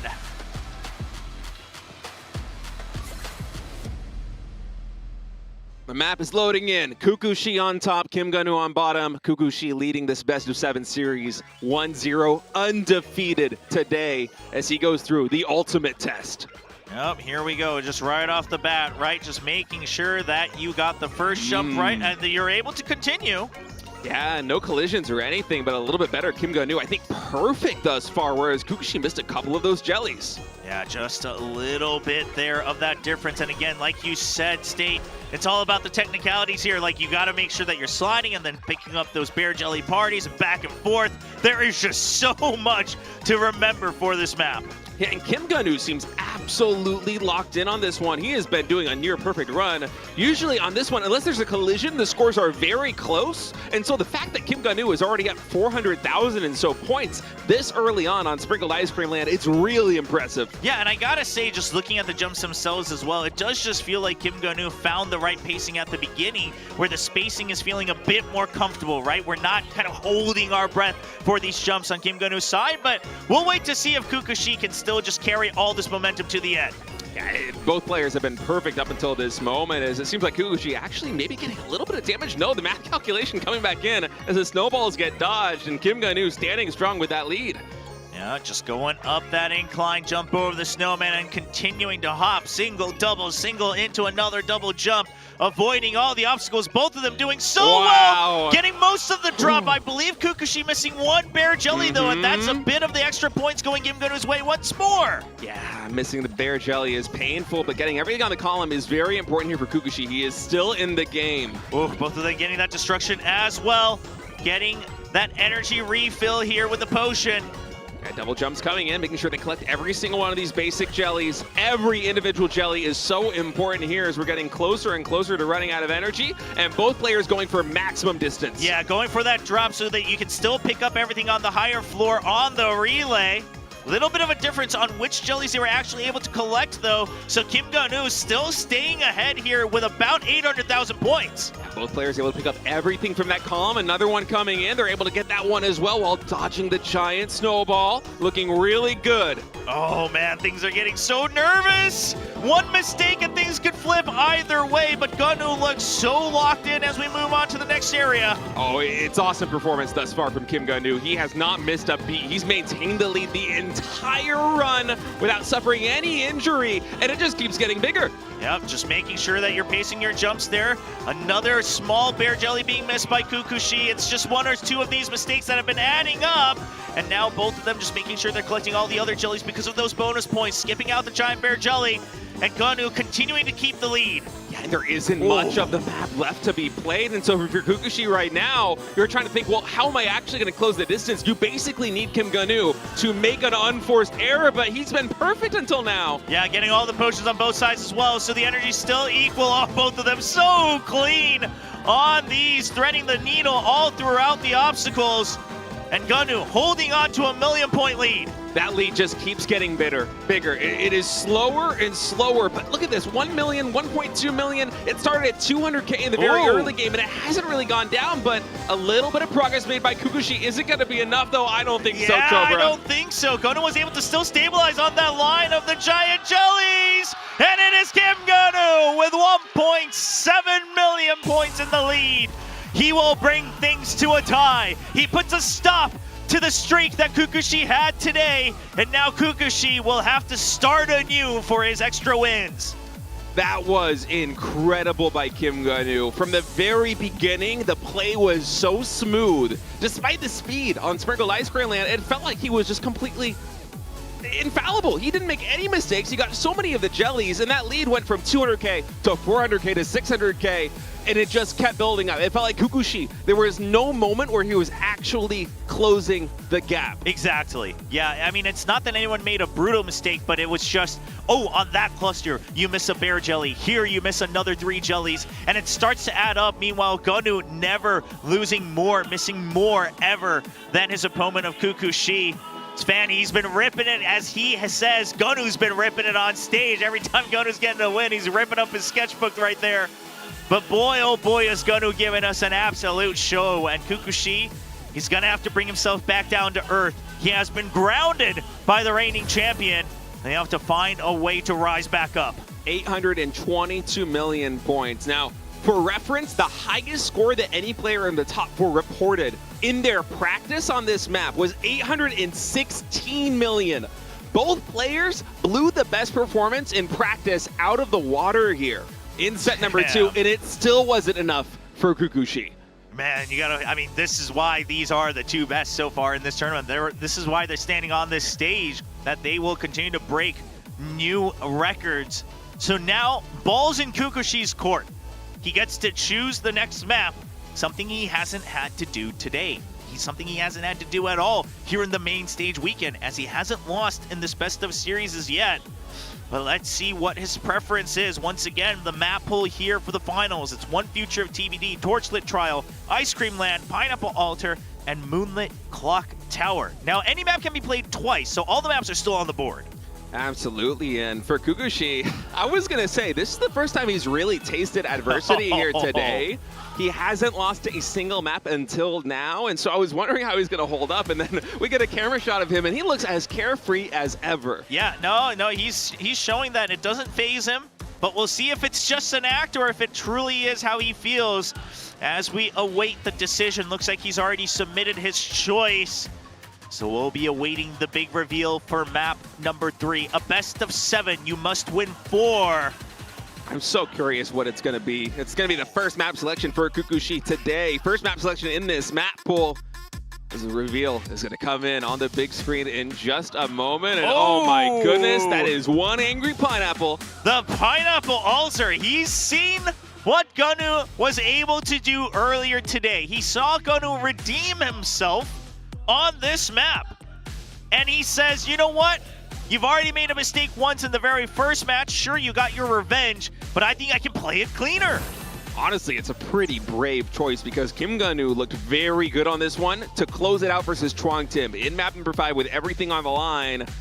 And the ladder section here in Pineapple Altar is one of the hardest sections of any level that we have in the entire map pool. And oh boy, the best score is a little bit better here for Kukushi, so you have to give him that edge. But as we just saw on Sprinkled Ice Cream Land, the best score doesn't really tell the whole story. Yeah, and we don't know how many tries that took, right? Maybe Kukushi just hit it pretty early and he was like, okay, I'm good on this map. Meanwhile, maybe Kim Gunu's been grinding away practicing this map. We have no idea, but we will see. What we do know is Kim Gunu has played it twice today. He made a bit of an error in that first run against Chuang Tim in that opening map, not able to time his skill and pet activations in time, you know, taking that magnet and the blast mode a little bit so that he wasn't able to activate it to extend his distance. He corrects that when he brings it back. He chooses it as that 5th map, brings it back. That's what gets him into the grand finals. Yeah, the werewolf activations just weren't it for Kim Gonu versus Tim, but he was able to close it out, as you said, in that final map, number 5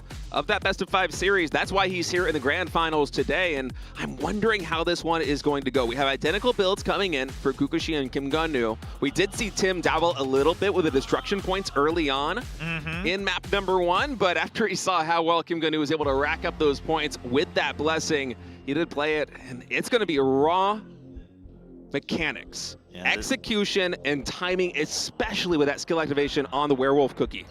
It is going to be a tough one.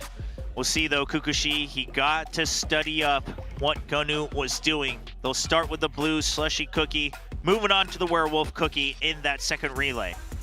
Yeah, it's going to be a lot of fun. Kim Gonu putting on a really terrific performance on Sprinkled Ice Cream Land. The first defeat that Kukushi has suffered so far today is at the hands of Kim Gonu, the legend himself, in map number 2 of this best of 7, but there is still a lot of cookie run left to be played. Both players need 3 more wins to be crowned a champion. Tied 1-1, like you said. Reset the board. 3 more map wins, and you will be the Cookie Run Oven Break World Champion. You will be the owner of that grand trophy. You will select the future of one of your favorite cookies, Kukushi versus Kim Gonu, taking us to the Pineapple Altar.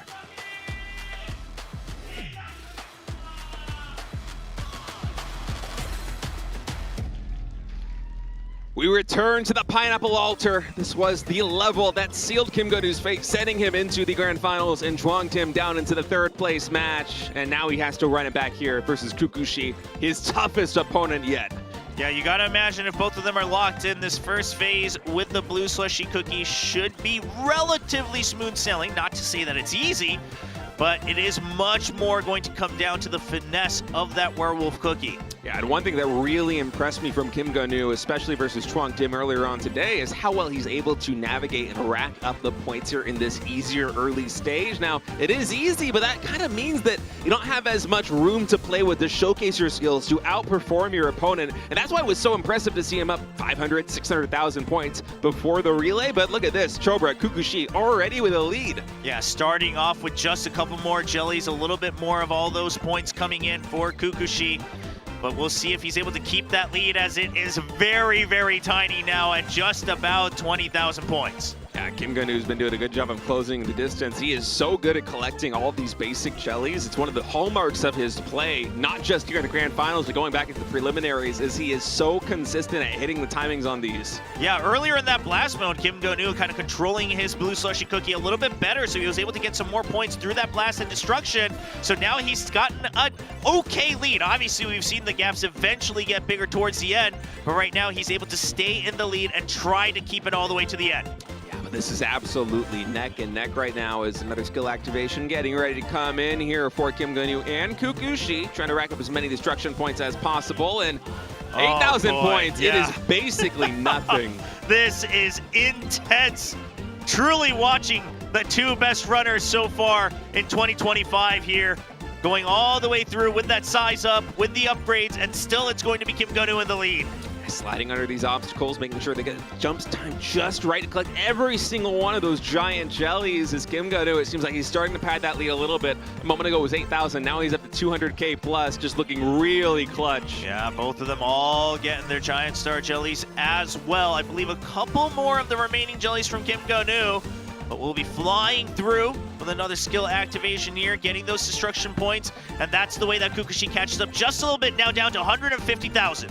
Yeah, the skill activations have been the biggest part of Kim Gun-woo's struggles on this map. In terms of just collecting the jellies, he's fantastic. He's probably the best player that we've seen thus far in the tournament play on Pineapple Altar, but the skill activations, Chuang Tim exposed that weakness in map number 1 of the semifinal, and Kukushi, he's trying to gain some ground by exposing that weakness again here in the grand finals. Yeah, Kim Gun-woo still able to collect all the remaining jellies as well, same as Kukushi, as they get into that last skill activation here with the blue slushy cookie. The jump forward will drop at the exact same time, and here comes Werewolf Cookie. Yeah, it looked like Kim Gun-woo might have had just a little bit more distance on that relay, like a couple units at most, but distance very important when the werewolf timings come through. So I wonder how much impact that will have on the end of this map. Yeah, both of them using it right before they drop to jump back up and destroy all the obstacles. Right now, Kim Gun-woo still keeping the lead to himself. Another bear jelly being missed by Kukushi, meanwhile, on the top side. But one destructible does get missed there by Kim Gun-woo, and that's going to give Kukushi his nice lead.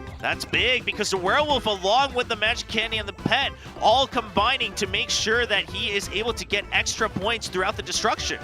Absolutely. All right, singles and double jumps now coming in. Every single one of these jellies collected. Kim Gun-woo, another skill activation on both sides. Exact same timing. Now going through, skipping that magnet to make sure that it doesn't disrupt the activations from the pet here. Now going for that second magnet to collect the rest of these jellies. These timings are so incredibly dangerous. It's so thin. The margin of error is basically nothing, but both players able to navigate it so well. It is absolutely neck and neck. Just a difference of 100,000 points so far. Nearing the end here, they'll both activate a near full gauge for the Werewolf Cookie. Getting all the destruction and all their arrows. They will catch all of it. And now it comes down as the meter goes towards the end. You go for another activation. And right at the end, the final activation, the final run. Does anybody have more distance? It's Kukushi. Equal distance, but 276,000 points.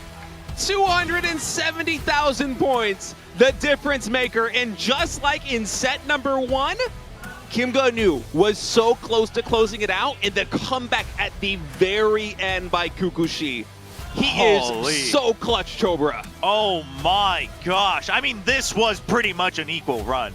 This was an equal run, and yet Kukushi is able to flip the script once more. It's incredible what we're seeing right now. I cannot believe that Kim Gun-woo if you take away the last couple seconds in set 1 and in set 3, this is a 3-0 lead for Kim Gun-woo. But these comebacks, they just keep getting staged by Kukushi, and the margin of victory is basically nothing. We have 851 million points apiece, and you're telling me it's 200,000 that separate these two? That's crazy. Even the unit, right? Dead on. Just 1 unit difference, but they got to that same jelly at the end. But it just comes down to a little bit more of the obstacles destroyed here from Kukushi. That gets him the advantage and puts him back in the lead in the grand finals. Wow. We have a best of 7 here for sure. Kukushi now with a 2-1 lead over Kim Gun-woo, and the reigning champion, he's starting to feel the heat. But as we've seen in the past, Chobra, he is playing at his best when he's under that pressure. Yes, I mean, every time he loses a map, we do find that Kim Gun-woo finds a way back into the match, but you got to give respect to Kukushi as well. I mean, being able to stick it out, he takes his first loss of the day and says, keep it cool. I've seen what you do on Pineapple Altar. I'm here to take my lead back. And he barely ekes it out with 250,000 points. Yeah, it's basically nothing, the difference between winning and losing on that set. And every single one of these levels have been so incredibly close. I was a little bit worried for Kukushi coming into this one because of how good Kim Gun-woo looked versus Chuang Tim, who yesterday was undefeated. He went 3-0. Yes, but true. My goodness, has Kukushi locked in. Oh boy, well, we're already in for a very intense match here, kind of trading off maps back and forth, so definitely no sweeps now. 2-1 lead for Kukushi, but it is a best of 7. So you still have to win at least 2 more maps if you're Kukushi, and 3 still if you're Kim Gun-woo. Yeah, there's a lot of cookie run left to be played, but we are getting closer and closer to crowning a champion, and the pressure really not affecting either of these players as much as I was expecting. It feels like they are elevating their play as we continue on. Yeah, you would normally expect kind of the big blunders to show up in the grand finals when it gets to be the most nervous situation, but we're actually seeing some of the cleanest runs we've seen at any point here at the World Championship, including the preliminaries as well. So it looks like the experience really stacking on for both of these players. Absolutely. It feels like they're elevating their play to such a degree that, I mean, just a moment ago on Sprinkled Ice Cream Land, I think we had a new best record set for the top 4 players, and it wasn't even a small margin, it was a ton of points. Yeah, I mean, both of them just absolutely pure focus, showing us, you know, they both said they want to show us the best that they have prepared, and you know what? We have been gifted that so far on the first 3 maps. Honestly, if it's going to be like this, I'm down to go all the way to the very end, you know, full 7 maps. It almost feels like we're destined to go all the way to a map number 7. The way that these players have been playing, it reminds me of Chuang Tim versus Kim Gun-woo earlier in the semifinals, where they are just taking jabs at each other endlessly. And yeah, I feel like the way this is playing right now, I would be very surprised to see either of them close it out soon. Yeah, well, we'll have to wait and see who continues to take the lead. Now, because this is a longer match, best of 7, we are going to give the players a little bit of time to regain, so we'll play some highlights for you. The Korean analyst test will step on stage briefly, and then we'll continue the grand finals. 쿠키 선수 능력 젤리가 2개 정도? 를 계속 유지해주는 김건우 선수의 모습이고 잘 따라가지고 있어요, 쿠키 선수도. 네. 김건우 선수 최후의 질주 발동할 때도 골파이가 지금 났어요. 잠깐만요. 최대한 잘 봐야 될 것 같은데요. 자, 끌어가서 자. 쿠쿠시! 미세하게 김건우 선수가 뒤처지다가 마지막에 한 번에 김건우 선수가 따라잡았어요. 맞습니다. 마지막 자, 복주! 김건우 선수가 균형을 맞춥니다. 1턴 바람 점프! 가요! 데칼 코너를 해주면서 27만 점! 쿠쿠시 선수가!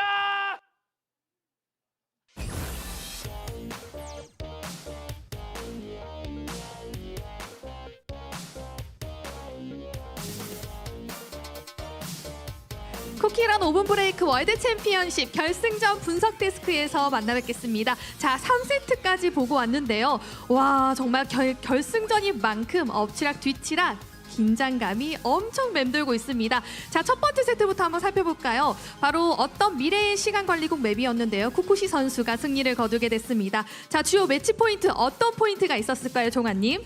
네, 우선 시간 관리국 쪽 먼저 설명해 드리자면 이제 플레이 중반부로 갔을 때 김건우 선수가 얼음곰 젤리로 하드라고 써 있는 부분을 빠르게 점프로 건너뛰려는 시도를 한번 했었어요.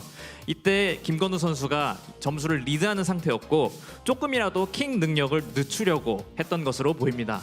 왜 여기서 능력 발동을 늦춰야 되냐면 그 이후에 발동하는 능력은 이제 2단 점프를 해야 능력이 발동하거든요. 근데 그 이후에 그 2단 점프를 빠르게 해야 되는 구간이 있습니다. 여기서 능력을 먼저 써버리면 마지막 변신을 못하기 때문에 최대한 그 킹 능력을 늦추려고 했던 것으로 보입니다. 네, 그래서 그런 좀 중요 부분이 있었고요. 네. 네, 첫 번째 세트는 그런 요인으로 쿠쿠시 선수가 승리를 가져가게 됐습니다. 자, 2세트 살펴보겠습니다. 김건우 선수가 픽한 아이스크림 동산 맵이었는데요. 자, 8-2-2 신기록을 세우면서 김건우 선수가 승리를 거두게 됐습니다. 자, 주요 매치 포인트는 어떤 포인트가 있는지 우리 또 꼬키스 선수, 꼬키스 전부석가 선수에서 한번 말씀 들어보도록 하겠습니다. 네, 전반적으로 쿠쿠시 선수는 조금 더 고점이 높은 젤리 컨트롤을 시도한 것 같았고 김건우 선수는 조금 더 실수했을 때 치명적인 부분이 적은 안정적인 젤리 컨트롤을 구사했는데요. 사실 이 빌드를 제가 김건우 선수가 이 빌드를 알게 되는 게 제가 만들어서 준 거거든요. 그래서 약간 이 빌드를 어떻게 만들게 됐는지 좀 설명해 주면 좋을 것 같아요. 그래서 사실 저는 뒤에 뭐 공주밥 쿠키가 젤리 더 먹고 이런 거 생각도 안 했고 그냥 캔디콘이 원래 그대로 가서 죽으면은 너무 젤리 컨트롤이 귀찮은 구간이 있단 말이에요. 그냥 그 구간을 이어달리기 시작할 때 자력으로 먹어버리면은 되게 편할 것 같다 이 생각해가지고 약간 날로 먹고 싶어서 그렇게 빌드를 생각했는데 그런데 이게 하고 보니까 공주밥 쿠키 거리가 줄면은 가속 발판을 밟으면서 능력 젤리가 먹히더라고요. 그래서 기존의 최고점을 한참 상회하는 빌드가 생겨가지고 이거를 건우 선수가 잘 받아서 정말 멋지게 구사해준 것 같았습니다. 네, 그렇습니다. 자, 이렇게 해서 팽팽하게 1대1 승점을 가져가게 됐었고요. 자, 방금 보셨던 마지막 3세트 한번 살펴보도록 하겠습니다. 마지막 3세트는 쿠쿠시 선수가 픽한 파인애플 부족의 재단이었는데요. 어떤 매치 포인트가 있었을까요? 네, 사실 이 부분은 저희 둘 다 분석실에서 보면서 되게 눈을 크게 뜨고 봤었는데요. 솔직히 말씀드리면 이 부분은 두 선수 모두 엄청 잘 뛰어줬고 거의 완벽에 가까웠기 때문에 막 결정적인 부분을 짚어드리기가 좀 어렵습니다. 그래도 한편으로 그 20만 점이라는 그 점수 차이는 정말 후반부에 갔을 때는 왕별 젤리 하나도 이제 안 되는 부분이었기 때문에 굉장히 엎치락뒤치락했던 경기라고 결론 지을 수 있겠습니다. 네, 그렇습니다. 이렇게 해서 저희가 세 번째 세트까지 살펴봤는데요. 현재까지 쿠쿠시 선수가 2승을 거두면서 챔피언에 조금 더 가까운 모습을 보여주고 있습니다. 저희 7과 갈 수 있을까요? 자, 결승전 이어서 보도록 하겠습니다. 어떤 분이 승자가 될지 너무 기대가 됩니다. 중계석 나와주세요.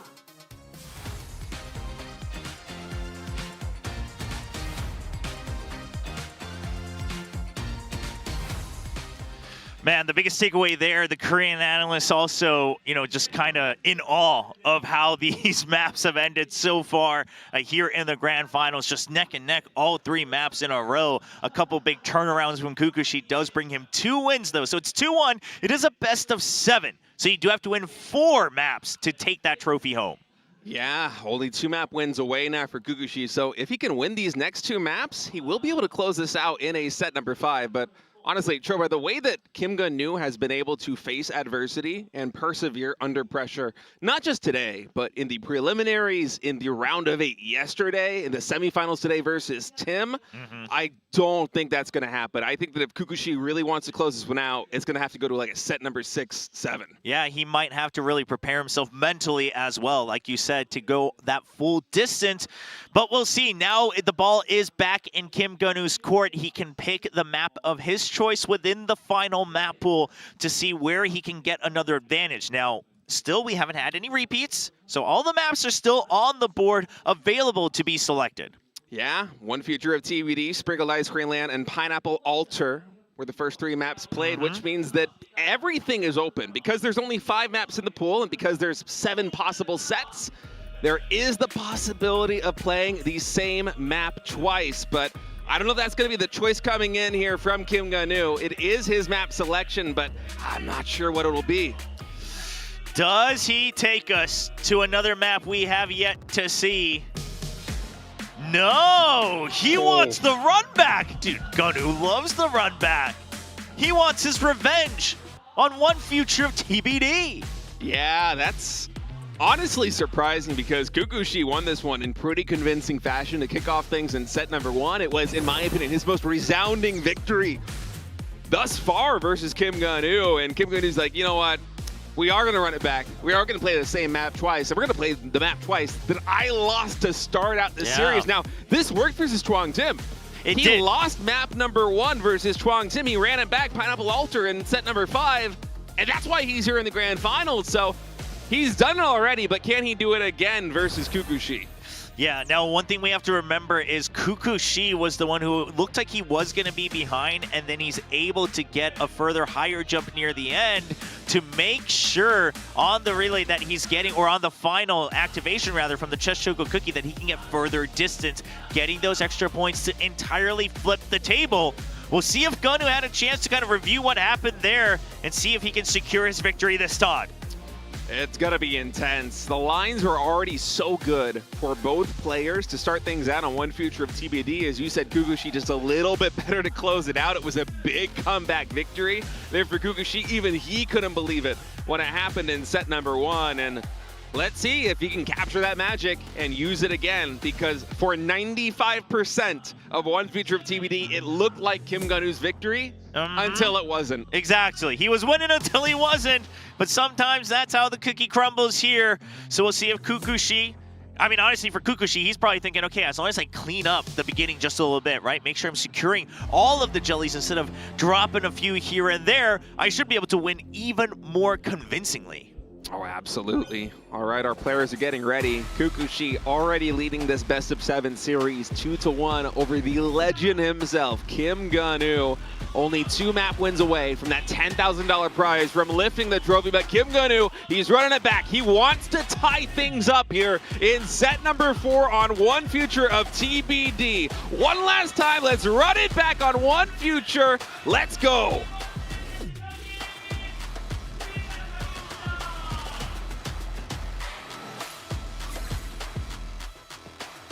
Got Kukushi on the top side of your screens, Kim Gun-woo on the bottom, and we are off to the races as our cookies begin jumping. Yeah, the last time we'll see One Future of TBD in this tournament, and Kim Gun-woo, if he can just find the way to close it out, to prevent Kukushi, the comeback kid, from winning in the last moments, he might be able to tie this up. Yeah, we'll see if Gun-woo, first of all, just trying to play it as cleanly as possible like he did last time in this first section. And then he'll have to make sure he plans ahead for the last few skills with the Chess Choco Cookies. But so far, it's looking like it's a similar story, right? Kim Gun-woo just being ever so slightly ahead. I wonder if Kim Gun-woo can maintain that, because in set number 1 versus Kukushi, he actually did collect 1 more of these giant bear jellies. That was a lot of his points. It was one of the reasons why he had that big margin heading into the final moments, but Kukushi just able to pull the rug out from under him. Couldn't believe it himself. Did emerge victorious, and I think the same story, as you said, it is playing itself out here. Yeah, as we see both of them just making sure that they use that beam on the pink Choco Cookie to make sure they're getting as many destruction points as possible. Gave Kukushi a chance to try to catch back up, but Gun-woo restabilizing here on the next section. Yeah, and it's the same line that we had as set number 1. Kim Gun-woo just gets 1 more destructible there with the skill activation, and so he's up at 200,000 points there for a moment. Yeah, a little bit of a flip back and forth. We'll have to wait for the scores to catch back up, so he will continue with that lead. It did look like Kukushi was using his beam at a slightly different time, trying to get the scores a bit earlier, but at the end of the day, Gun-woo able to regain the lead. Yeah, the timing's just a little bit different. I feel like Kim Gun-woo might have this one mapped out just a little bit better here than Kukushi, at least in the early stages. All right, now halfway through the energy here for the pink Choco Cookie. We'll see if Gun-woo can stay in the lead as we continue jumping through. Still 3 charges now, all fully charged back up here on the beam. Yeah, but it is so close right now, Trover. 350,000 points, the difference maker, and we've already accumulated, what, 458 million in total, and so this game, it is hanging on a knife's edge. Yep, all the giant bear jellies collected by both as we enter the next area. All the spikes destroyed as well, and that continues to give Gun-woo that 300,000 point lead. Yeah, the skill activation's identical right now as the jumps come through. Gotta collect every single one of these giant bear jellies, but you also need to get as many destructible points as possible. So it's a very delicate balance to rock, and so far both players doing it exceptionally well. Yeah, doing very well, but I do feel like Kukushi might start to catch up just a little bit. Looks like he mistimed one of the beams there, so misses out on a couple obstacles again. So the gap not quite close, but it is getting closer and closer bit by bit. Yeah, 300,000 point difference right now in the advantage of Kim Ga-nu as we run out of energy, and I think the distance exactly identical. Yeah, both of them landing right under those cogs as we move on to the Chess Choco Cookies. And this is where, Kim Ga-nu looked like he was maintaining the lead, but Kukushi was able to have a better build towards the end to get a little bit extra distance on his final jumps. Yes, but Kim Ga-nu knows this, so he's probably going to make an adjustment himself here in these closing moments. I wonder what it's going to be. Will he mirror the build from Kukushi? He had some time to collect himself during that break, and so I'm wondering what it will be. Yeah, it does look like Kukushi, a different build right there as well. This time flying all the way up to the top side of the cogs and then maximizing the cogs as he's flying back down. So he continues to close the gap a little bit closer now, just under 250,000. Absolutely, but Kim Ga-nu, he's so good with these skill activations and getting as many points as possible. This time he's taking the top line and he's getting a lot of these cogs, a lot of destruction points coming in, but Kukushi, he's playing better than he did in set number 1. As surprising as that is, he closed the distance. It is basically a tie. It is absolutely neck and neck. And this time we do see Kim Ga-nu going higher and higher to try to get a little bit further distance here. And now we'll see if that pays off in the long run, because it actually cost him quite a few jellies on that jump. Yeah, we'll see if it pays off. Jumps now coming in. I feel like a couple more jellies collected there by Kim Ga-nu on bottom. And now up here, this is where we're going to see a little bit of that difference that we saw earlier. Now Ga-nu trying to make sure that he can regain that lead. Both of them landing at that exact same time now. Going for that activation, trying to destroy as many all the way through. And while Ga-nu does make the difference, Kukushi was just too far ahead. The adjustment, not enough for Ga-nu. Took the risk on skipping a cluster of jellies right near the end, but it costs him way too many points.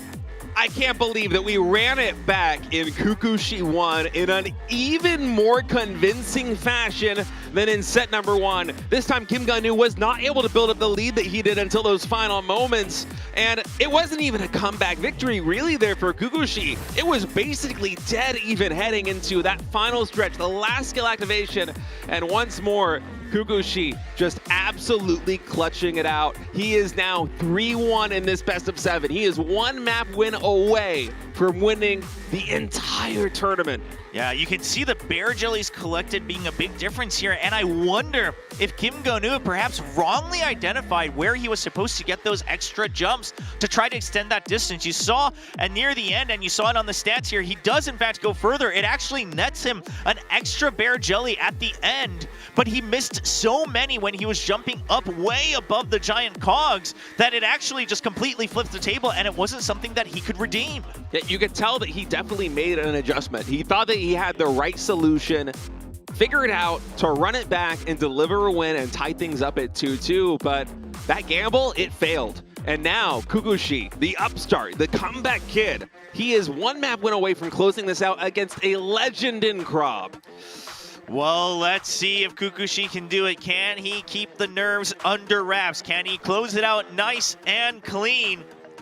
Or will it be going to yet another map? The ball is once again in Kim Ga-nu's court. He will have to select the next map, and he cannot run it once more on TBD. That is now out of the pool. Exactly. You get to play the same map twice, should you choose, but 2 times is all you get. And so already 2 of the 3 victories for Kukushi on one future of TBD as we wait for the final map selection to come through for Kim Ga-nu, or at least, I mean, certainly I hope it's not the final one, but it very well might be. All right, Ga-nu, you can tell that he's still a little bit deep in thought. You saw right after the previous map ended that he was kind of wondering, like, wait, where did I mess up? Because he did make an adjustment, but again, I'm sure he'll realize it in the review. And okay, Ga-nu taking us to the torchlit trial. This is exciting. We didn't get to see this one all that much so far in this tournament. I actually think Jungho versus Kukushi, I'm not sure if we saw it once, but We did get a glimpse at it earlier on today, and I wonder how this will go. It is very dangerous having to thread the needle to maximize the point. Chuangtim was really impressive in that regard, but it's a tough tightrope to walk. Yeah, this is that map where we did have Jungho unable to use his last black pepper cookie, the peppercorn cookie skill to make sure he extends his distance. That's right. So we'll see if either one makes that blunder, as that is pretty much the run over for either of these finals. Kukushi currently sitting at match point. Absolutely. Looking at the build order selection right now, plus 500 for all jellies there on the cherry cookie peppercorn, just going for the bear jellies in total. So mirrored builds, all going to be by the execution. And Torchlit Trial, as we saw in the preliminaries, you are very prone to suffering a collision on this map if you try to go for every single point. Oh, this one's so tough though, right? Because especially when you're racing against the best, you gotta go for those extra jellies. You make sure that you can get all the giant bear jellies, because every time you get one, you're getting extra points on the future giant bear jellies. It starts to add up. So you can't just say, I want to play it safe, because it's just going to start to multiply against you. Yeah, we saw that before with Jungho when he was playing versus Chuangtim. He flew a little bit too close to the sun. It ended up in 100 million point difference, because on Torchlit Trial, it is a double-edged sword. If you play perfectly, if you collect every single point, you are going to have a massive score. But should you mess up, it is huge. Yes, it will cost you the entire run. So Kukushi now having to accept the challenge from Kim Gun-woo. Can he wrap it up with a 4-1 score? Can he lift that trophy tonight? Or is Kim Gun-woo about to show us that the king does not back down so easily from his throne? We move on to Torchlit Trial. The crowd roars. Kukushi gives a big fist pump as we go into map number 5. It is match point. Kukushi, one map win away from being your champion here at the Cookie Run Oven Break World Championship. Kim Gun-woo needs to win 3 in a row. Yeah, that's right, Gun-woo. It's looking like it's going to be a tough run ahead of him, but with that experience that he has, he's only going to be focusing on things one map at a time, I'm sure. Absolutely, especially with somebody who's persevered, who's been on the verge of elimination so many times in this tournament and never yet failed. We do have Kukushi a little bit further ahead, so we can kind of take a look at if he's going to be able to continue to get this lead, getting all the giant bear jellies so far. Yeah, both players, immaculate starts here, very close scores. The skill activations come in, all those destruction points being utilized, a little bit of different build, and that's going to be Kim Gun-woo getting a couple more points. Yeah, trying to close that gap that he lost in the early phases. But in terms of the map bonus here, the compounding interest on the giant bear jellies, both of them being very, very clean with that collection. Yeah, that's one of the reasons why this map is so dangerous, because as you said, it continues to compound. And while these columns like this are a little bit easier, the single and double jumps now coming in, especially with the size up, able to catch every single one of those. Eventually, we're going to have to thread the needle to try and maximize those points, and that's when things get really dangerous. Yeah, Kukushi, nice and calm so far here with the peppercorn cookie. Looking pretty good, but the gap is just barely visible at 45,000 points. It's basically nothing on a map like this one. I mean, one giant bear jelly would prove to be the difference. It's hard to collect all of them with the speed bonus coming in, but both players able to get absolutely everything. Oh, so well played by both. As the calculations come through, still a 500,000 point lead, I should say, for Kukushi. All right, skill activations coming in. That's going to make this next part a little bit easy, but as soon as those destructibles start to enter play again, you got to thread the needle. Kukushi, okay, gets every single one. Oh! Kim Gun-woo misses one on bottom, though. Yeah, Kukushi had to skip one at the end as well. Doesn't take that big risk, so we're still right around the 500,000 point, but we have many of those sections coming up where you got to make sure you drop all the way to collect all the giant bear jellies. Kukushi's able to do it twice, and no! Kim Gun-woo! It's a collision for Kim Gun-woo! Takes a hit, and now he's scared. He has to play it safer. Oh, that might be everything right now. If Kukushi can play the remainder of this map without suffering a collision, he will be your champion. He can't let that pressure get to him, though. He has to remain focused. He doesn't know yet exactly what's happening.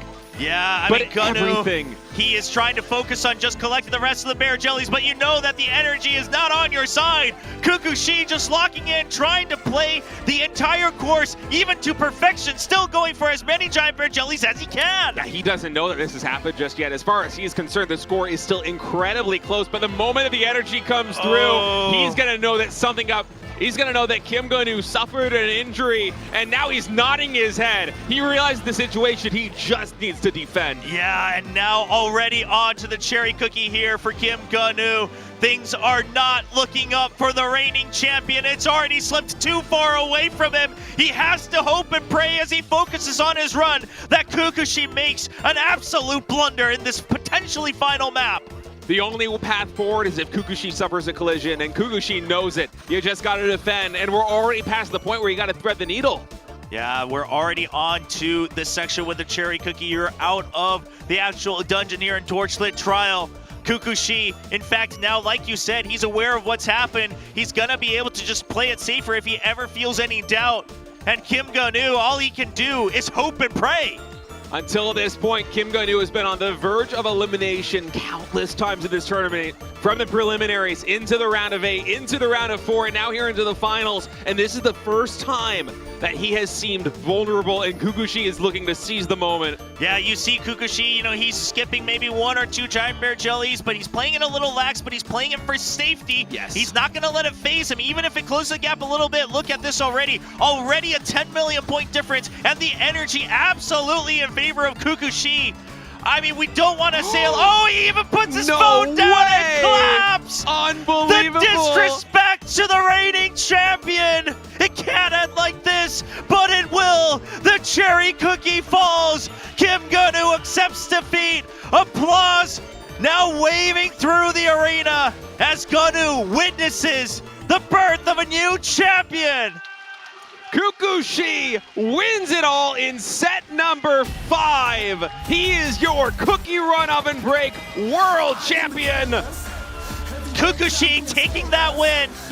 Now with a 4-1 score, he says he'll give 2. He takes even 1 more away. Taking it the moment as flames rise up around him. Crowning himself the 2025 Cookie Run Oven Break World Champion. Takes down the reigning champion. Someone who made a name for himself as the one to beat from the Cookie Run Olympics in 2024. And now all Ganu can do is sit and watch as Kukushi puts his hand on the trophy with the Golden Bear Jelly. Ladies and gentlemen, your world champion, Kukushi!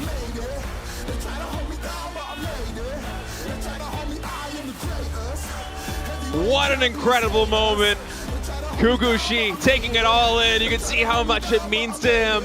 So passionate, so electric. This entire grand final stage, he dropped 1 map against the best players in the world. The longer we played, the better he looked, and there is no question that he is the best runner in the entire world.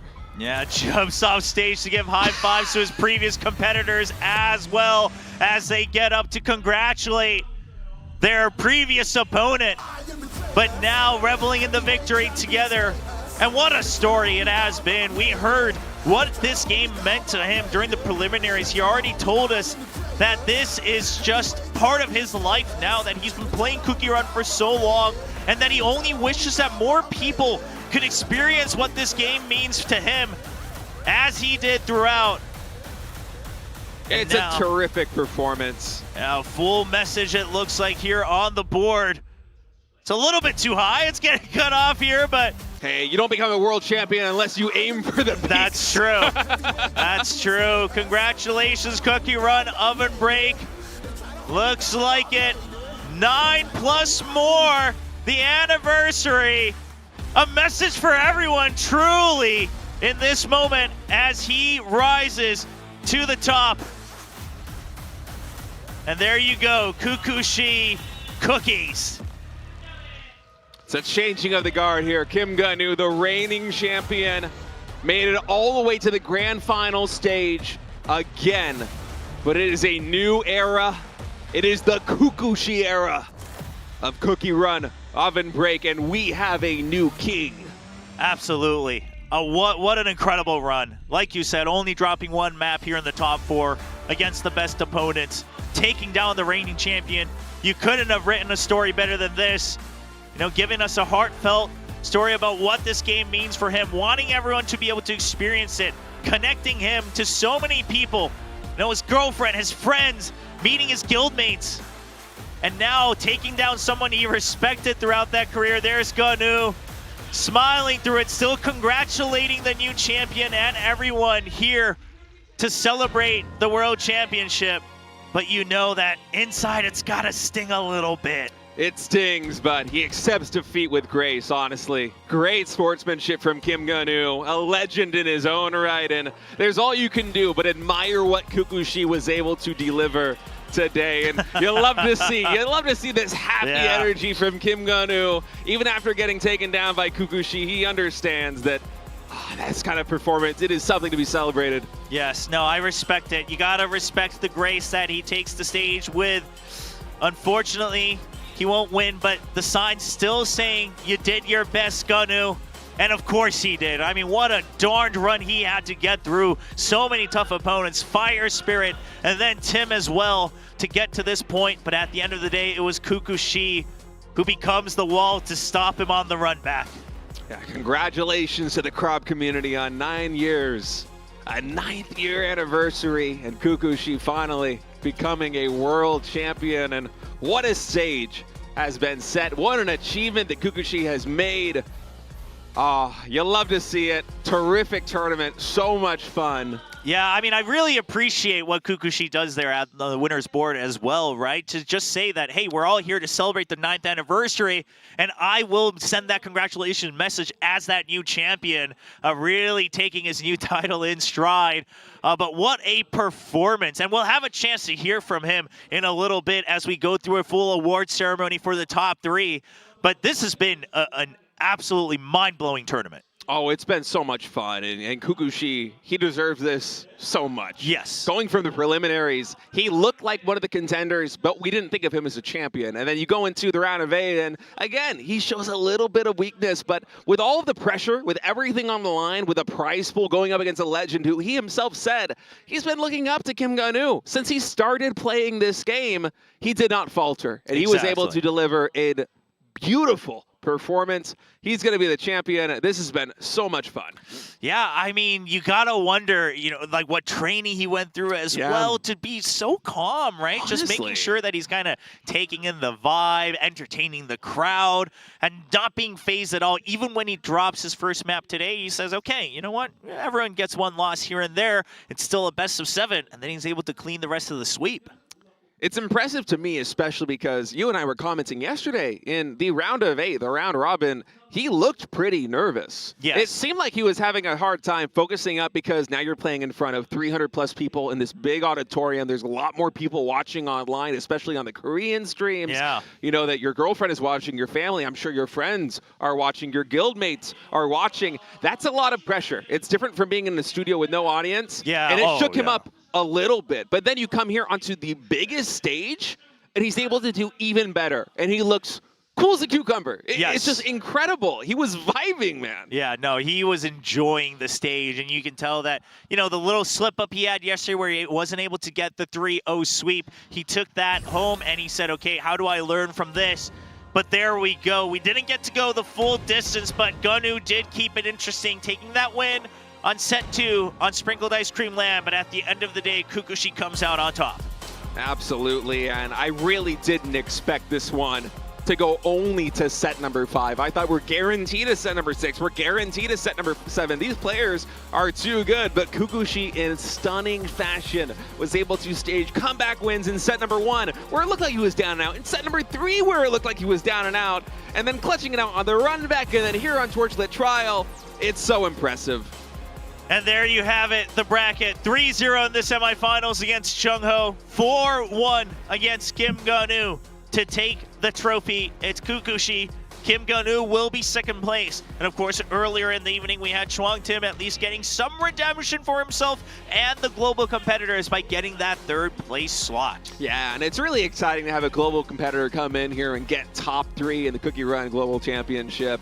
I mean, we're here in Korea. It is a global tournament. We had players from all over fly in to play, and for Chuang Tim to make it into the top 4 into a scene that has been dominated by the Koreans for so long is very exciting. Yeah, I mean, we had so many stories throughout this entire thing. If you think back even to the preliminaries all the way through, we had tiebreakers in the preliminaries as well. I mean, we've had some intense matches. We had, matches go down to 2,000 points during the preliminaries. Then we had these big flips that Kukushi was able to show us as well. Just good adjustment, honestly, quick thinking on his feet.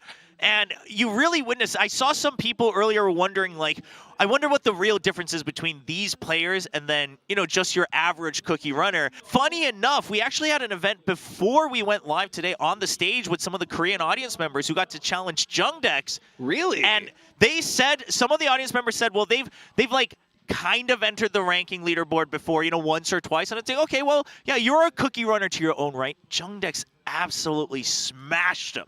So, like, these are the best of the best runners that you can find from all around the world. It is a totally different experience, and we have to respect them so much for the work they put in. Yeah, they make everything look easy, but these people are professionals for a reason. They are just a different breed. They are so incredible, and I love the energy that the audience has been bringing today. It is so much fun to showcase the best Krob gameplay in the world in front of a live audience. The fans are into it. It brings energy to the players. You can see Kukushi feeding off of their energy the entire time. We got fans of all ages. Yeah, we got fans of all ages cheering on the players, cheering on the casters, cheering on Cookie Run itself. Earlier, one of the fans saying, I want to be here for the 1,000th year anniversary of Cookie Run Oven Break. Would love to see it. Would love to see it. I mean, you just keep on running. You never stop running. We see. Okay, you're just taking over the entire arena. I like that. A kid doing what a kid does. He's running. He's running. He's getting ready for Cookie Run. Honestly, that's true. Yeah. He's going to be the next Cookie. Yeah, exactly. He's going to be the next Cookie. What's his skin going to be? What's his costume going to be? I actually forgot. I was so taken up by the hype. I had forgotten about the costume. Guys, we're going to check out the highlights, and then we're going to come back and hear from our champion. 닿네요. 닿았어요. 지는 건가요? 그런데 꿋꿋이 선수가 이제는 무적 없이 저거를 장애물을 피하면서 왕검젤리를 챙겨줘야 됩니다. 하나씩. 하나. 일단 김건 선수. 와. 양 선수 다 잘 지켜봐야 되는데요. 1분 차근 사이. 챙겨줬고 챙겨줘. 자, 꼭 7천 넘어서 점수 기록 봐야겠죠. 네. 퍼포먼스! 어느 정도 이제 본인의 결과를 네바람 점프 종반으로 넘어가면서 점수는 상관없다. 아까 뭐 퍼포먼스 해가지고. 그쵸. 점프로. 자, 쿠키라 오븐 브레이크 월드 챔피언십 세계 챔피언 쿠쿠시 선수입니다.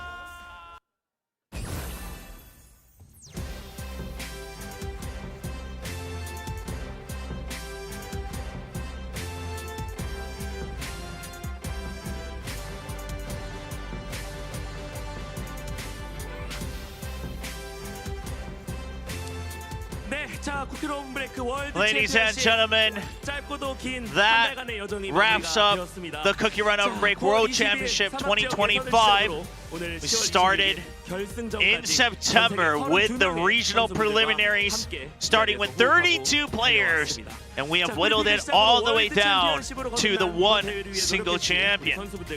And we want to take this time to thank everyone for joining us for this journey, and of course to all of the players who have given us such amazing runs here on Cookie Run Oven Break. 자, 월드 챔피언십의 피날레를 장식한 선수는 바로 Now, as we just saw, the player who was able to lift the trophy was, of course, the king of the Plains region, now king of Cookie Run. Now taking that trophy, continuing on the legacy of Kim Gun-woo from last year. So big congratulations to our new champion. And of course, what a performance it was. But now we will take a chance to celebrate our best performance. We have Caster Young-il just asking the Korean audience to make sure that they cheer for all of our winners, because they have to go through the photo op as well, and sometimes it can get a little awkward if you haven't done it. So make sure that the energy is up there, as it has been. Honestly, an amazing crowd that we've had today. Now, the award ceremony, we will be celebrating our top 3 runners. First and third place. To present the award is going to be the project owner of the Cookie Run Oven Break World Championship. It's going to be Yuna Koo.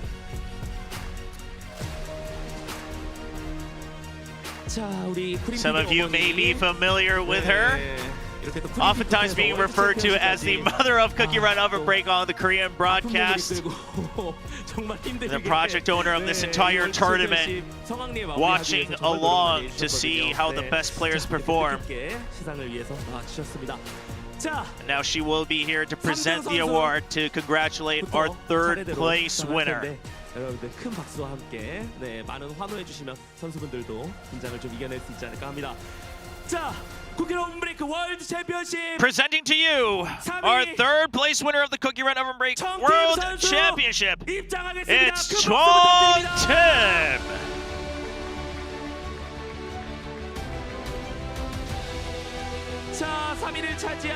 An amazing showing from Chong Tim. Of course, as we saw all the way from the preliminaries all the way to here. And he will be getting the $2,000 3rd place prize, putting his name on the podium and putting the global competitors' names on the podium. And now we'll take some time to commemorate this moment for a little photo. There you go. A three from Yuno, but a V from Chong Tim. There we go. Now we got the same pose going on. Congratulations once again to Chong Tim. Perhaps not as far as he would have liked, but still up on the podium. Once again, big congratulations. He's still happy. Love to see it. Celebrating with the big check. 저렇게 나와서 이 보드 전달하는 것만으로도 이렇게 떨리는 일인데 선수분들 여기서 어떻게 그렇게 멋진 경기를 보여줬을까요? 대단합니다, 진짜. It's just reminiscing about how nervous the players must have been as we see, even the award ceremony being all nervous to pass on the awards. But for 2nd place, we're going to invite a special guest. It's Jong-Hwa Hall, who you would have seen on the Korean Analyst Test. He's actually one of the game designers on Cookie Run Oven Break. Helped break down some of the action on the Korean broadcast throughout this weekend. And now here to commemorate our 2nd place winner. 여러분 에너지 잘 분배하셔서 다 쏟고 가시면 집에 가시는 길 뿌듯하게 가실 수 있을 겁니다. 자, Cookie Run Oven Break World Championship. Now presenting to you the 2nd place winner of the Cookie Run Oven Break World Championship. It's Kim Go-nu.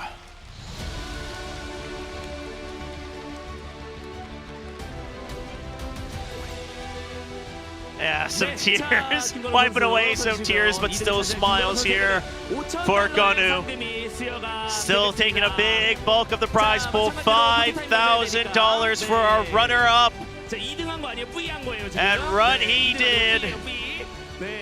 Still a V for victory. He's had plenty of those. An arduous journey coming up.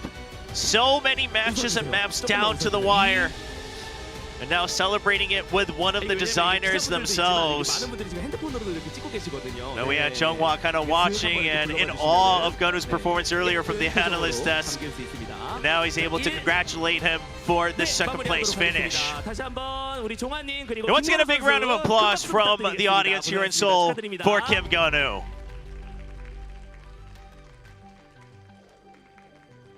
자, 이제 에너지 남은 거 다 쓰셔야 돼요.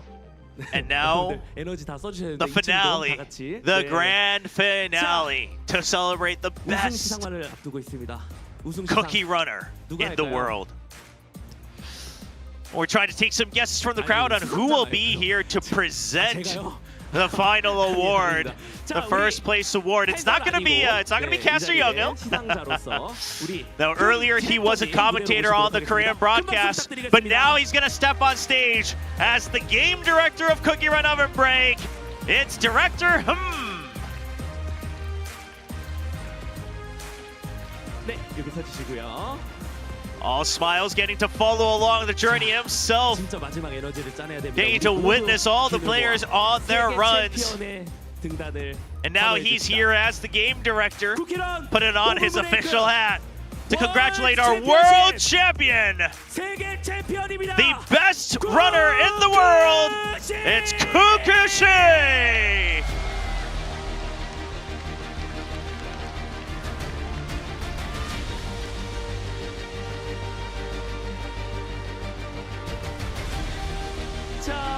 Kukushi in all his glory. 선수 가운데로. 네. 자, 우승을 차지한 구쿠시 선수에게는 $10,000의 상금이 수여가 되겠습니다. $10,000 to his name as the winner of the Cookie Run Oven Break World Championship. 들어드릴게요. 포토타임 먼저 해야 되니까. We'll get to hear from him in just a second. But of course, we definitely have to commemorate this, leave it as a part of Cookie Run Oven Break history. 여러 가지로 좀 찍을게요. 우승자라서 1등 이런 거 You know, entering into a world of competition here for Cookie Run Oven Break, starting off the esports journey last year. And now a world championship. Kukushi giving us some multiple different poses. Congratulating everybody for the 9th anniversary. But truly, it's Kukushi who takes the spotlight today. And what an honor it'll be to celebrate this moment with the game director together. Now let's take a chance to hear from Kukushi himself. Yeah, Kukushi, you don't get to run away from the stage just yet. So Kukushi, you've been able to become the world champion. Please greet the audience.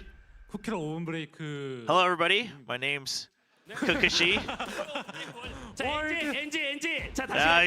He wasn't quite sure what his official title is now as the winner. We'll redo that. We'll redo that.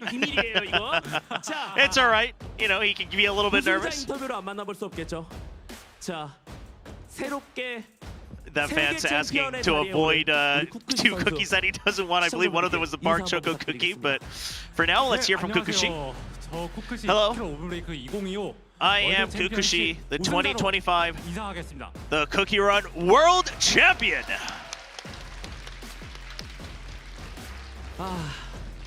드디어 혼자 남았어요. 네. 자, 우승 소감 한번 들어볼까요? Yeah, well, you've won the whole thing. How does that feel? I honestly thought Gonu would take the trophy. So, you know, honestly, I was just coming back to this tournament as a challenger once more. And now to be able to call a champion, I can't really put it into words. 모든 유저분들이 가장 궁금해하실 만한 All right, so I think everyone's very curious, but what cookie do you normally like? So Kukushi's saying, I normally like, you know, kind of like pretty cookies. So like the stolen cookie or, you know. Yeah, you don't have to be shy. I mean, it's your choice. It's your choice. And he's like, okay, well, you know what? I'll take some time. I'll take some time to think about it. Let me get back to you. Crowd shouting out their favorite cookies, trying to lobby for it. Tell us what you want in chat. That'll go in record. Maybe we can show it to Kukushi. Of course, it is his choice at the end. Yeah, well, we hope Kukushi makes a wise decision to get his own cookie that he likes, but also one that will get a lot of love from the overall Cookie Run community here. Now, what do you want to do with the prize money? Well, hey, I gotta treat all of my guild members to a nice dinner. 우승 이후로 들어오신 분도 회식에 포함인가요? Now, what about people who joined the guild now? I don't know about that. We'll have to check the roster. 당분 그러니까 좀 빠른 시일 내에 하도록 하겠습니다. Yeah, you know, I'll have to figure out a timing, but I'll schedule the dinner soon enough. 아무래도 좀 이제 우승도 하고 하니까 감사 인사 전해야 할. 네, 우리. Yeah, anybody you want to thank 사실 now 이럴 때 then? 부모님을 먼저 떠올리기 마련인데 현장에 여자친구분이 와 계시니까. So normally people, you know, think about their parents here, but I know that your girlfriend's here, so you know, take your time and thank who you need to. 사실 감사를 드려야 될 분이 좀 여러 분 Well, 계세요. to be very honest, I have to thank 그거는 시간 따로 드릴게요. a lot of people. So we'll give you time for that later. For now, anything you want to say to your girlfriend? 정말 저를 이 쿠키런의 길로 Well, 인도해 주시고가 아닌데. You know, my girlfriend really helped guide me on this path of Cookie Run Oven Break. You know, I can't really put it into words, but thank you so much, and I love you. 진짜 생각나는 사람들 많죠. 연습. Yeah, for those who don't know, he had told us after the preliminaries that Kukushi was able to meet his girlfriend by talking about Cookie Run Oven Break and really sharing that interest, and they've been together ever since over the years.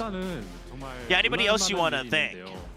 제가 이제 예선 경기 끝나고 이제 부모님들과 친척들이 There's something that I need to share a story. After I beat the preliminaries, after I won the preliminaries, I got together with my family, and one of my uncles actually bought me the same exact phone that we would use at the tournament, so I could practice with the exact same setup and the same gear. And I know that's not an easy decision. It's not a cheap present. So I really want to thank my uncle for supporting me and preparing me for this tournament. 저조차도 이제 저에 대한 믿음이 없을 때. And also, you know, for me, another person I want to thank is, you know, Waffle, you know, one of the commentators on the Korean cast. He put a lot of faith in me even when I didn't believe in myself, and I heard that he was actually predicted me to win this tournament, and I was so surprised to hear that. But you know, to get that support, you know, from Waffle, I really appreciate it. That was him on the camera just now. And also, I want to thank Gonu himself because he was such an inspiration for me, and you know, he was a big part of me being able to overtake him today on the stage. 감사드린다는 말씀 드리고 싶습니다. You know, and thanking some of the other players as well. Now, anybody else that you want to thank? Oh yes, of course, everyone here in the audience, everyone who showed up this weekend. I love you all. Thank you. Once again, big congratulations to Kukushi. What a story it truly has been. That's crazy. To hear that the support he got, his uncle just saying, okay, what phone is it? He finds out, he brings that to the family gathering and says, here you go. You know, no further words, just this is it. Yeah? This is the prep. It's awesome. Love triumph today, Chobra. It really did. You can see how much his family and his girlfriend and everybody supported him. It's a wonderful story. And really, this has been such a fun tournament. Yes. Honestly, it's been a privilege to cast this with you. It's my first time casting Cookie Run, and from meeting the players and the fans, and then everybody in the chat too, they've been so kind and so welcoming and so loving, and most importantly, passionate about their game. It's great. The crowd community is excellent. Kukushi, a well-deserved world champion. It's just an incredible moment. Yeah, no, it really has been an amazing journey, right? Several weeks in the making. But I also want to take this chance to thank everyone who has watched any part of this entire tournament that has been in the works. Like State said, our first time being able to engage directly with Cookie Run Oven Break. And honestly, we want to thank you all. Your support for not just us, but really this game is really what also fueled us to enjoy this entire journey. And of course, shout out to the players who gave us so many amazing runs. That honestly just made the tournament itself so exciting. Yeah, honestly, it sounds cliche, but this literally wouldn't be happening if it was not for the fans. No, I mean, it is true. Yeah, for everybody who tuned in, even if it was just one match of the preliminaries or the match yesterday or just for the grand finals today. Even if it was just for the codes. No, seriously. No, seriously, because those codes are for you. I'm not even joking. I mean, hey, you're still engaging with us, right? You're still engaging with the game. And of course, right now, it looks like we do have a moment on stage to hear with Director here. Yeah. So let's tune into that and let's see what he has to say for the overall Cookie Run community. And I'm just saying, I want to thank everyone who showed up in the arena, who's been watching, online, and thank you so much for taking the time throughout this weekend. Such precious time to share with the Cookie Run Oven Break World Championship. So we want to thank you. And I actually wasn't too nervous while I was commentating, but now standing in front of you as a game director, I'm much more nervous because I honestly think you give us so much more love than we actually deserve, and we're able to give back, and we're so appreciative of all that support, and it fuels us so much. And so, we had last year we had promised to everyone that we wanted to expand the Cookie Run Oven Break competition and the esports world to a global competition in 2025, and we just wanted to do our best to deliver on that promise.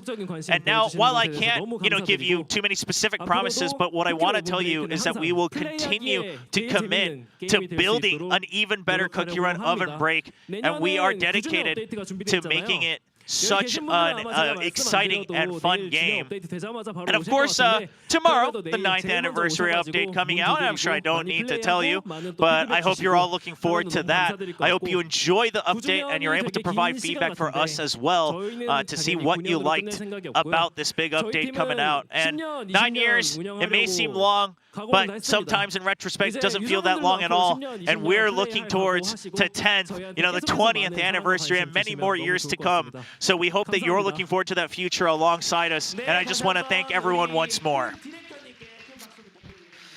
Thank you to Director Hum once more. And honestly, I also loved the fact that he was part of the commentating team as well, kind of bringing that flavor out. And then he's now able to just kind of witness it firsthand, right? He's here in the moment alongside the players, alongside the fans, and you can tell what it means for him. So again, we weren't joking. Like all of this, it really comes from you guys who are watching at home, you who have helped spread the word, and maybe some of you who didn't even know that a tournament was going on. You saw it in game, you clicked on it, you got some tokens, you're watching some amazing runs, and now another new big update's coming out as well for the anniversary. Yeah, it's so much fun. And it shows how passionate the entire Krob team is about their game. To have the game director joining the cast, to be here supporting the players, it's just incredible. Everybody here is so passionate. The fans are passionate. The crew is passionate. The players are passionate. You love to see it. Yeah, it has been an amazing journey. So once again, thank you so much for joining us here for the Cookie Run Oven Break World Championship 2025. Starting with 32 amazing players, now down to 1 champion. And we'll see where that journey takes us in the future. But as Director Hum said, they are committed to continuing and delivering an even better Cookie Run Oven Break, so I hope you're all excited for that future. Once again, we also, as the duo here casting, and of course the entire production crew, want to thank you for welcoming us and enjoying the show that we were able to put together for all of you, and we hope that we can provide so many more in the future, because it has been some of the most exciting moments that I have had throughout my entire career. We're actually going out on the Korean broadcast right now, so shout out to the Korean fans as well. But it really has been an entire group effort, and all of you at home, all the fans here in Korea in the arena, absolutely the biggest part of it. So once again, Director Hum said it best, but we thank you all. We hope you enjoyed the entire weekend of the intense matches, and that's going to be it for this year. But hopefully, I don't know the details, but hopefully we'll be back in the near future with more Cookie Run Oven Break. We thank you all, and we'll see you in the 9th anniversary update.